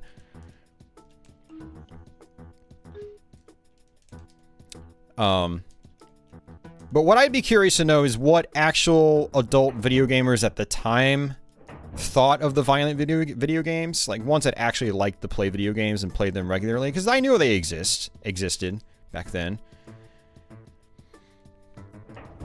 They were out there.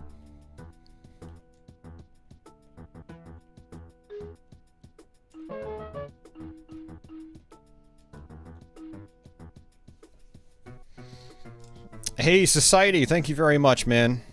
Keep up the good work. Thanks for having fun on your streams and videos all these years. Yeah, it has been a long time. All these years. Yeah, thanks a lot, Society. I appreciate that.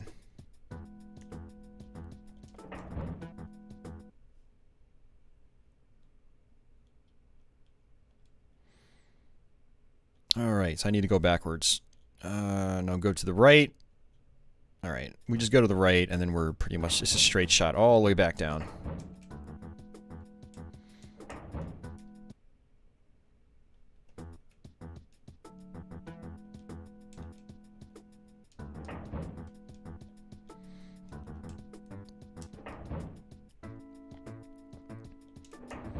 Yeah, I mean, 1980 to 1990 was, yeah, a big leap.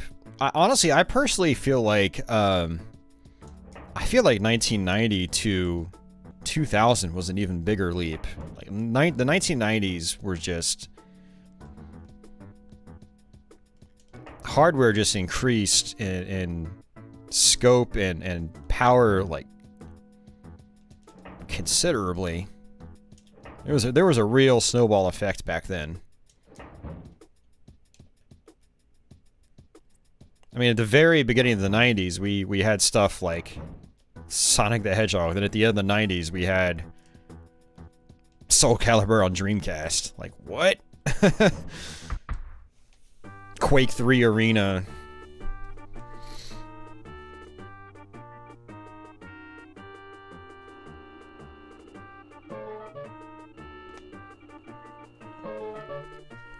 Oh, man. Yeah, I don't know. I'm not that impressed from over the last 10 years, Monolith. Like, I go back and I look at Crysis running on a top-end rig, and I'm like, damn, this still looks really good. And that was 2007. So...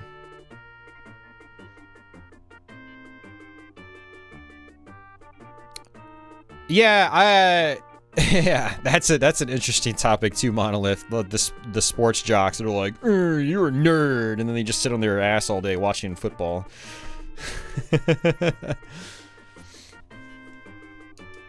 It's okay to watch football. If you like it, go for it. But, you know, to look down on other people for not doing that is just annoying.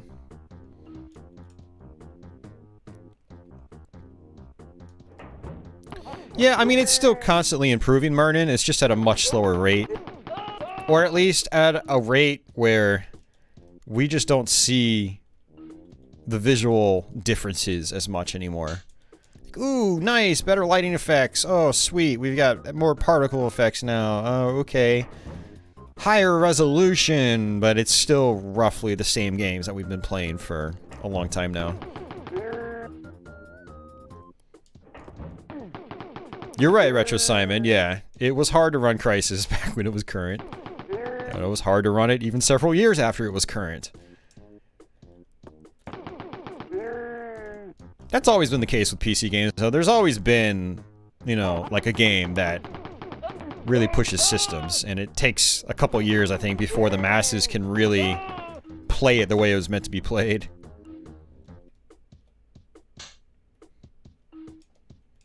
Like, for me, that was like Quake 3 Arena, you know. My poor Pentium 2 200 megahertz machine just could not handle it. And then my AMD K62 400 megahertz machine could not handle it. It was really bad. I had to turn, like, all the textures off. It was terrible. But then I got a Pentium 3, a gigahertz machine, and then it could handle it perfectly, finally. It took me a couple years.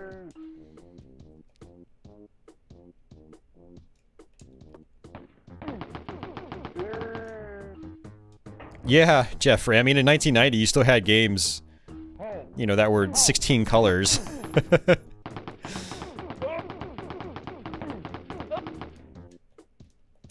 No hardware scrolling. You know, smooth scrolling was like the holy grail for PC gaming for a little while. Speaking of id Software, they were one of the ones that really pioneered that on the PC side.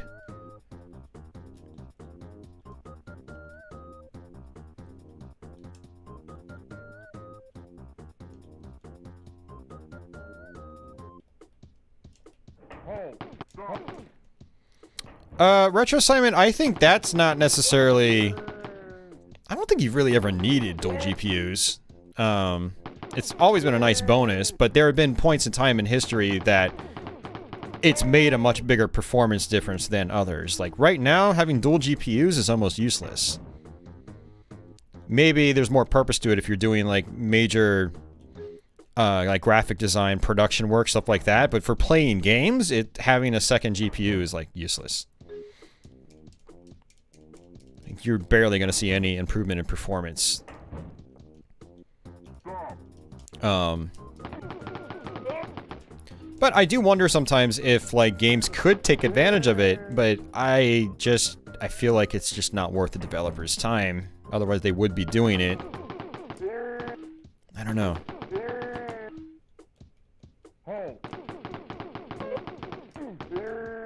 Yeah, we're back up to... all the times we died, we're back up to 9 lives. Like, holy crap, man.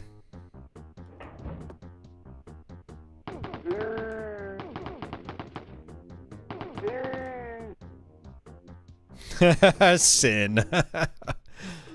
Oh man, that's one I should try to play through sometime. There's a lot of late 90s FPSs that I would like to.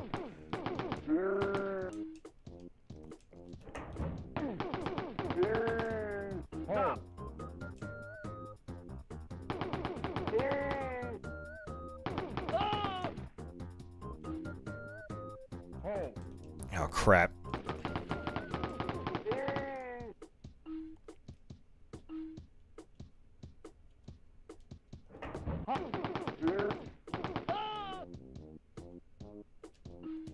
Stop.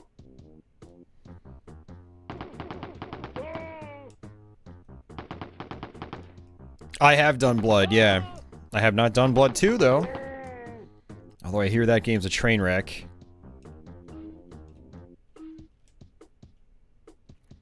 I'll see for myself one of these days. Yeah, it's fine, Society. It's got some quirks you gotta get used to. One of the quirks is that enemies... Like, you can't really cut enemies off at corners and shoot them like this. Because they'll shoot you completely through the corner of the wall, and you won't even be able to see them. Blood 2 is trash. Stop. It's trash.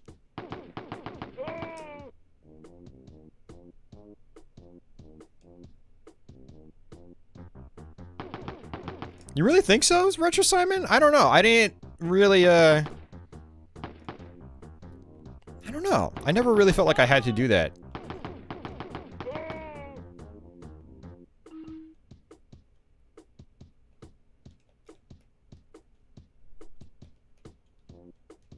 Stop.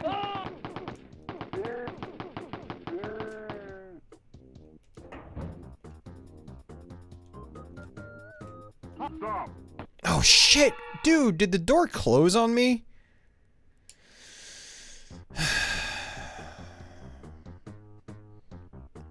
Oof. Unreal at anything under 640 by 480 looks terrible too. I mean, hell, even 640 by 480 doesn't even look very good with Unreal. It's definitely a game that benefits from like 1024 by 768 or higher.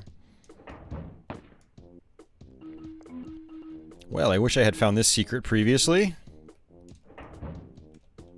Man, I can't believe it's taken this long to get through the game. I was expecting this to be a nice short stream.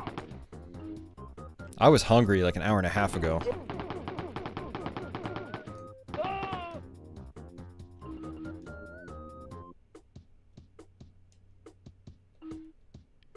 He said stop, I say go.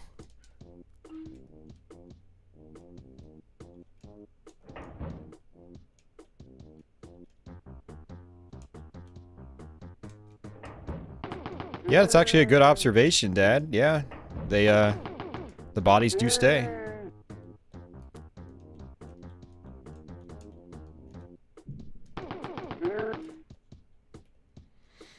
Yeah, and you know what? You really wouldn't need the bodies to stay as a mechanic to let you know where you've already been, because you've got the auto map in this version.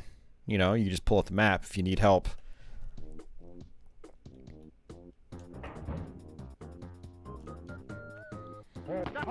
Oh, dude, Mernin, you want... This game's taking longer than I thought. I worked on Tempest 2000 MS-DOS last night on Twitch for 5 fucking hours, man.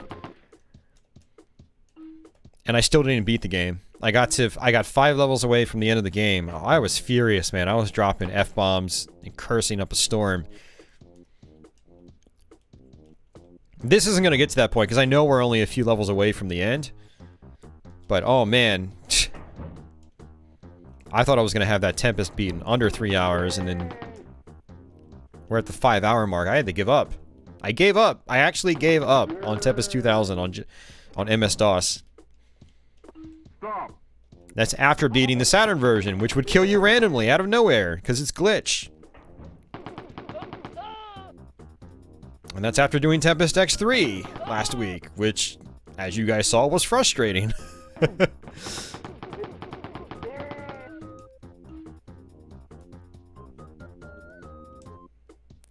Tempest 2000 MS-DOS ended up being a hell of a lot harder than I anticipated. Well, I'm glad I caught this guy, because he would have shot me from behind.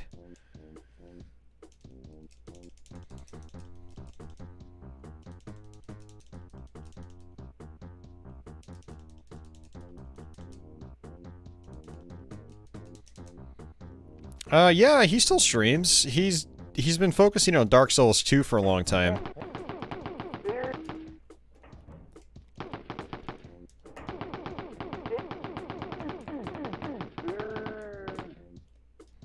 Are you even on Twitch, Dad?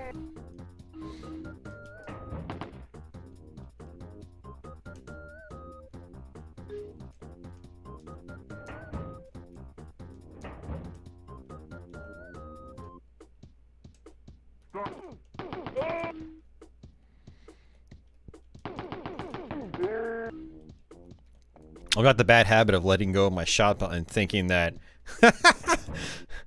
Alright. Monolith is trying to get under my skin now. I love Dark Souls 2. That's one of those games I used to think was trash.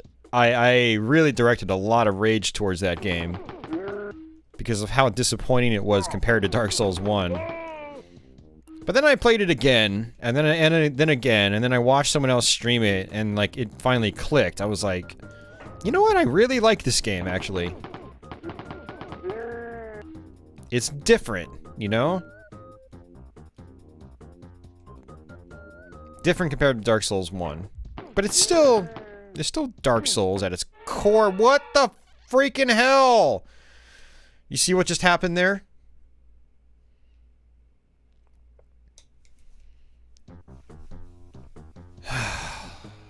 Tempest Arcade, I think, might loop after you get to a certain point. Like, it might go back to the first web. I wish the door killed me. That would at least make it interesting. But they shot through the door. It'd be funny if the door could kill you. Doors don't close if you're in their way. Yeah, you did not see what killed me. That was the point. It's like, they shot through the wall. The far side gun.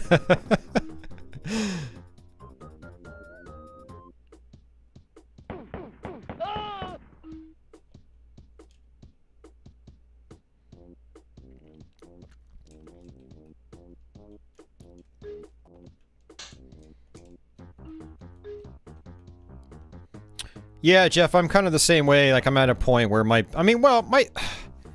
PC stuff is relative. You know, if you know, I can run an old game and get, you know, 200 frames a second.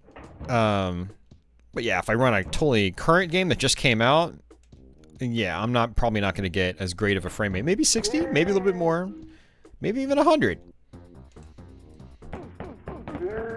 But the fact of the matter is, a lot of systems have been able to support high frame rate games for a very long time. It just is always dependent on the game, even going all the way back to MS-DOS. But I know what you guys are saying. Like, if you're trying to play modern games fully, and you want those higher resolutions, and you want 144 hertz, blah, blah, blah. Yeah. I guess hardware is at a point where, you know, pretty much everyone can get that if they want, without having to buy multiples, you know, cards or whatever. And I'm talking something like 120 to 144 hertz as opposed to just, you know, living with 60.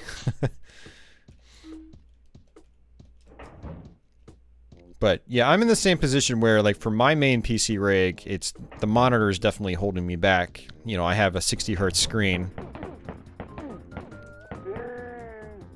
Fortunately, well, I don't want to say fortunately, because I do love PC gaming. I've been doing PC games since, well, almost as long as I've been alive, but,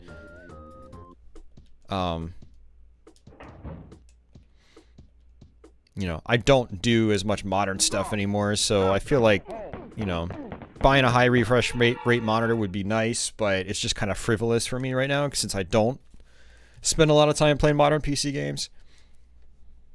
And then I have to consider my streams. I very rarely play games off stream. And I can't stream 120 hertz game. You know, I'm locked to 60 FPS for the stream, so it's like there's no point in me playing it at, I don't know.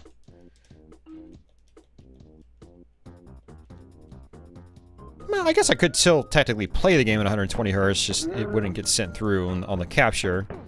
It would still be a 60 FPS stream, and I could just enjoy the games more. But I just don't do that many modern games, so it's not really worth the trouble for me. But that was definitely the next thing in my upgrade path for my main computer, is definitely a high refresh rate monitor. But that's just not going to happen anytime soon.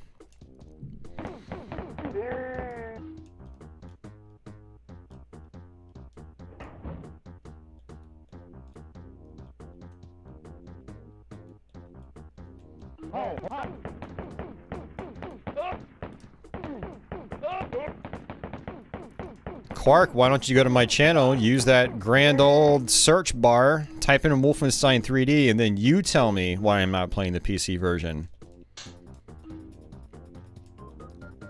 I'll let you use whatever brain cells you have left to figure that out. I keep forgetting about this secret. Yeah!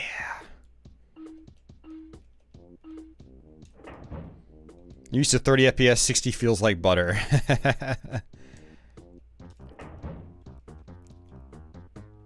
Yeah, but wouldn't you agree, Mernon, that 60 is pretty much always better than 30?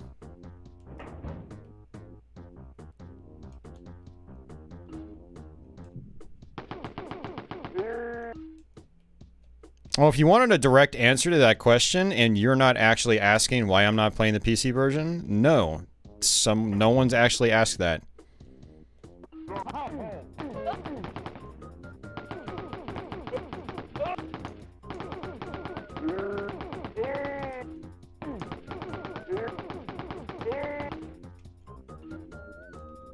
I just saw Dad's comment. Sega Rally 2 on Dreamcast is Oh, actually, you know, you're playing it out, trying to get better at it? Well, that's the spirit, man.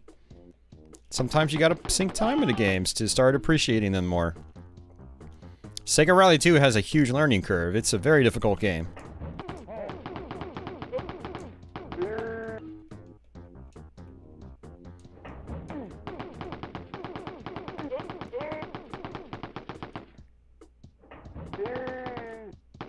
Oh yeah, no, absolutely, Jeff Metal. And you know what? I did not appreciate Dark Souls 1 until Dark Souls Remastered came out.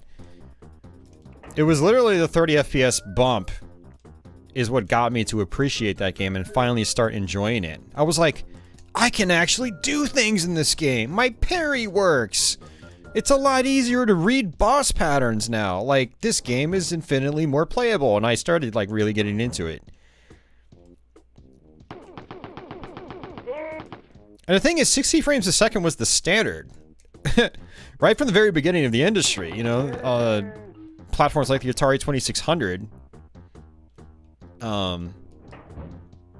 you know, they ran at our full refresh rates. So in NTSCs, 60 frames a second. In PAL standard, it's 50. So when you're used to 60, like anything less, yeah, some things will be perfect. Well, they'll be fine, but they're not. You know, they're not as buttery smooth as they, you know, they could benefit from, or they should be, I should say.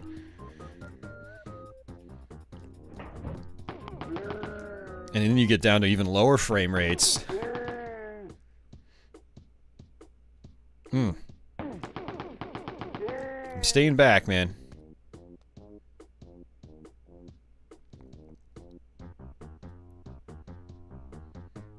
Yeah, I mean, it is disappointing, Dad. I totally agree with you there. But you can get used to it, you know? And it doesn't... I don't think it really ever drops below 30 frames a second, so it's still a consistent frame rate. You know, at a bare minimum. It just fluctuates a lot between 30 and 60, so... Do I like any Star Trek FPSs? I've barely played any, so...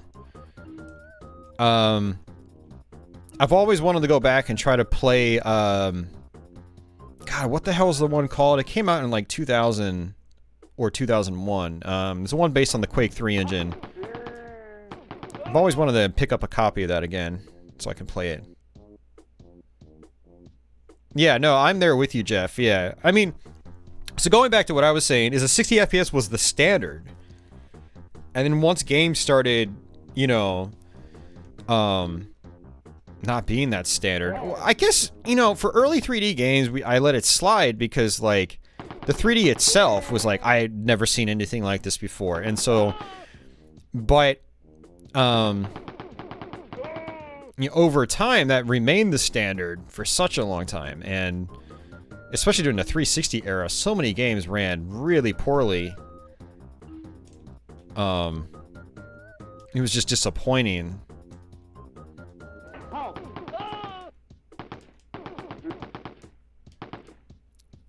Because a lot of kids that were growing up during that era, they just didn't know any better. But for someone like me that, you know, 60 FPS was a standard for so long, like, it was disappointing to see it go away as the standard. Elite Force, yes, that's the one.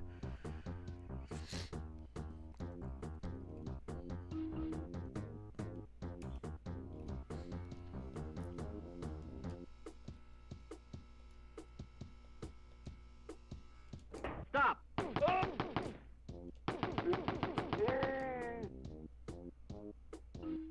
Stop.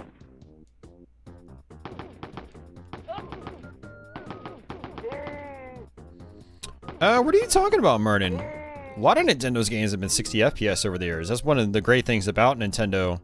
Yeah, they've got 30 FPS games. You know, your Xenoblades, for instance. But, you know, their Marios have traditionally been 60 FPS. You know, like Mario Sunshine, for instance, right? Mario Galaxy, it's beautiful games.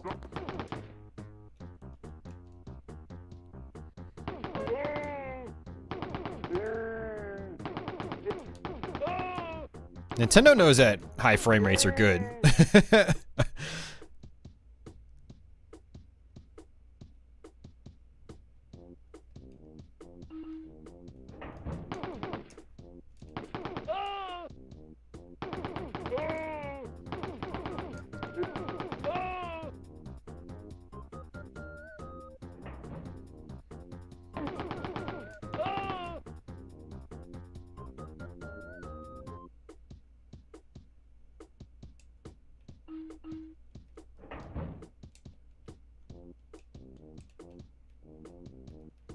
I have no health.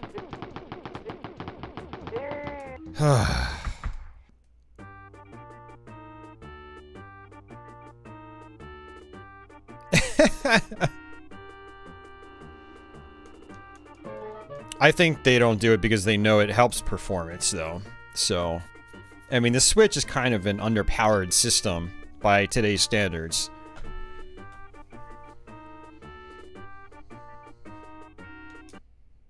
But Nintendo usually does a good job with, you know, like, their 3D games on Wii U. Like, I'm pretty sure they pretty much never used anti-aliasing, but they looked super sharp. Like, they looked really crisp.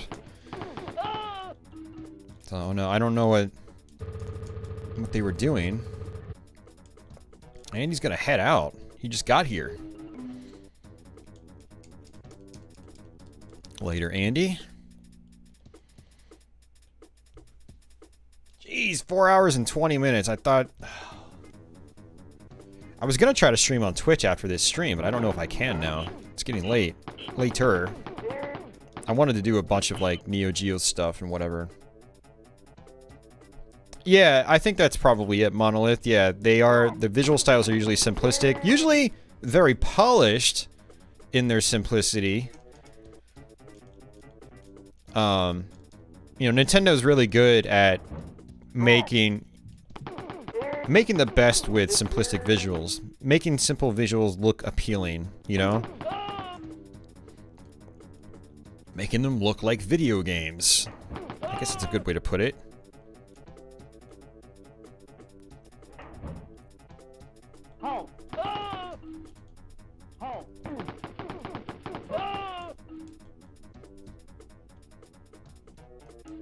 Do they call it Nintendo polish? I've never heard that term myself, but when I think Nintendo, I do think polish, for sure.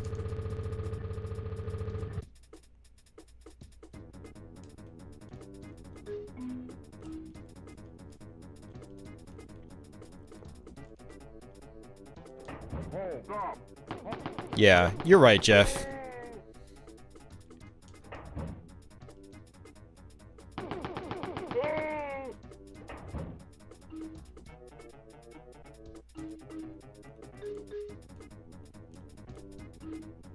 I haven't, Mernin. But I'm also not 22 frequenting Reddit all day, every day, looking for Nintendo news and talking to other like-minded individuals. So maybe you're seeing a part of the internet I'm not.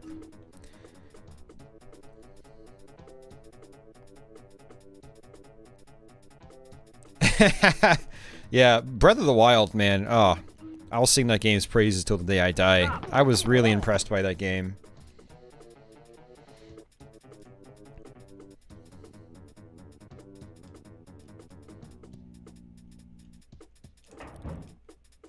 I don't frequent Reddit.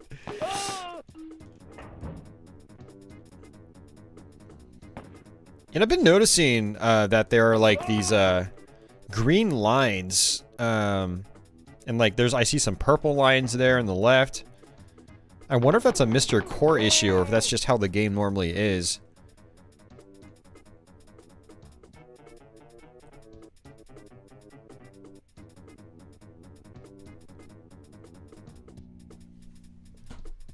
Yeah, I can see it in the capture, just very faint. I can see it, like, very clearly on my CRT here.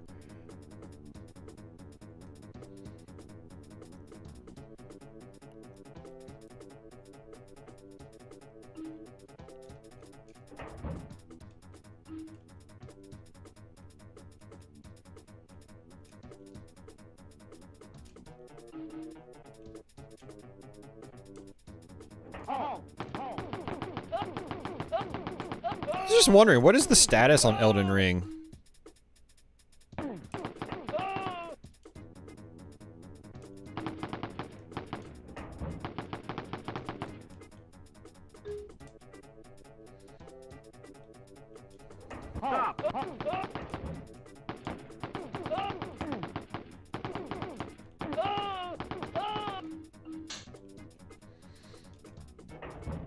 Hey, Brendan.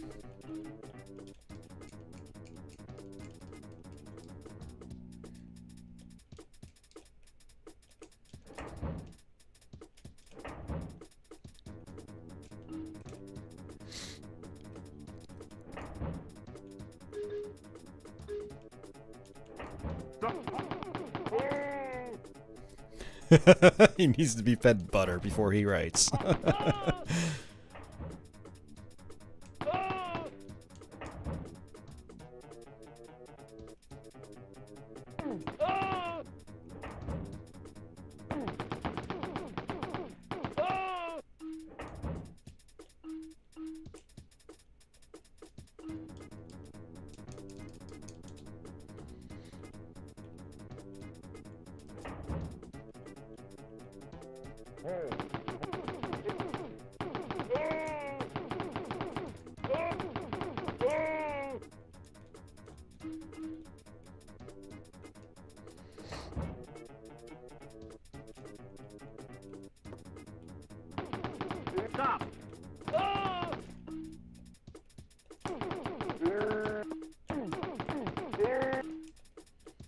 That was bad. I just lost a lot of health.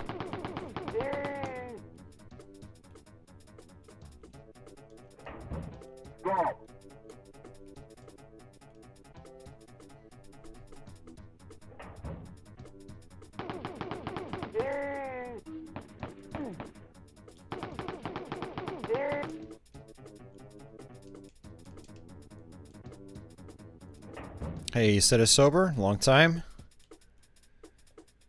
Yeah, I've been wanting to do this port for a long time, but I just kept forgetting about it, honestly. I always looked at it as like, oh god, I don't want to play that version of the game. But then I thought about it, I was like, dude, I've played Doom on 3DO. Wolfenstein 3D on Super Nintendo will probably actually be pretty fun in comparison. And we did the Jaguar version recently, which was based on this version in terms of level design and you know, stuff like that. So I was like, we can probably do this. I could probably just fire it up and we'll just roll right through it. Now, rolling right through it hasn't exactly happened. We've died a lot. But, I don't know. Whoa. It has been fun, I will say. I do not regret this. Yeah. Oh my god, seriously, dude? Yeah, no, it's definitely not butchered. I mean, like I said, we talked about this so much on this stream, but it's one of those things where it's like... I don't know, you gotta put it into perspective. Stop.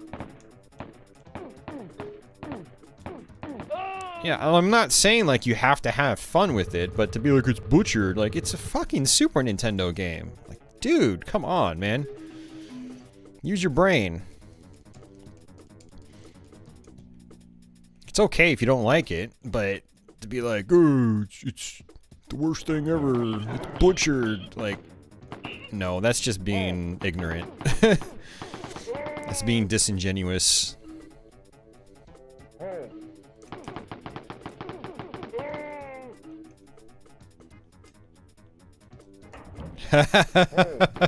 I should fire that up, Duke.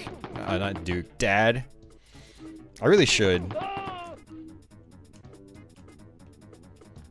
I actually owned that 20 years ago.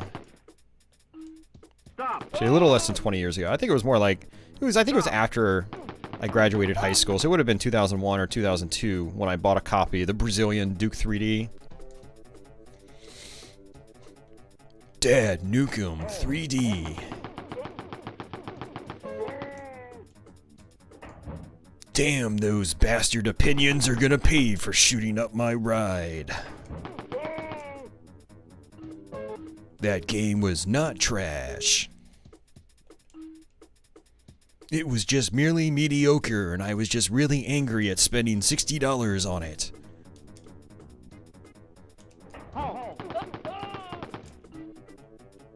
Using your brain is fun.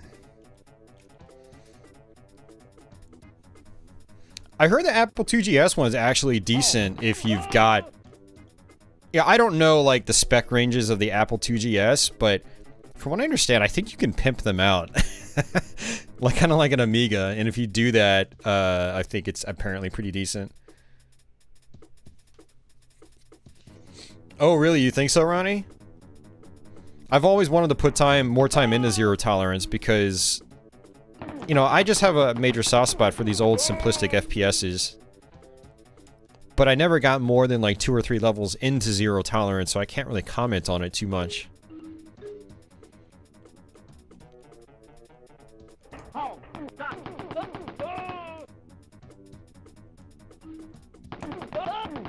Crap, this is bad. Dude, I couldn't even turn around.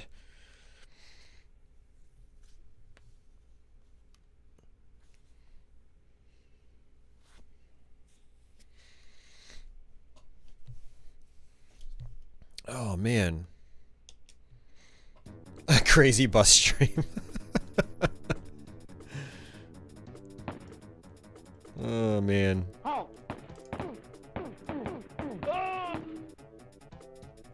Well, that was pleasant. I just lost half my health immediately. Hey, Ronnie, I wonder how Apple IIgs emulators are. Maybe I could emulate that platform. Wait, is the 2GS emulated on the MiSTer? I think I've got ROMs of it in my ROM set.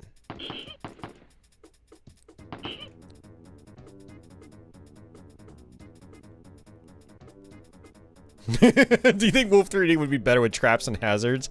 Yeah, no. Actually, you know, I don't think traps and hazards are bad.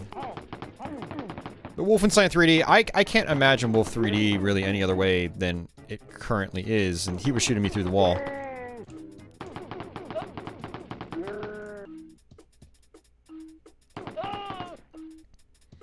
Wolfenstein 3D is a gloriously simplistic game that still remains very intense on the high difficulty levels. And I think it's just kind of perfectly fine, basically. There are other Wolfenstein engine FPSs that have traps and stuff, like Corridor 7 has some. Hell, Operation Body Count's got them too. Ugh. You want a bad FPS? There you go.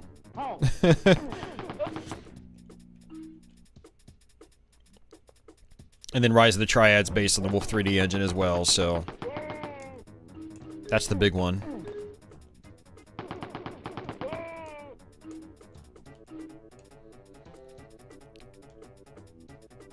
Yes, you can, Cafe Man. Now, I am on hard mode.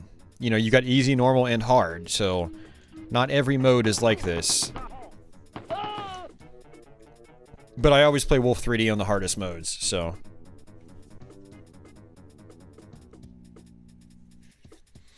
Yeah, the remake is actually really fun, but man, it runs like... Oh, it runs like garbage. It is very... It's an Unreal Engine 3 game, and it's very poorly optimized.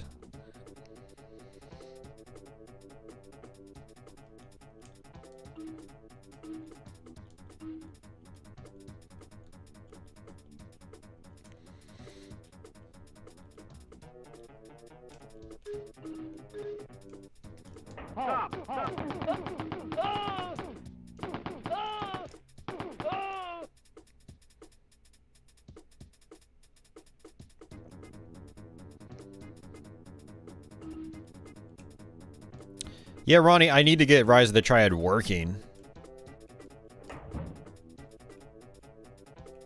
You know, I still haven't managed to do that successfully. Like, either on one of my retro PCs or in, like, a good source port, which a good source port doesn't really exist, as both you and I know.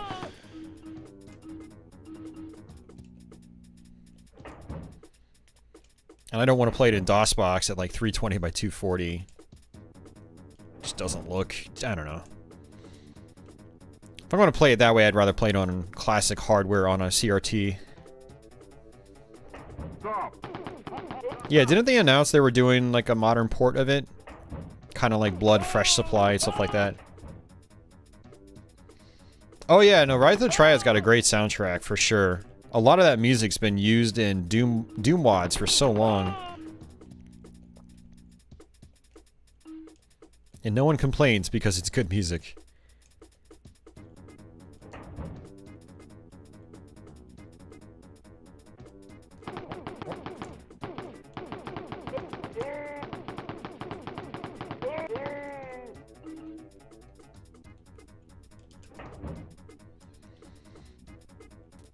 And it's getting ported to the Switch. Nice.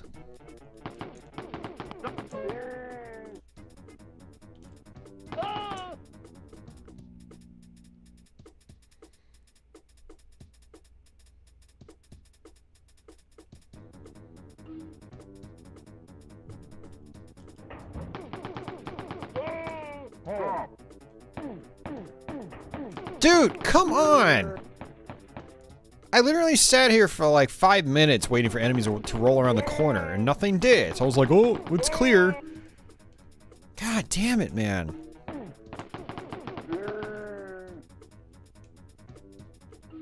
Enemies can literally see around corners in this game. I think that's exactly what happened. I think this guy was positioned like right here. Right?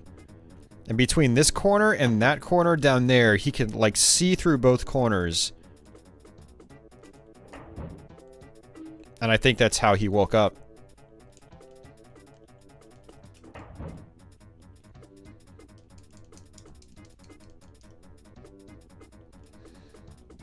Man.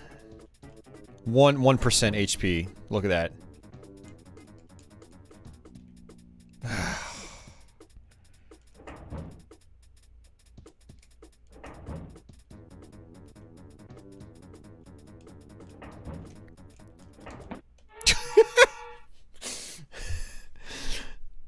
I didn't realize he was awake either. No, they don't. And so occasionally they'll yell out like stop or something, but not every enemy does that.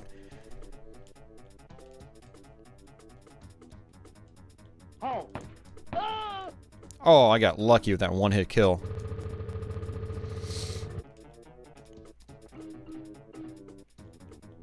See, it's at the point where I pretty much have to just memorize my way through these levels, which is annoying, but, you know, that's how a lot of these old games are. I just gotta live with it. I could sit here and blame the game. Guys, this game is so dumb. But I'm not gonna do that. I'm just gonna, you know, suck it up. Stop. Continue working my way through. We're actually really close to the end of the game.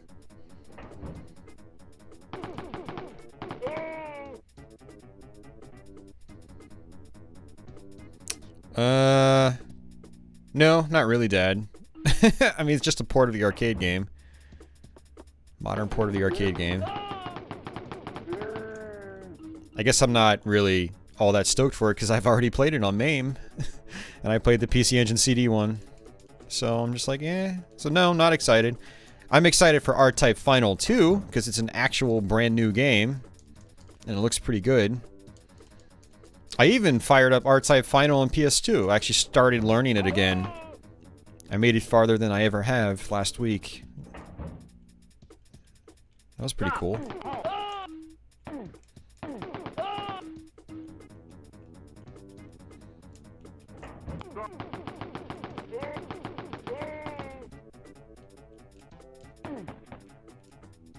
He just shot through multiple walls. Yeah, it's pretty much like the, you could pretend like,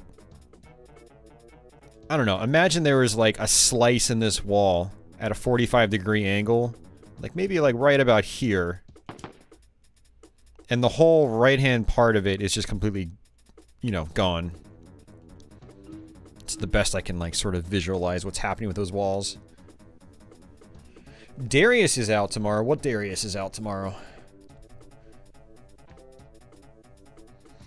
Yeah, the Capcom Arcade Stadium. Yeah, that's coming to Switch later this month. Same with Ghosts and Goblins.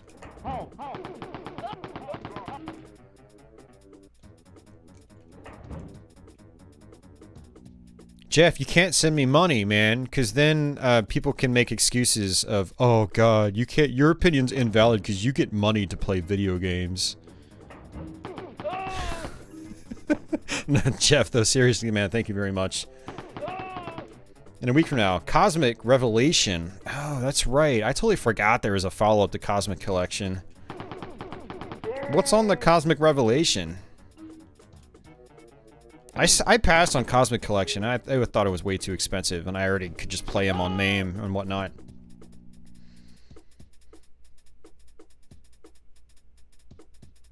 You're not my dad! Yeah, thanks again, Jeff.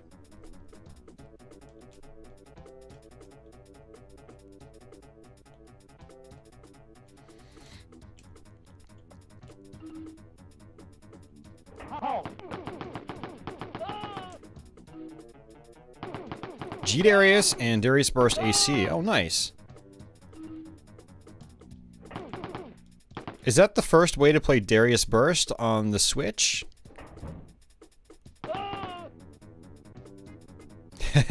Robot fish are pretty cool. I love the enemy boss design in particular in the Darius games.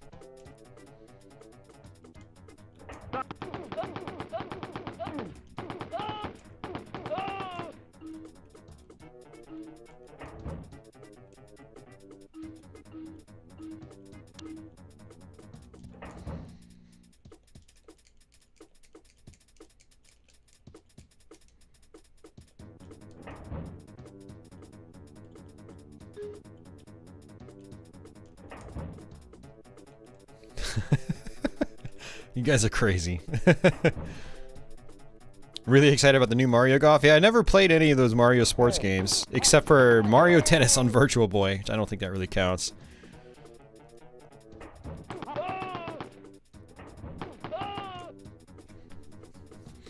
Yeah, I'd really like to get the PSP original. I want to see how it compares to the arcade game.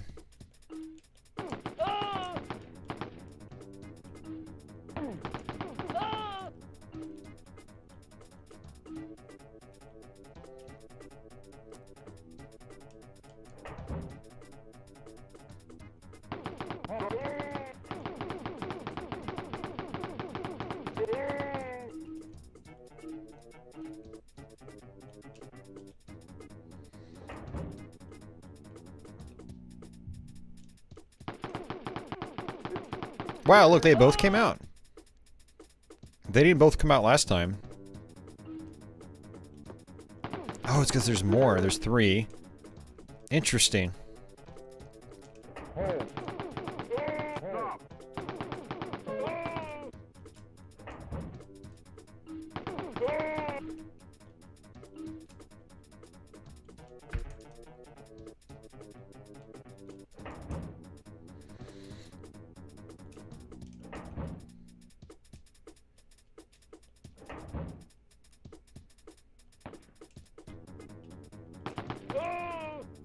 Where did you come from?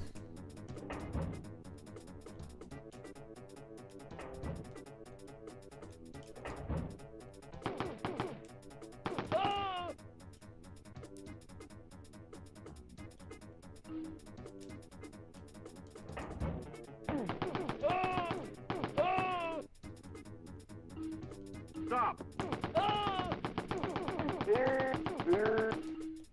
Dude, this sucks. This room just sucks. That's all it is. It just sucks.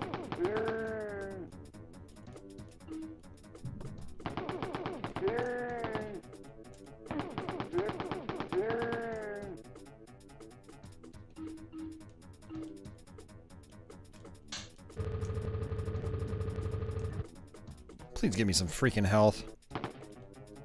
Thank you. This game is knocking me on my ass, and I just did not expect that to happen.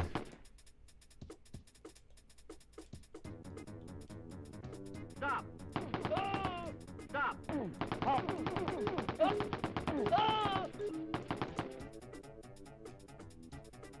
Did he shoot me through the wall? I was like, I thought someone was shooting me from behind, but yeah, that's what happened.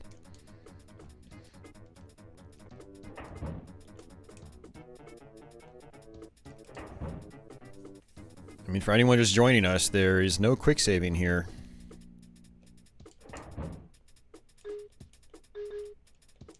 Alright, where was the silver door again?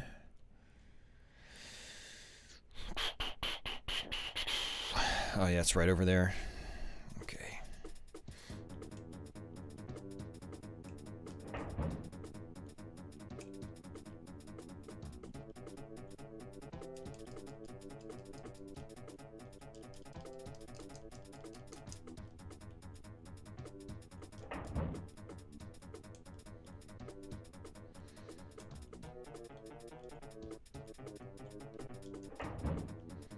Yeah, there's no saving at all in this game. It's all passwords.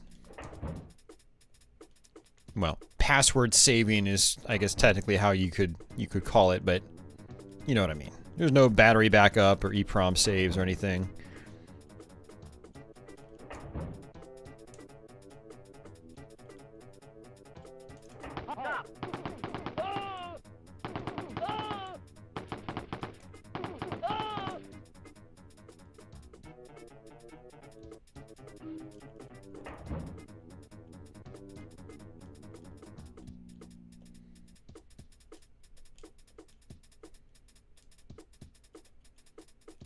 Stop. Stop.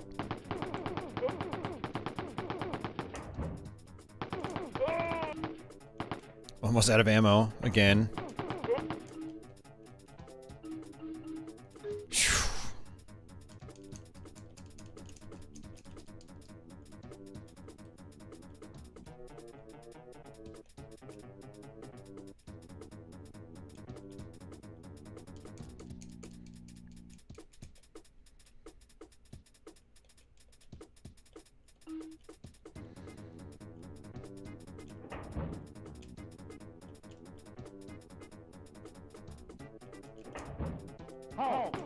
Stop.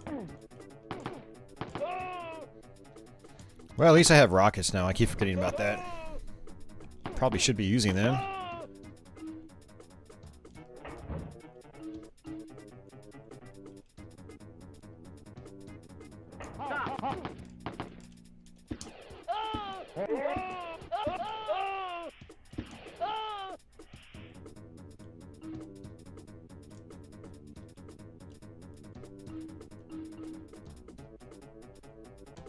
Yeah, these big rooms are tough because, like, You know, you can barely see in the distance. It's like, oh, I need glasses. Like, that's a legitimate issue. Like, I'm sitting here, like, running, strafing to the right, thinking, alright, are any of these, like, white soldiers in there, like, blending in with the wall in the background?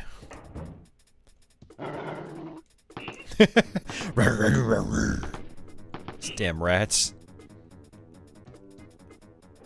Nope, there's no German in this one.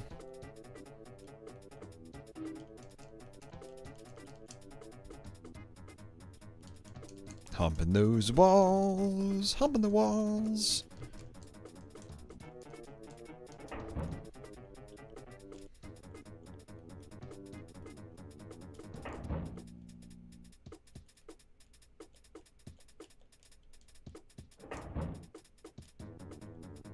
Stop.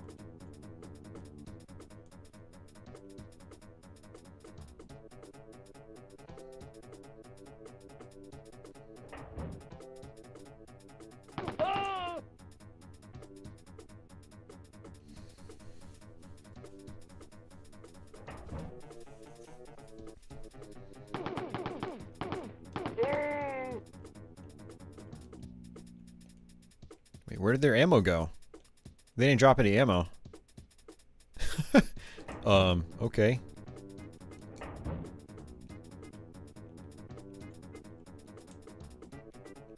Stop.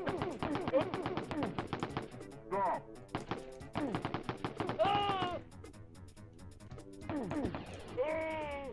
Dude. Look at that, none of them are dropping ammo. Is the game glitched out? Oh, please don't tell me the game's glitched out now. None of these guys have dropped ammo.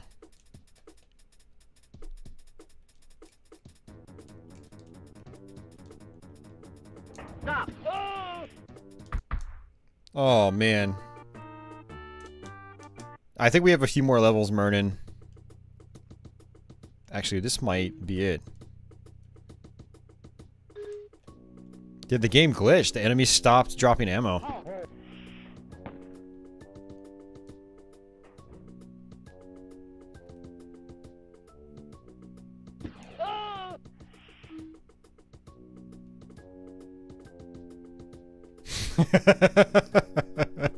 We've exhausted them of all their ammunition. Whoa there! Where did you come from?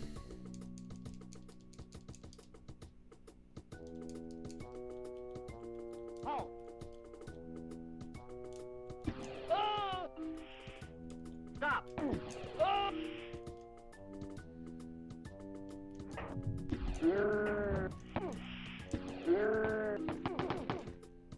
No, this isn't the last level. It's getting very close, though. Getting very close. I remember this was one of the last, like, tough levels.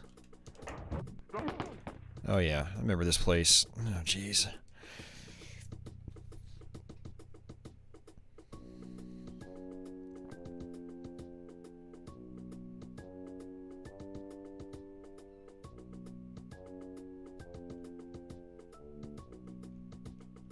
That was a rocket launcher.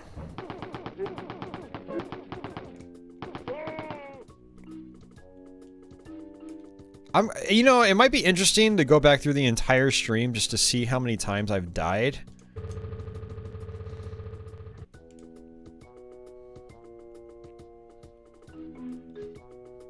Because I still have 9 lives. And, we haven't gotten an actual game over yet, surprisingly.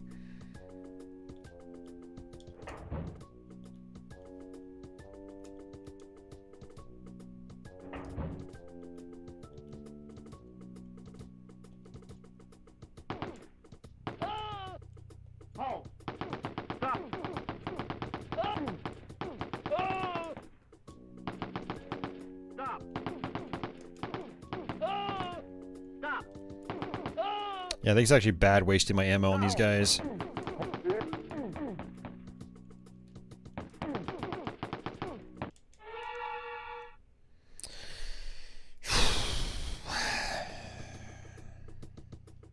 Stop.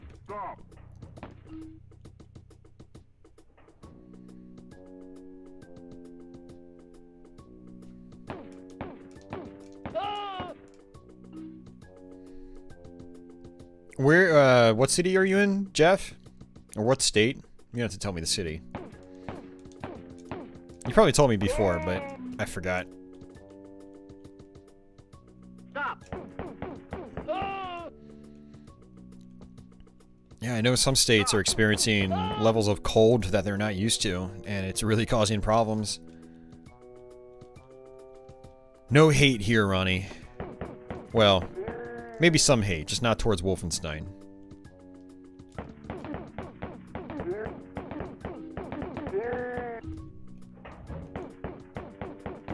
And zombie soldiers. Louisiana.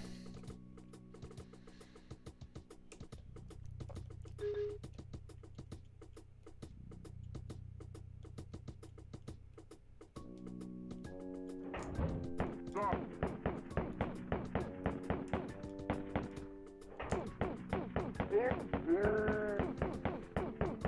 Hey, Yakella, what's going on?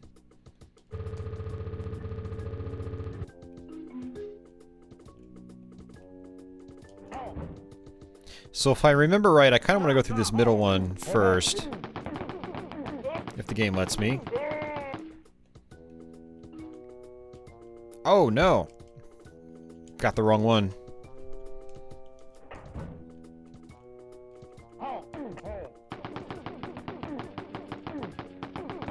Super dead. Stop.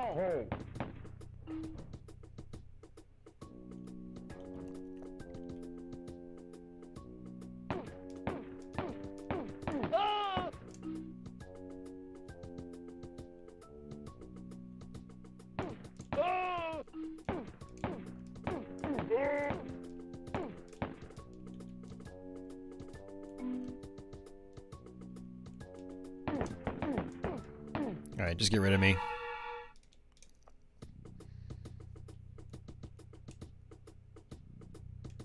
Stop. Stop.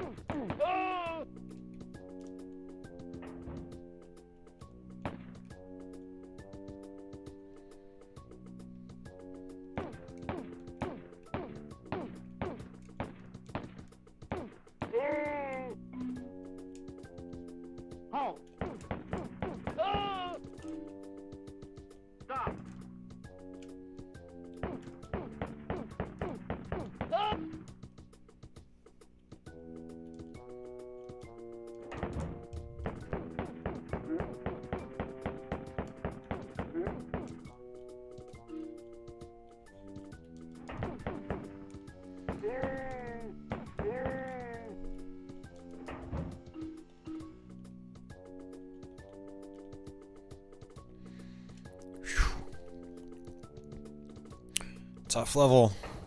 Stop.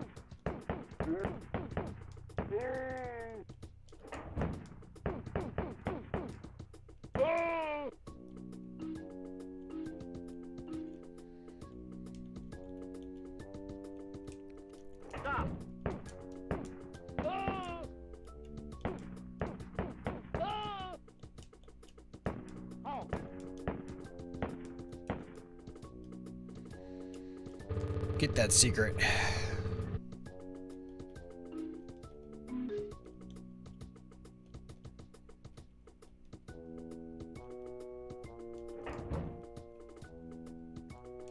Alright, let's try the one on the right.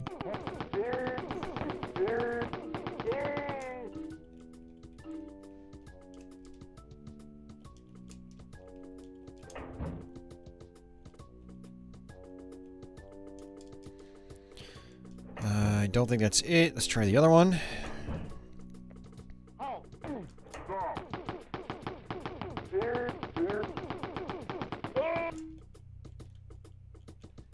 Stop. Stop. Stop. Yep, there we go. That's got the key that we need.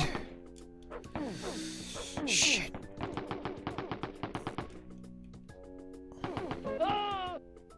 Another extra life.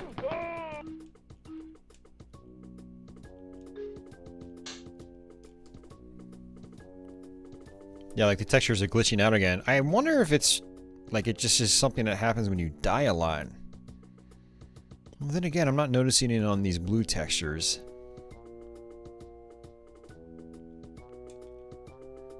gonna have to fire this up on a CRT one day just to see if it's just the game or if it's the MiSTer.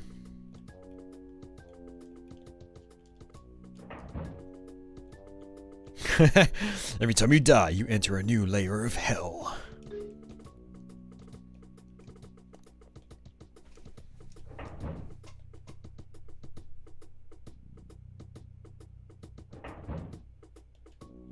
Oh, geez, Jeff. Yeah, that doesn't sound good. Sorry to hear that.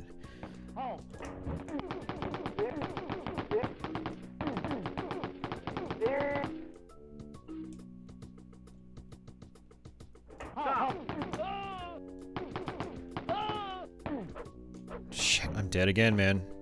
Can't do anything.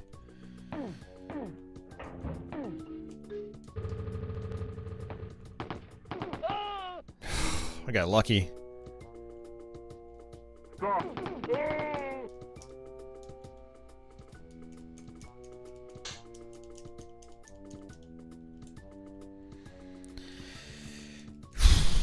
Yeah, if I die in this level, it always gives me trouble trying to recover.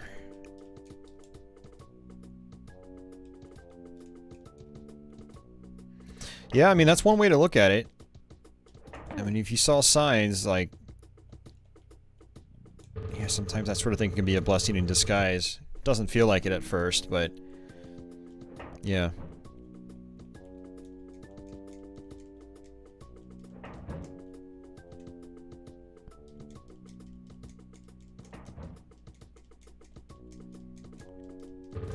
Oh, there we go. I was gonna say... Secret to a dead end?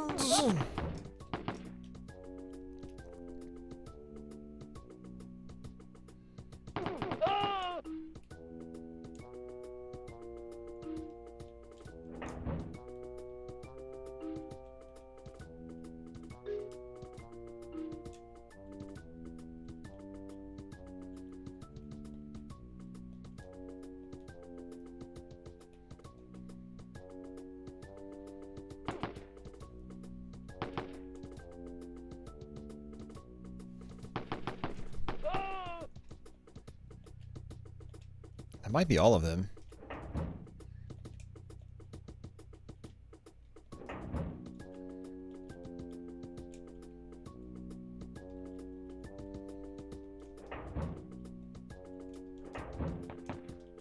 Nope, there's still someone.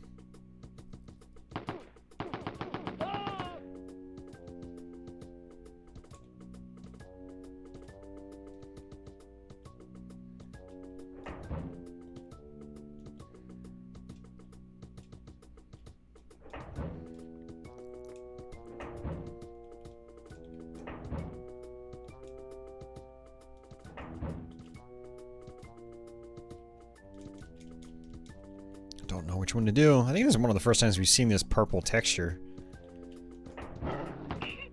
Stop.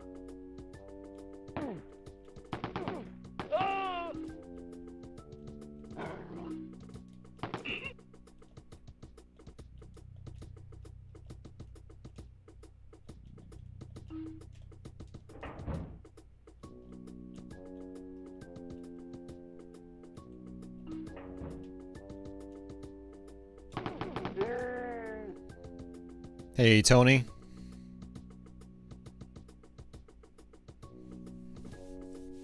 Stop. Stop.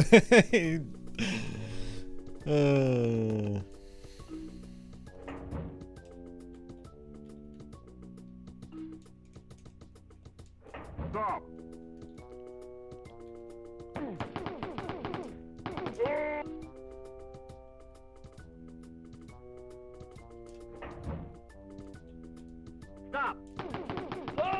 I will not stop.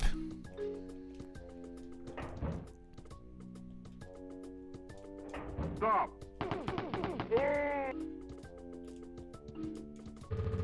Ooh, look at that. Yeah. Health. I don't really care about the extra life.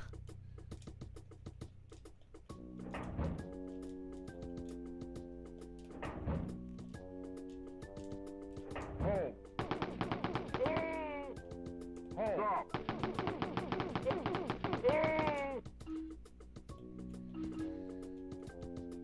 Hey, Dad, thank you very much for that. Hold. Hold.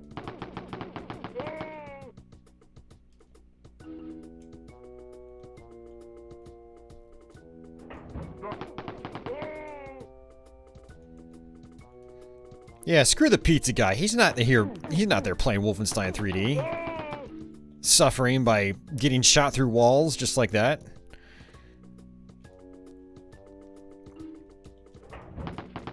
Stop.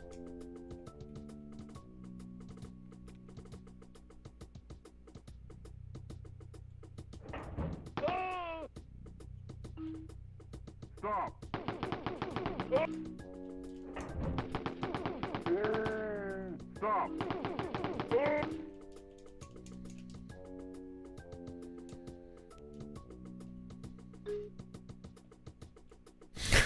He does bring you pizza, though.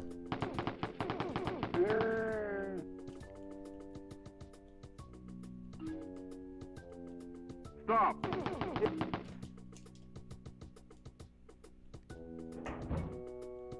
Hold. Stop. I do think you should still tip the pizza guy, though. As much as I do appreciate the tip myself, pizza guys do deserve tips. Pizza companies bend them over. And a lot of people don't tip. Stop.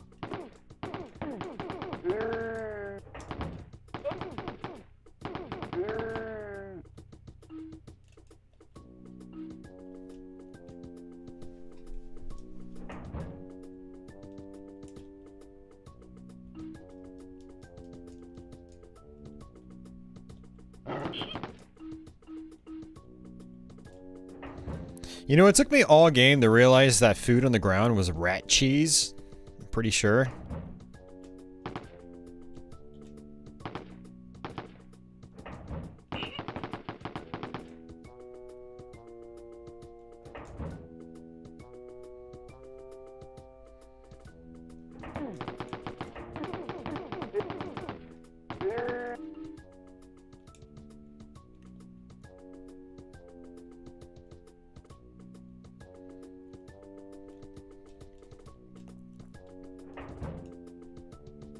Hold.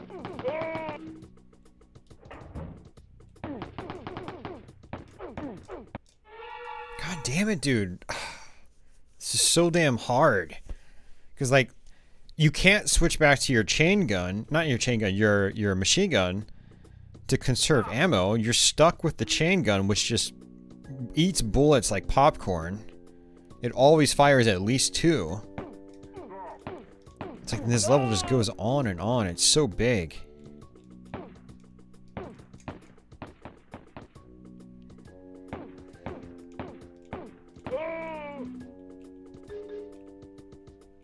Stop. Stop.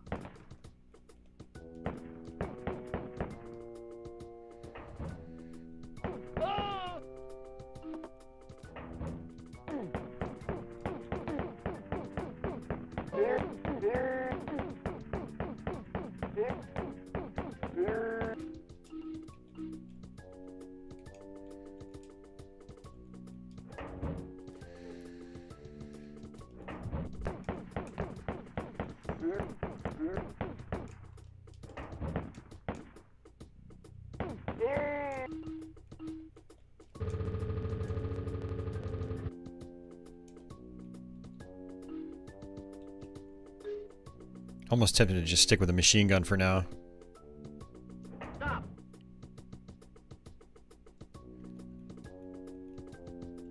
Yeah, I mean, exactly, Monolith. So every time there's a rat on screen, I have to waste 2 bullets on the rat because I can't switch over to my pistol or machine gun. And I can't switch to my knife. So it's like I'm better off switching to the machine gun like this sometimes. Staying back at a distance. I'm dead.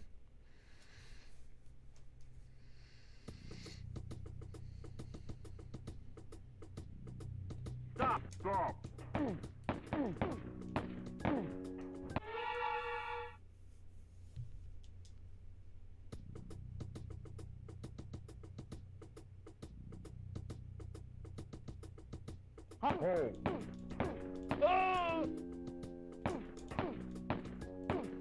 Yeah, I don't know if it's that, Dad. I think it more has to do with that Jeff Bezos has been running the company for like 25 years.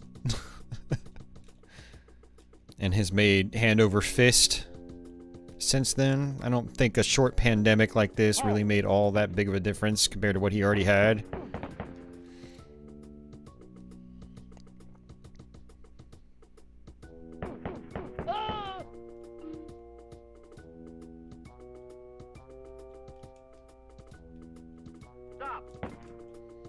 I don't know, Dad. I don't like a lot of you know, modern streamers. Like I don't like how they, I don't know. I just don't find them entertaining or interesting. Ultimately, if people want to watch them, I mean, that's what people want to watch. I'm not gonna give them crap for that.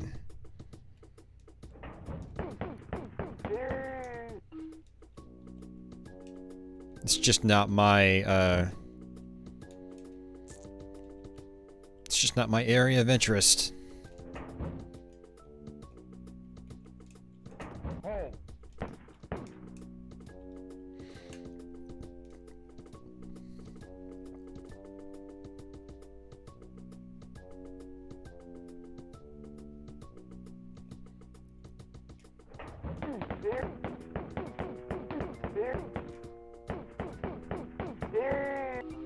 Yeah, so people in America tip because the restaurant and service industry is garbage and they don't pay their employees like barely anything.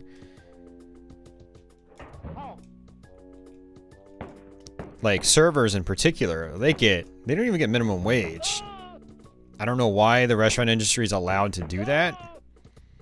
So they rely on, you know, courteous tips.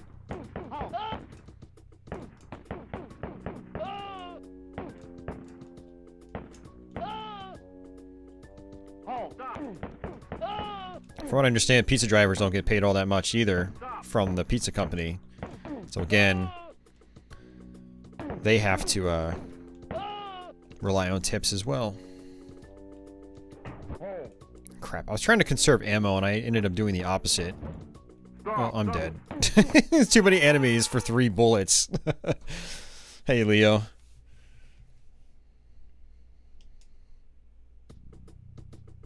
Because they get tips, yeah, right? And that's messed up.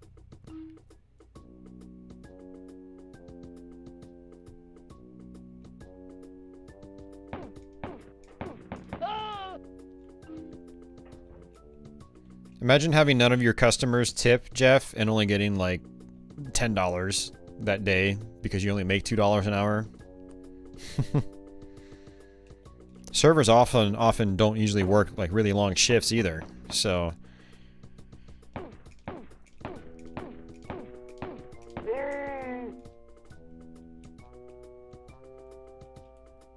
Yeah, minimum wage is awful. We shouldn't be getting on this topic, but I think it's kind of obvious it needs to go up. It's not a livable wage. It wasn't even a livable wage 20 years ago.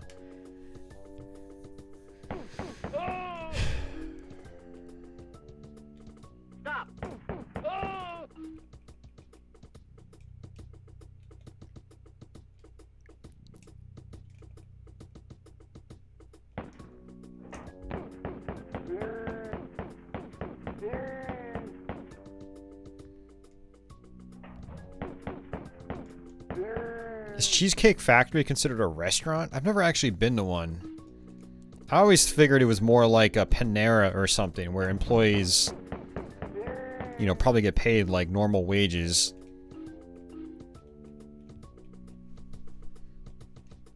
I've never actually been into a Cheesecake Factory. I know we have a few around here.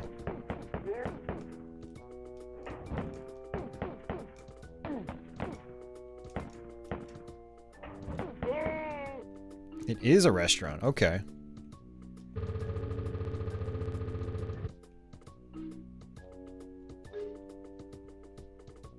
It's relatively upscale. Oh, okay, I didn't know that.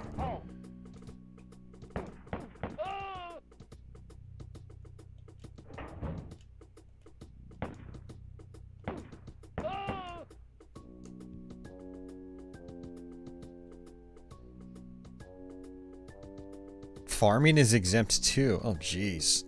That sounds awful. Here, do physical labor. Yeah, and get paid nothing. Stop. Halt. Halt. Halt. I keep making the same mistake, like focusing on this guys, because now I don't have ammo to deal with these guys.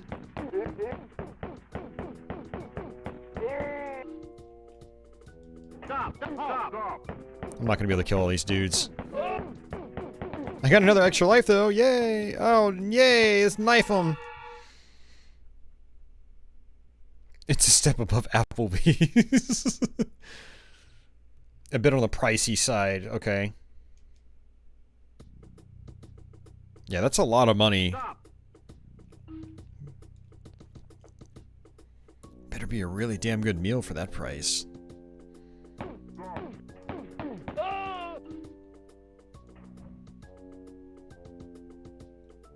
Yeah, the same.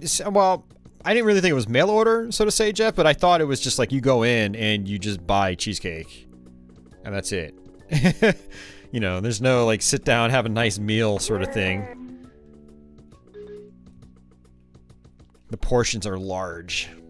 Stop. Okay. Halt.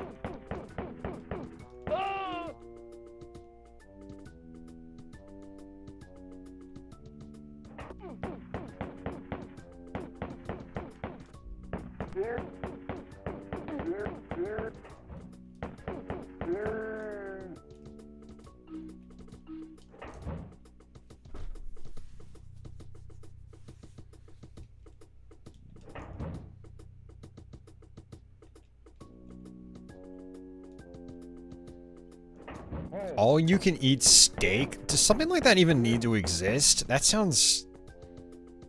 Dude, that sounds... Ugh.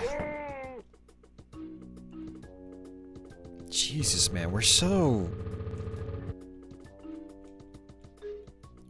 pigs in North America, or not North America, the United States, man. God damn. That shit's gonna kill people. I mean, it's, you know, someone's choice, obviously, but... It sounds awful. Stop.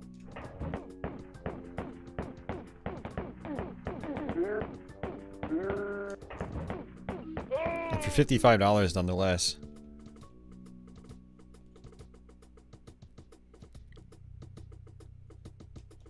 Halt. Halt. Stop.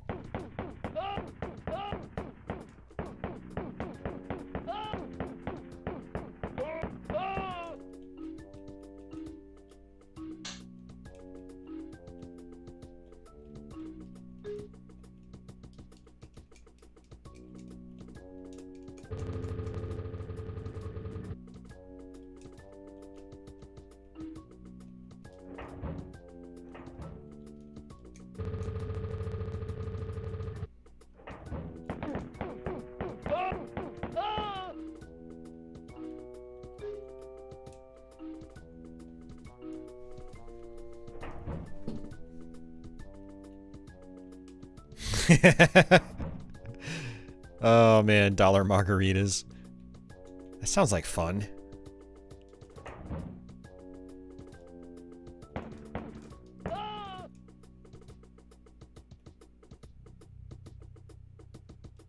Halt. Halt. Halt.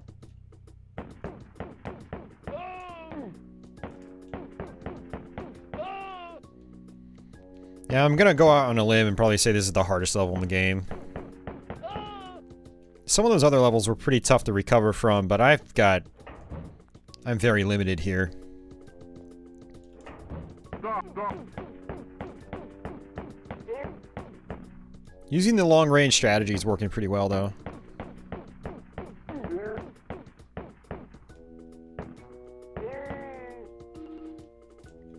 I used to think all you could eat was like the coolest thing when I was a kid.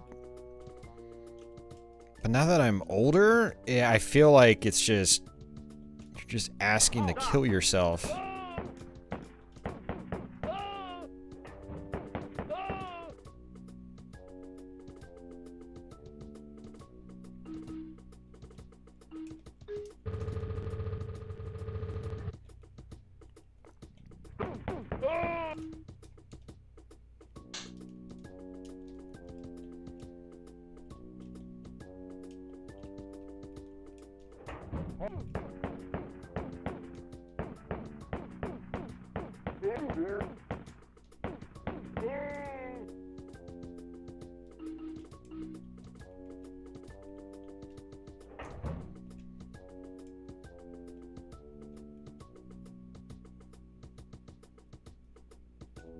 Maybe, Mernon. Maybe.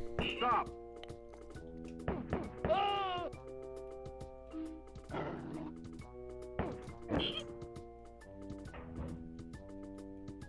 Yep, definitely cheese. Moldy cheese.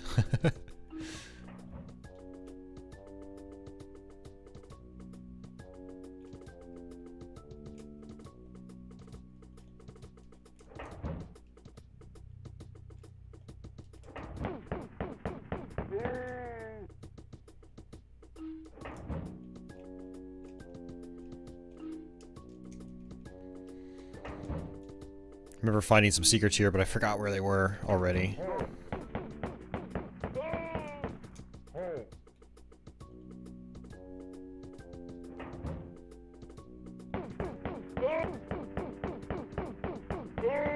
What about Capcom Arcade Stadium? I mean, that was announced a while ago. It's not a new thing. Was there some new information put out that no one knew about yet?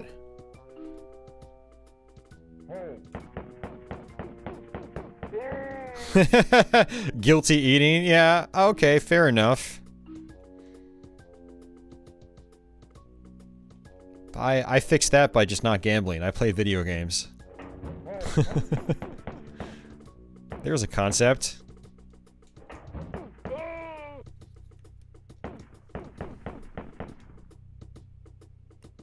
Oh, it's out now. Oh. Do you know how much it costs for the full pack? Like all the games?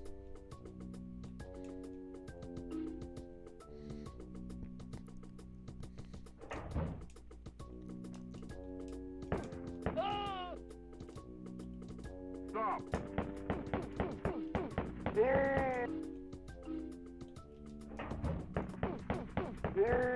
Halt.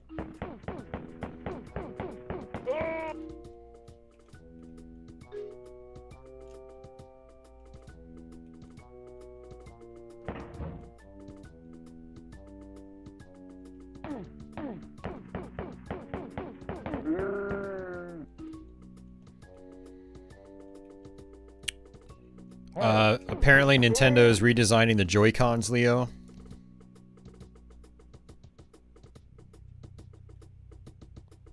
More Xenoblade in Smash? Okay. I don't play Smash, so... that's cool to see. Stop.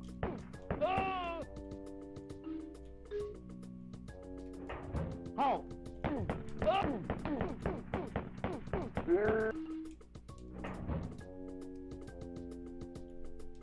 Oh jeez, it just loops all the way around.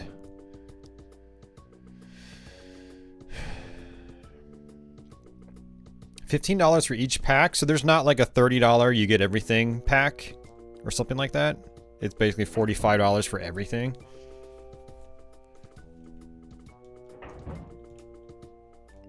Or is it like $15 for like 2 or 3 games?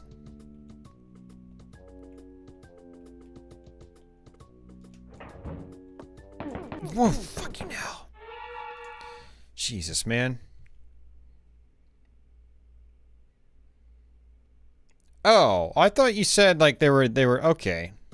Well, I misconstrued that completely. I thought you meant it was basically like a brand new Joy-Con.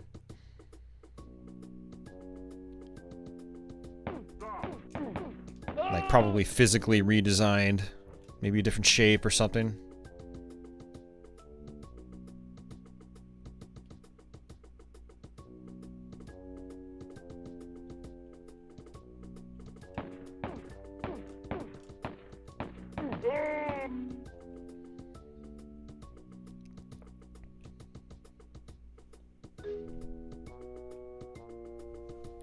Well, how many games are in a pack, Akela? I thought it was like, I thought it consisted of 3 packs with like 10 games in each pack. Stop.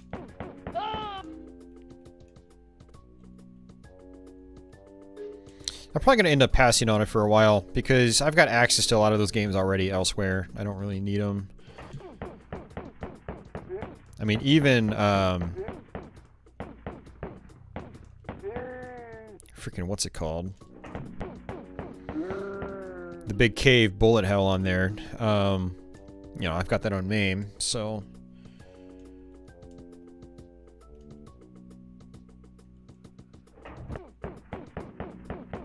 I don't really agree with that, Dad. Switch is a great system, but I mean, PS5 and Xbox Series, they're backwards compatible with the previous generation. That's a massive amount of games just right there. And Xbox has lots of, you know, 360 and original Xbox games on there too. That's a big ecosystem.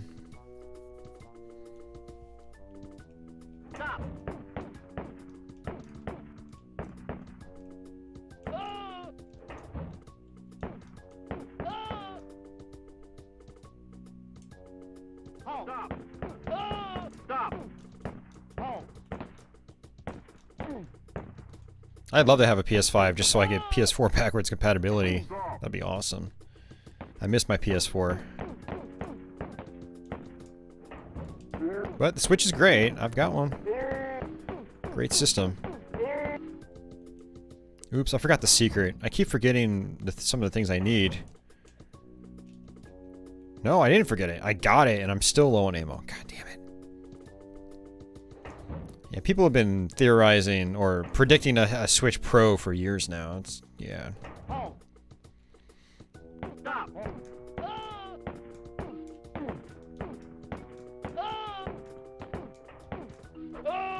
I think it's safe to say they'll probably eventually do one.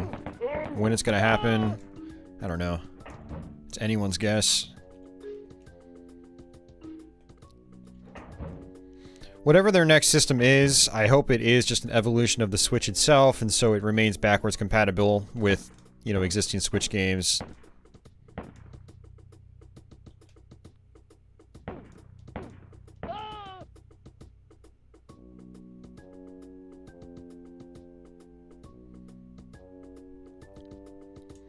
Yeah, there's a lot of benefits to backwards compatibility, man. The added hardware will boost performance of old games. And not in a PS2 playing PS1 kind of way. It's like, you'll get significant boosts. It's really awesome. And Microsoft just announced today they figured out this rendering technique where they can take advantage of some DirectX function and basically take 30 FPS games and basically do nothing to the original code and make them 60 FPS.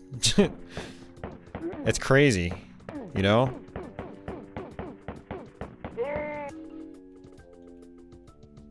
Yeah, if only I could save Monolith. If only. This really sucks. Stop.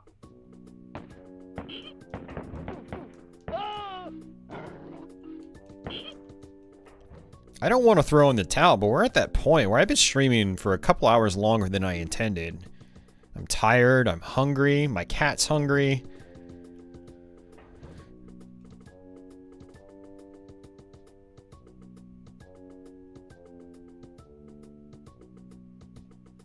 Yeah, it is huge, Dad. It's crazy.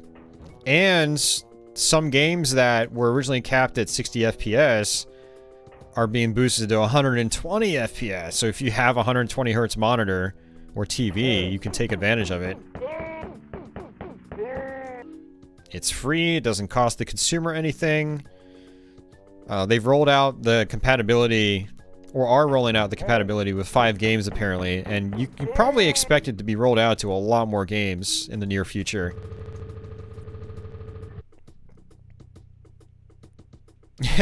Well, the hungry cat's in another room. I've got my door shut today, so she's not in here bugging me. But yeah, I do need to feed her. But we're very close to the end, so it's like... she'll eat when I eat. We'll both be hungry.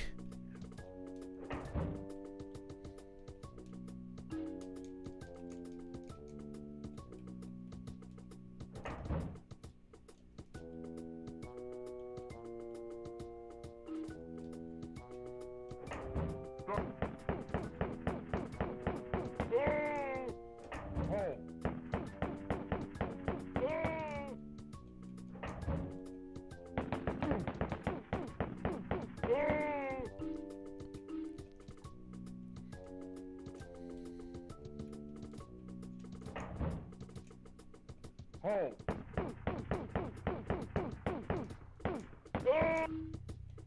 Hold. Hold.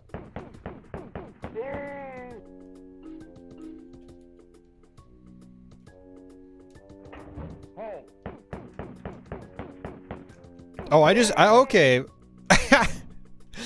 It actually rolls the score and gives you a key. That's cool, Monolith. I wasn't even paying attention to my score. I guess dying has been beneficial. We've been able to pump the score up higher than it probably should be.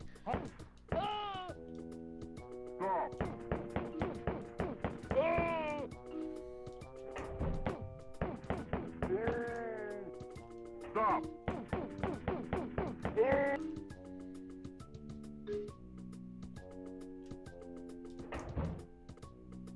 Stop.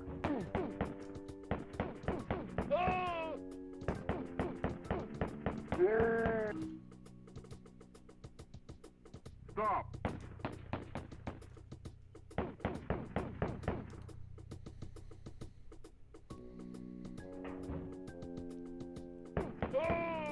Yeah, the purple textures are in the original PC game. Stop. They might not be in the Jaguar or 3DO ones, but they're in the PC version. And actually, the very first bonus level in Episode 1, PC version, features those textures.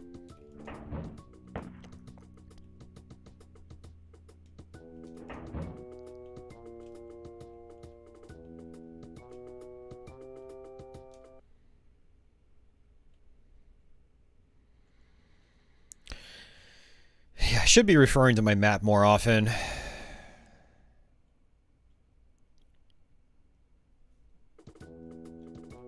Just to be playing it safe. Like, okay, I haven't been here, there's probably an enemy. That sort of thing.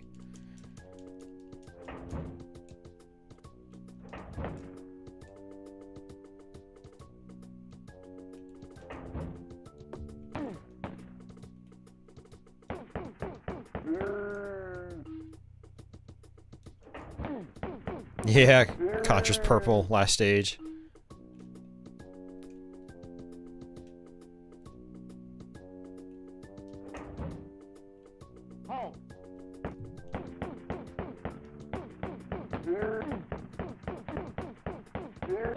I'm glad those guys got triggered.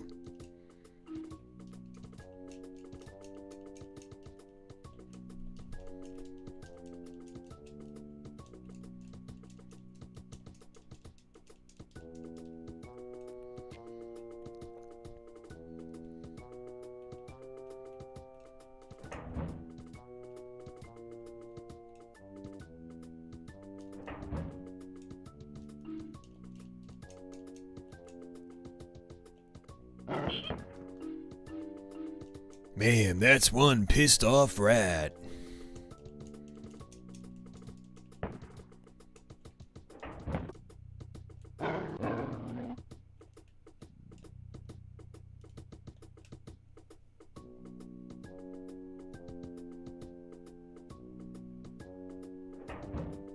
Hammer time.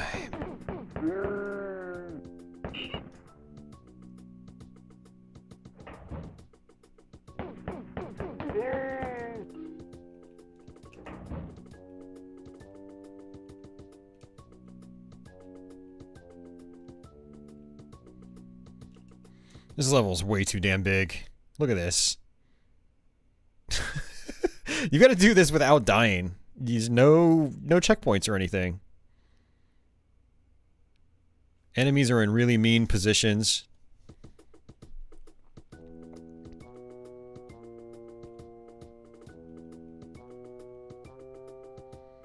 Oof. You had to cut your teeth on Doom 3DO. That must have been something. And killing time. Ugh, man. Talk about a game with a really cool concept that needs a remaster. Stop.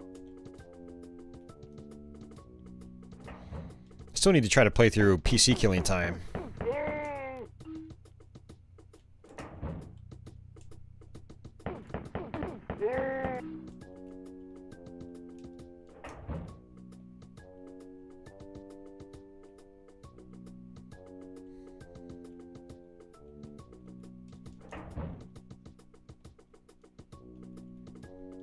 Stop.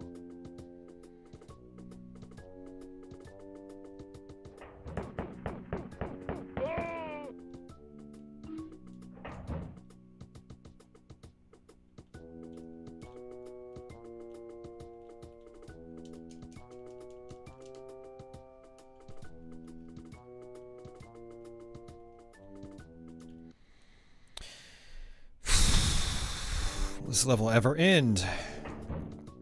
Halt.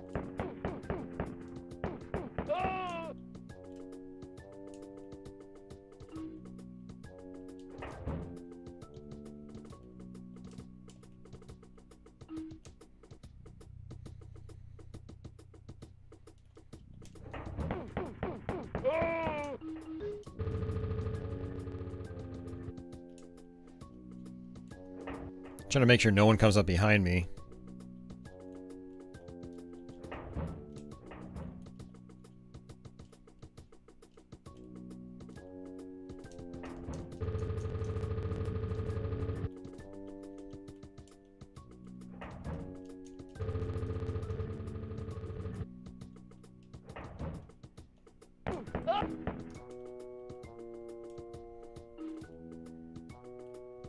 No health in here.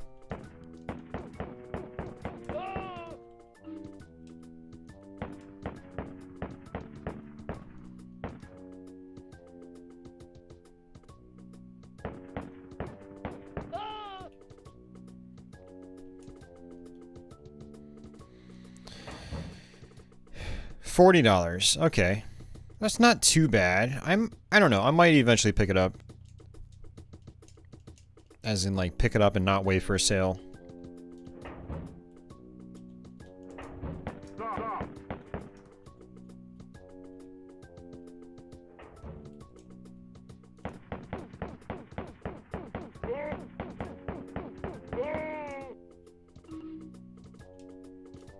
Halt.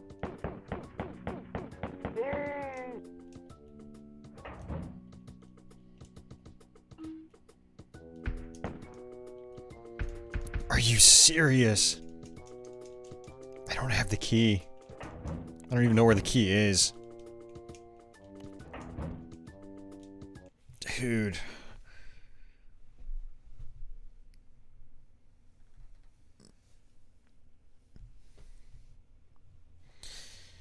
Oh, man. I have to go down that hallway, I guess. Oh, I remember where the key is. I can't believe I forgot it. Oh.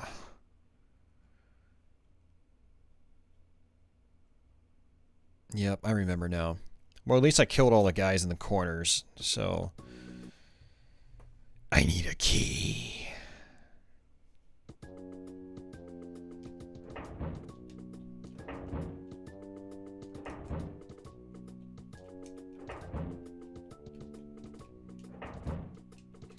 I need to share my opinions about how video games are trash.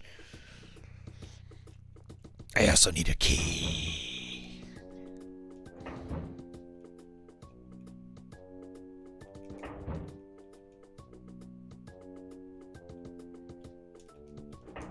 Stop.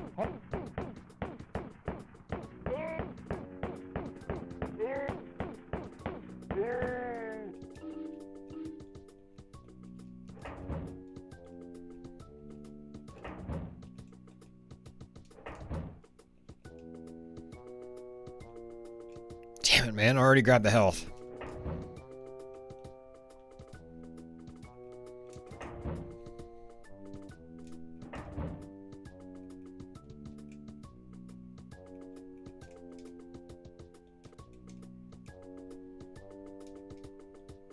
Halt.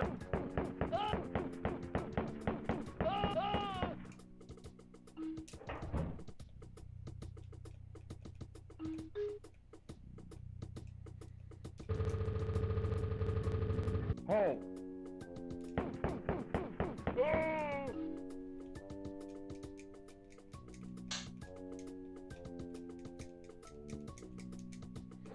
Yeah, I got so sidetracked, I completely forgot that key.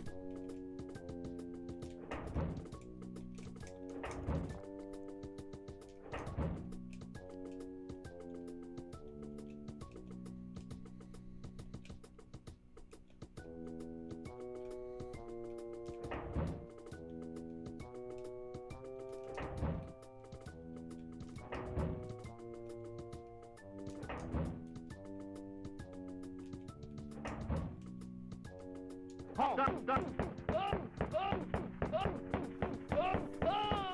Yeah, I feel like staying back from a distance is like the strategy in this game. Enemies just don't seem to fire at you from a distance.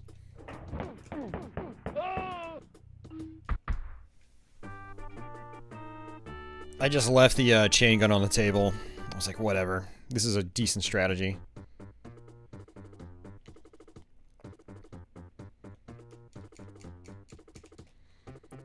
Blah, blah, blah, blah, making progress.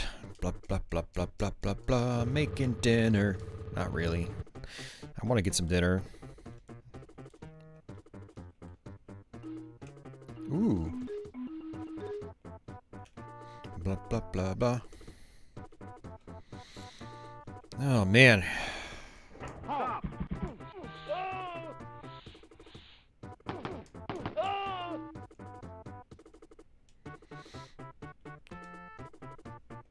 Halt. Stop. Hey, Mark. Stop.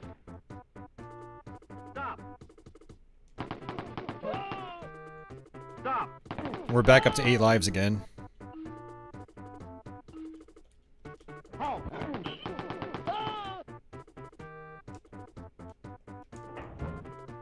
Stop. Stop.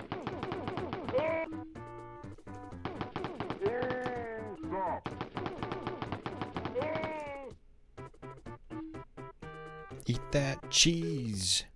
Nom nom nom nom nom nom.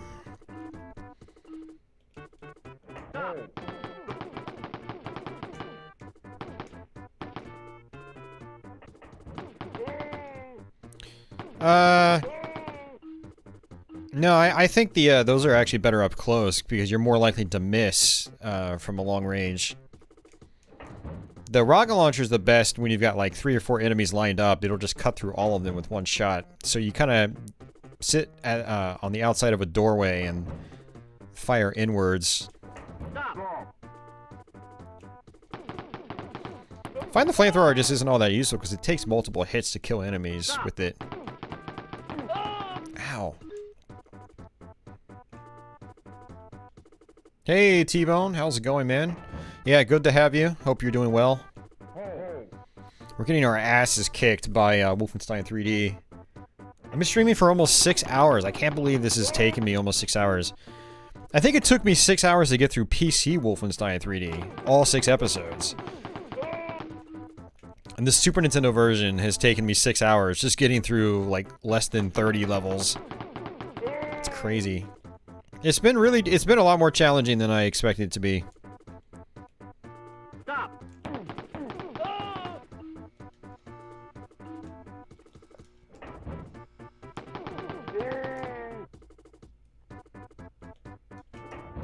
Stop.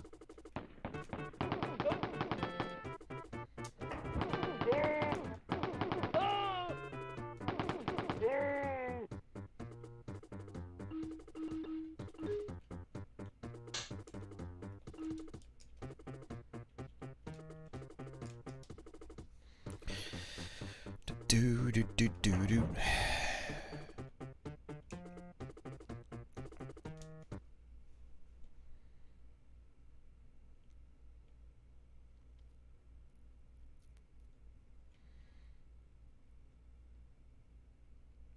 All right, perfect. I just need to go this way. That's convenient.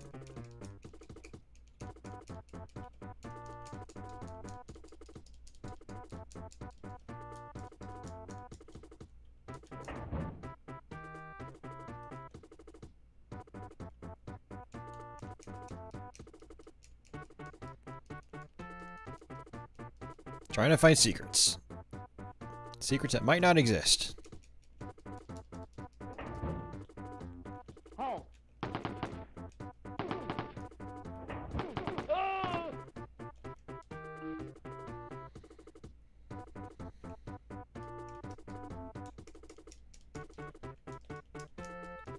Got good health and good ammo, though. That's nice. Halt.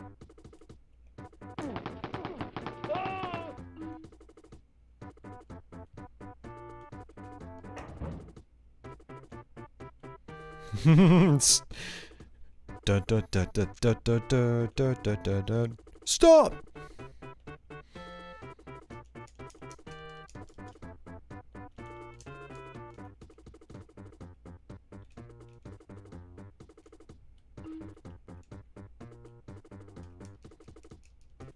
Yeah, I've been enjoying it, T-Bone, but it's really challenging. There's a couple of glitches in the game where enemies can like shoot through corners like this, like with them being completely hidden. Like they can still shoot you through the walls, and it's been very difficult to recover from deaths on hard mode. It's probably a lot more doable on easy or normal.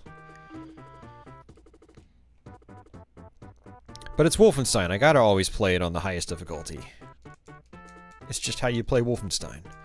It's like playing Doom on ultraviolence. Forces you to be extra careful. Stop.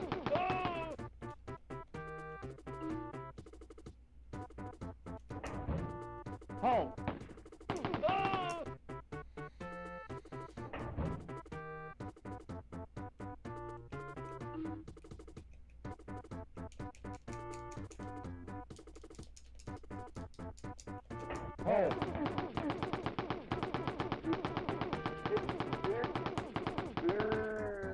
Man, I really want to play some Wolf 3D on 3DO now.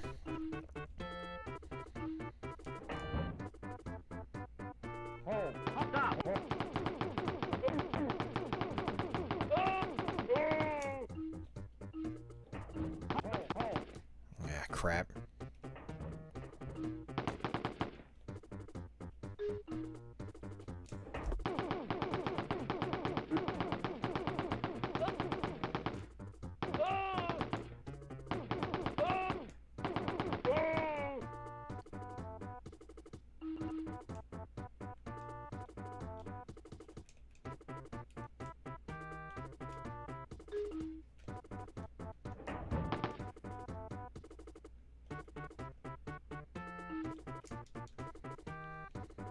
This level feels surprisingly easy compared to the previous ones.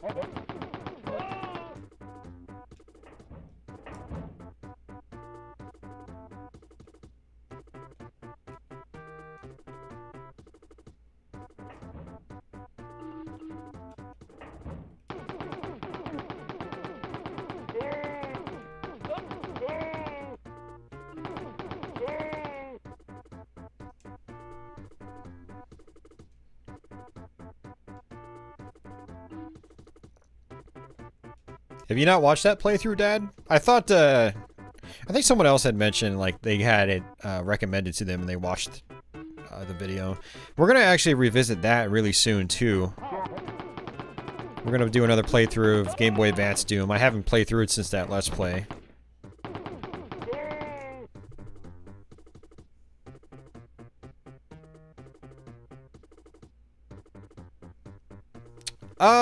I will probably do another 3DO Wolf stream, Ronnie.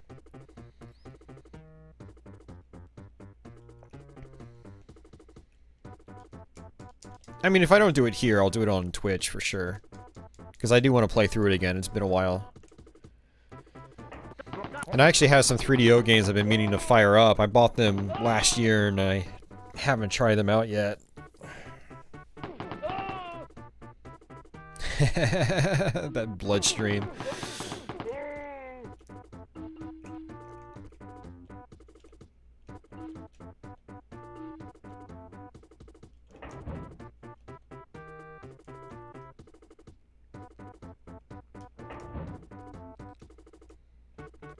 Yeah, I don't think I want to even bother with Game Boy Advance Wolf 3D because it's the PC levels. They're massive. And you got to deal with the low frame rate, no music.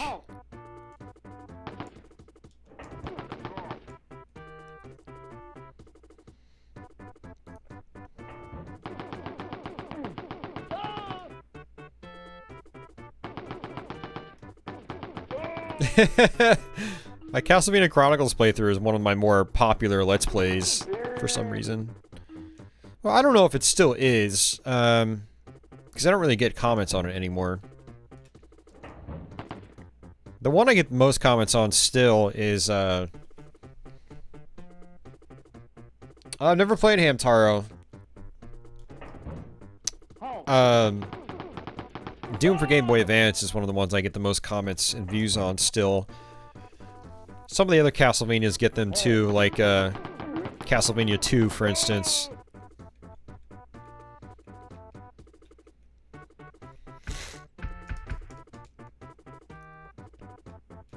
Wolfram? Wolfram? No, I haven't heard of that.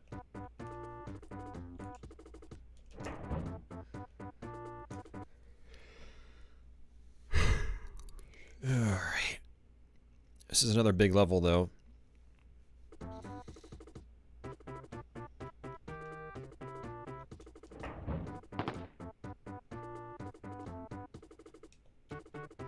Really? You're not gonna troll me with enemies? Okay. I'll take it. I'm okay with that.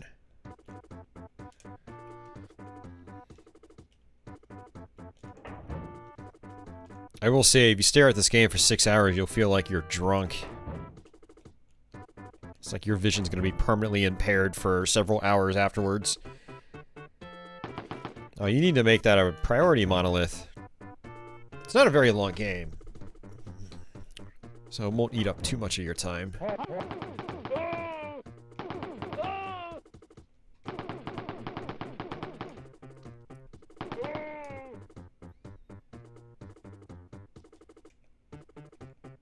You know what I think what's happening is that there are too many enemies dropping.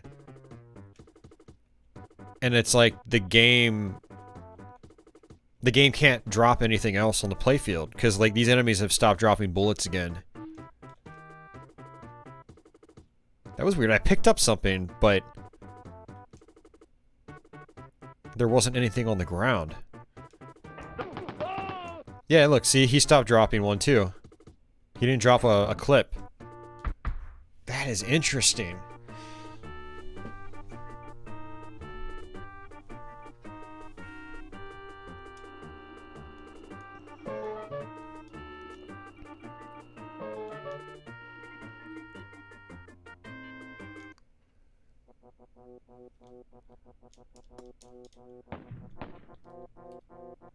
I think this is our last level, by the way.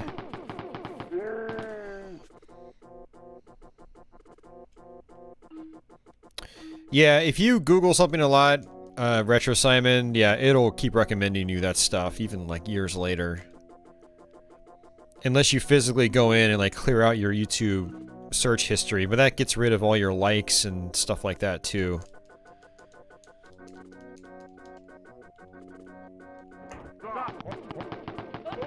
Yeah, I think it was an oversight, Monolith. Because it's happened multiple times now. Unless it's an FPGA issue, but I have a feeling it's probably a game issue.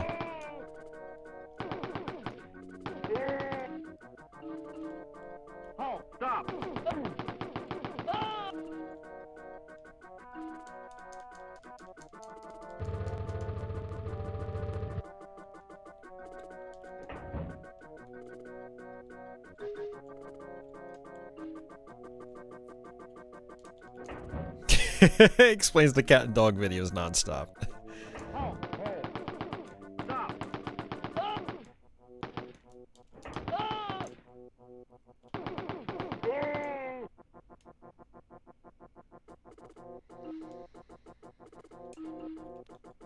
Oh, Patchouli's fine, Dad.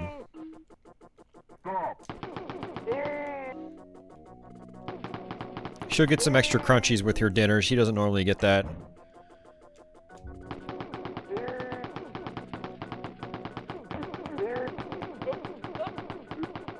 At nighttime, she only gets wet food. She gets wet food and crunchies in the morning. I do have Discord, Monolith, but it's only for backers. You have to be a Patreon backer, Twitch subscriber, or YouTube channel member to get on it. I had a public Discord for a while, but it was just too much to manage. You know, I don't do this full time, and you know, having all the weird chat activity and having to worry about what everyone posts and stuff like that was just added stress I didn't really need. So My current Discord's patron only. We have like a small, tight-knit community. Yeah, it's roughly like the same 5 or 10 people are posting. We don't, you know, we don't see a lot of action on it. Well, there's usually something like on a daily basis at least. It's kind of nice.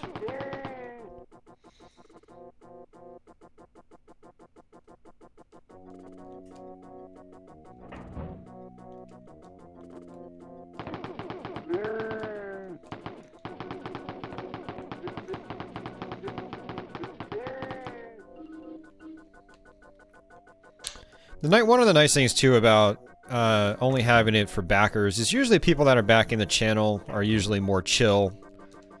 You know, they're not, I don't know how to describe it.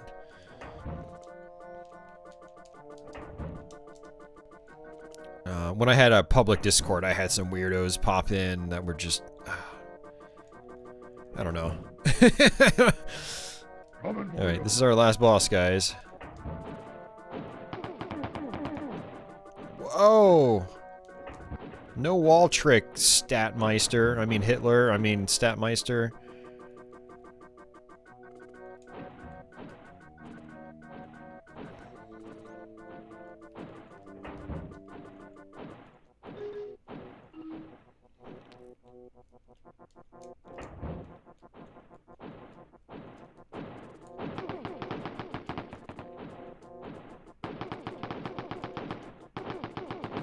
He's got 2 phases. You break him out of his armor.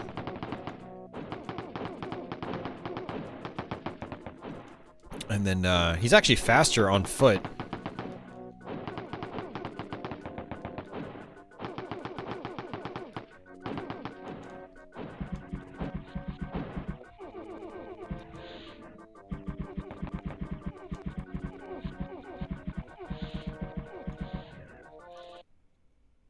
Hey, oh, we didn't even get to see his death! Apparently he just falls over in this version. He died behind the wall. Oh, victory. Whew.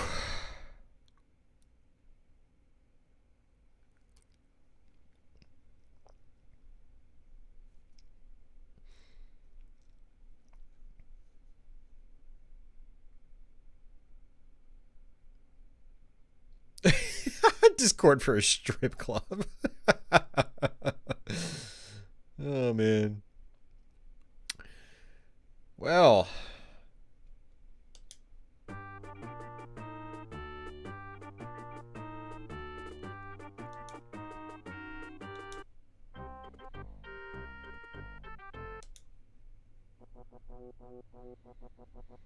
Meet the cast. Oh, you can't kill them in this one. That's disappointing.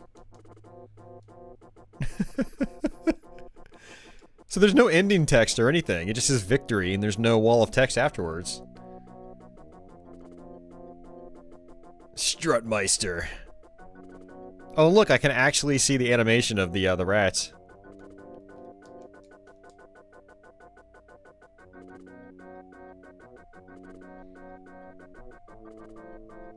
Those boss sprites are still pretty big, though, when you think about it.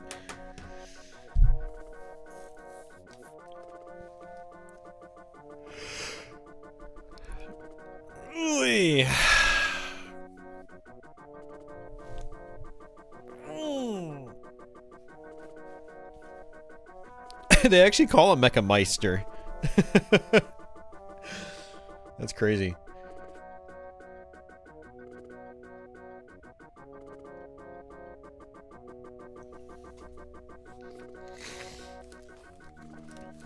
Yeah, I agree, Dad. I don't think it's bottom of the barrel. Yeah, like I said, you're not... I don't recommend people rush out and, like, play this as their primary version of Wolfenstein 3D, but it's still very playable and it's still fun. Just because something's redundant doesn't make it bad, you know? Or not worthy in some way or another. Will I ever play through this again? It'll probably be a while. You know, it'll probably be like 5 years down the road. I'll get the urge and do another YouTube stream or something like that. Or I'll fire up a few levels on Twitch when I'm drinking or something. I don't know. But, you know, despite how frustrating it was, we were still able to make our way through it, and I enjoyed my time with it. And it took me twice as long to go through as I thought. Like, after those first few levels, I was like, oh man, this is going to be a cakewalk. And then we started dying, and then dying, and dying. I must have died like 20 times, maybe more. I probably died more than that. But the extra life threshold score threshold is pretty low.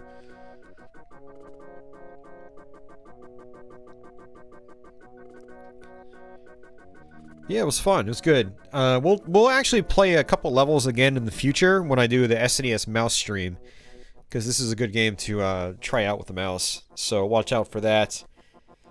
And yeah, we'll try to do that soon. I've been wanting to do that for a while. There's a lot of mouse games that I'd like to try out. At least the content got you through work. Well, I'm happy then, Tenchi. That's good. Thanks for letting me know. And thanks for your tip earlier. I appreciate it. Likewise with Jeff Metal. Society of Sin and Dad 1153. Thank you guys for your tips. Trust me when I say it really helps me out. It's much appreciated. And yeah, I'll try to have the archive up. I'll probably end up having the archive up tomorrow night. Because I usually sleep until I have to go to work. And then, we'll see.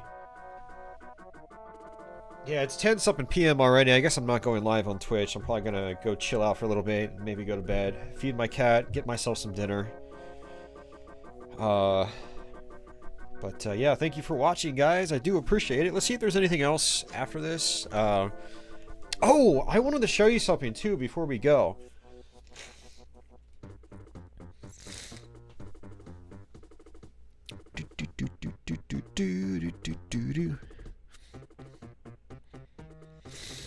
Developed on an Apple II 2GS. It's crazy.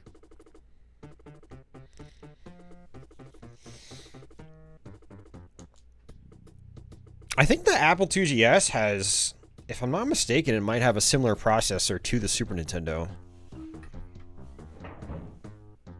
Something like that. But yeah, what's kind of interesting is that you can actually, oh man, I didn't even think about this. Mouse. Oh dude, I didn't think about this.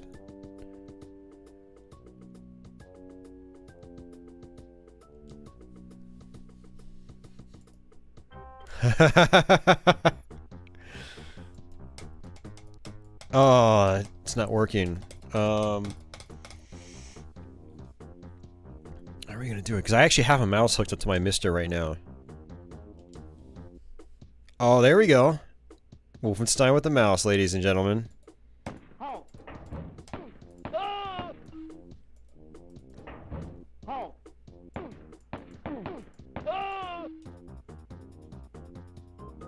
So this is actually really interesting. You can aim with the mouse, and then you can still strafe left and right individually with the controller.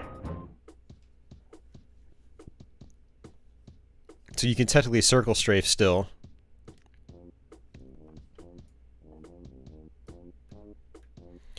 This is so weird.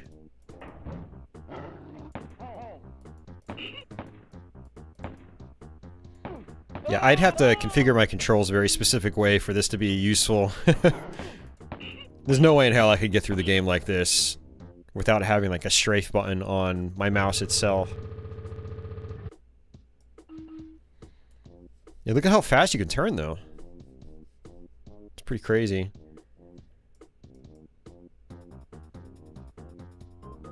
Right mouse button pushes you forward. The sensitivity is really high, Retro Simon. So we'll try it with an actual Super Nintendo mouse in the future.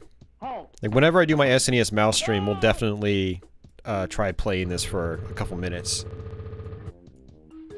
No, you could, Dad. It supported the mouse right from the beginning. It's got an option right on the title screen. Yeah, the problem with mouse support is that mouse support really benefits from higher frame rates. You know, this game runs at like less than 15 frames a second. The mouse is not good in situations like that. Like, you need that smoothness for ultimate accuracy and response time and whatnot.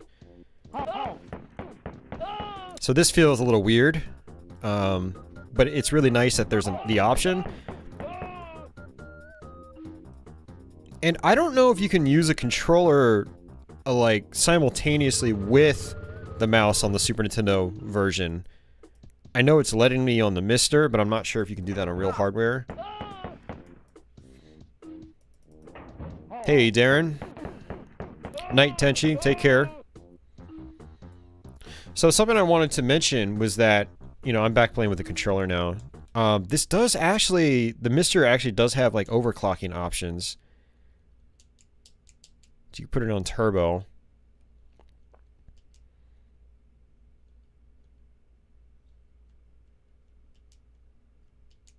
I don't know if it's going to really do anything.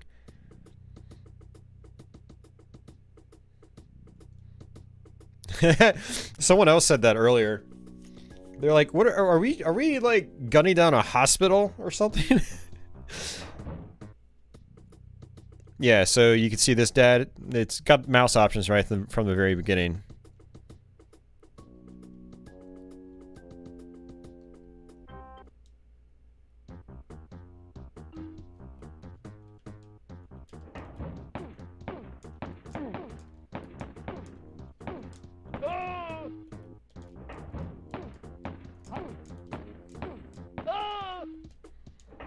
The turbo's on, but it doesn't really feel really any better. Or maybe just the frame rate is just so low in general that it's still so low that it's just hard to tell a difference.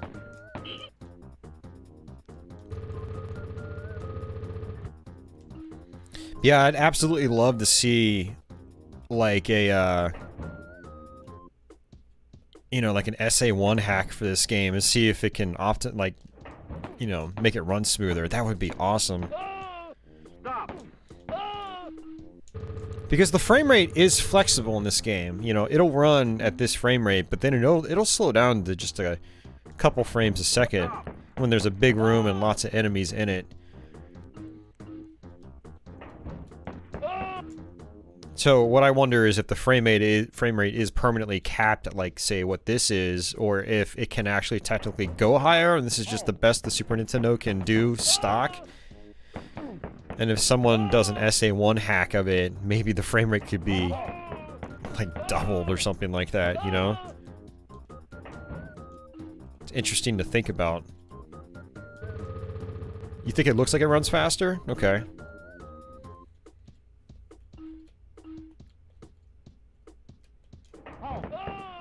Yeah, it's really hard to tell for me. And going back to these early levels, it's just like real comfy.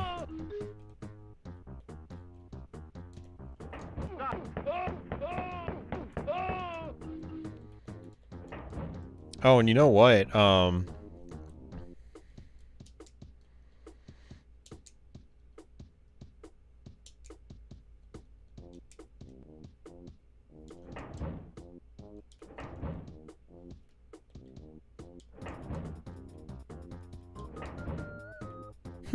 You know what? I wonder.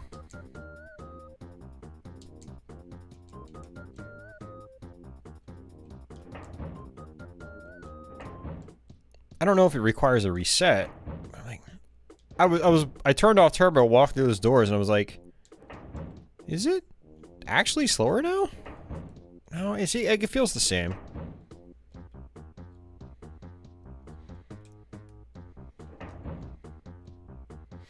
Yeah, I don't know. So there's actually, this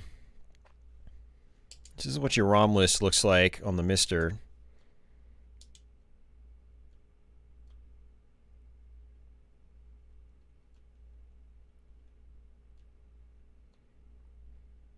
The Claw of Eisenfaust. The Japanese version of the game. And it's probably almost the same thing as the North American version, if not entirely the same. We'll see. Ooh, look at that. Japanese text.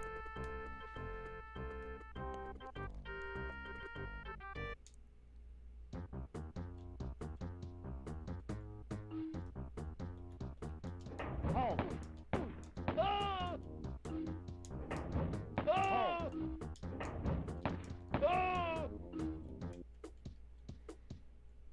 Yeah, it seems pretty much the same.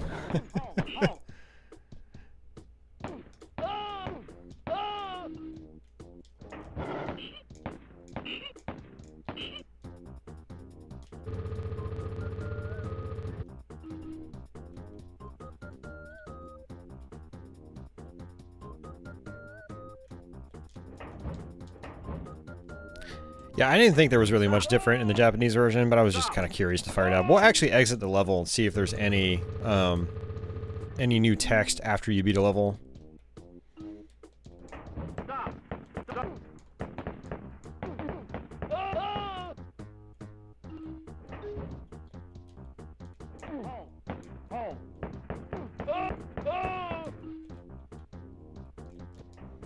Yeah, I was thinking the same thing, Retro Simon. Placebo effect, definitely.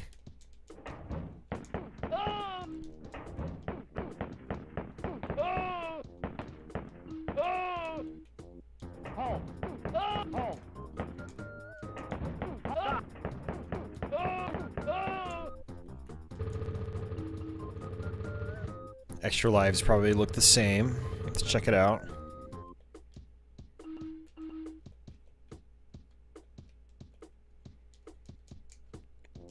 Yeah, I know about the different story, but I mean, if it's all in Japanese, yeah. How am I gonna know that, right? But I did read about that today. It does have a different story. Wow, this is still in English, too. Crazy.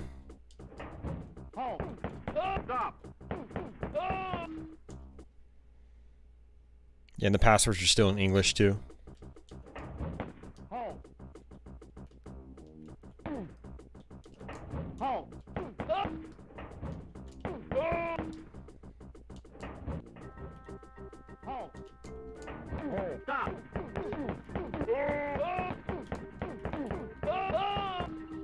The chop is real.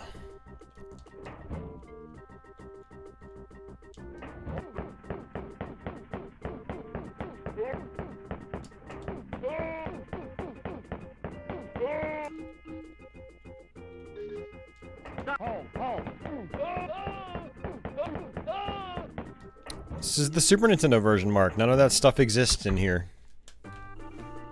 Not that I'd really want to speed my way through this version. That's extremely risky.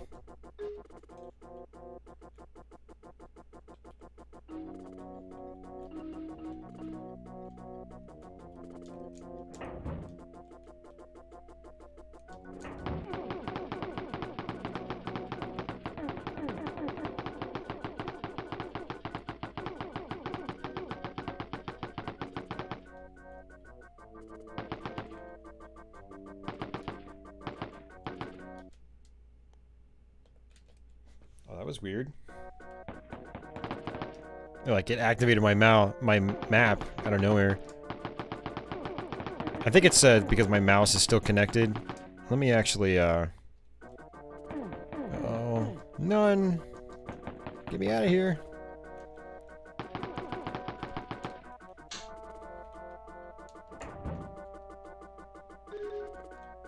So we should see some story after this. That's why I blazed through the second level.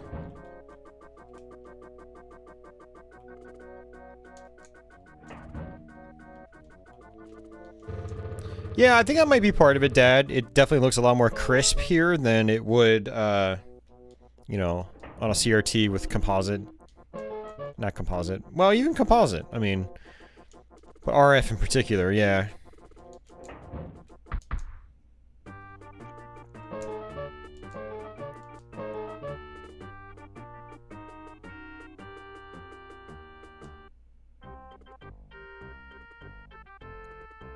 And that's it. That's the story. Okay. Oh, man. That was still fun though, guys. Thank you for hanging out. I'm gonna get out of here.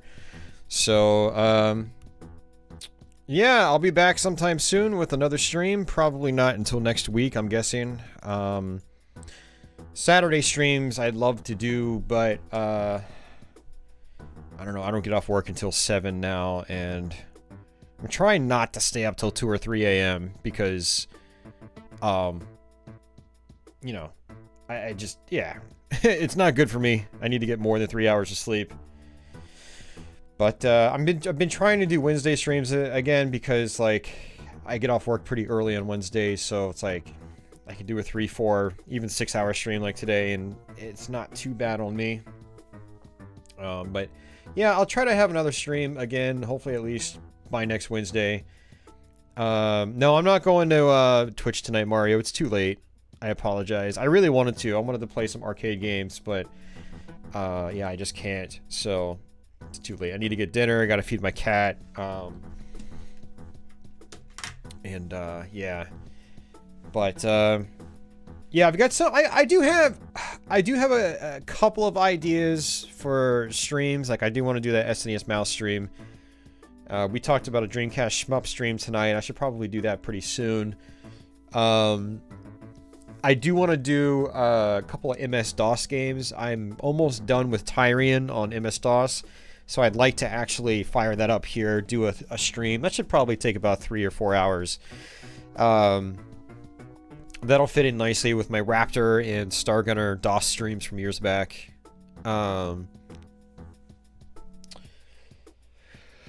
What else? Mega Man X on DOS. I want to complete that, do a short YouTube stream of it. Yeah, so I do have some things I've got in mind. I'm not sure when I'm going to do them. I do need to start writing this stuff down because I haven't been really planning anything out these last few months because of the work schedule. But we'll see. So you can try to expect some of those things in the near future. I also want to do Horizon Chase Turbo for Xbox One, because actually Steam, because I got a key of that. So I figured it's kind of the right thing to do. If I got a free copy of the game, I should probably stream it to show it off. And it's a game I've been meaning to play for years now. It's like a sort of a Top Gear spiritual successor. Lotus, Top Gear, whatever. Mario's gonna try out Pepsi Man tonight. Hell yeah. I really want to play Pepsi Man. It looks like a lot of fun. Yeah, Raptor is a fun game, Grand Theft. I have a full stream archive of it. We ran through the whole game a few years back. And then we did Stargunner like a week or two later. Both were published by Apogee back in the day. And Tyrian was Epic Mega Games, which was like a competitor from the time. And Tyrian's also really good. I think I like Raptor more, and Stargunner is my favorite, but Tyrian is up there too. It's really solid for the kind of more Western style PC shooting games, or shooting that it is.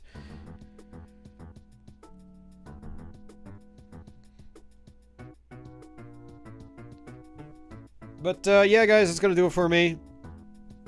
Let me and the cat get some food. We'd appreciate it. But yeah, if you guys haven't seen it yet, I did post a new Let's Play last Saturday, so please go check it out. If you go to my channel page, it should be the first video that pops up.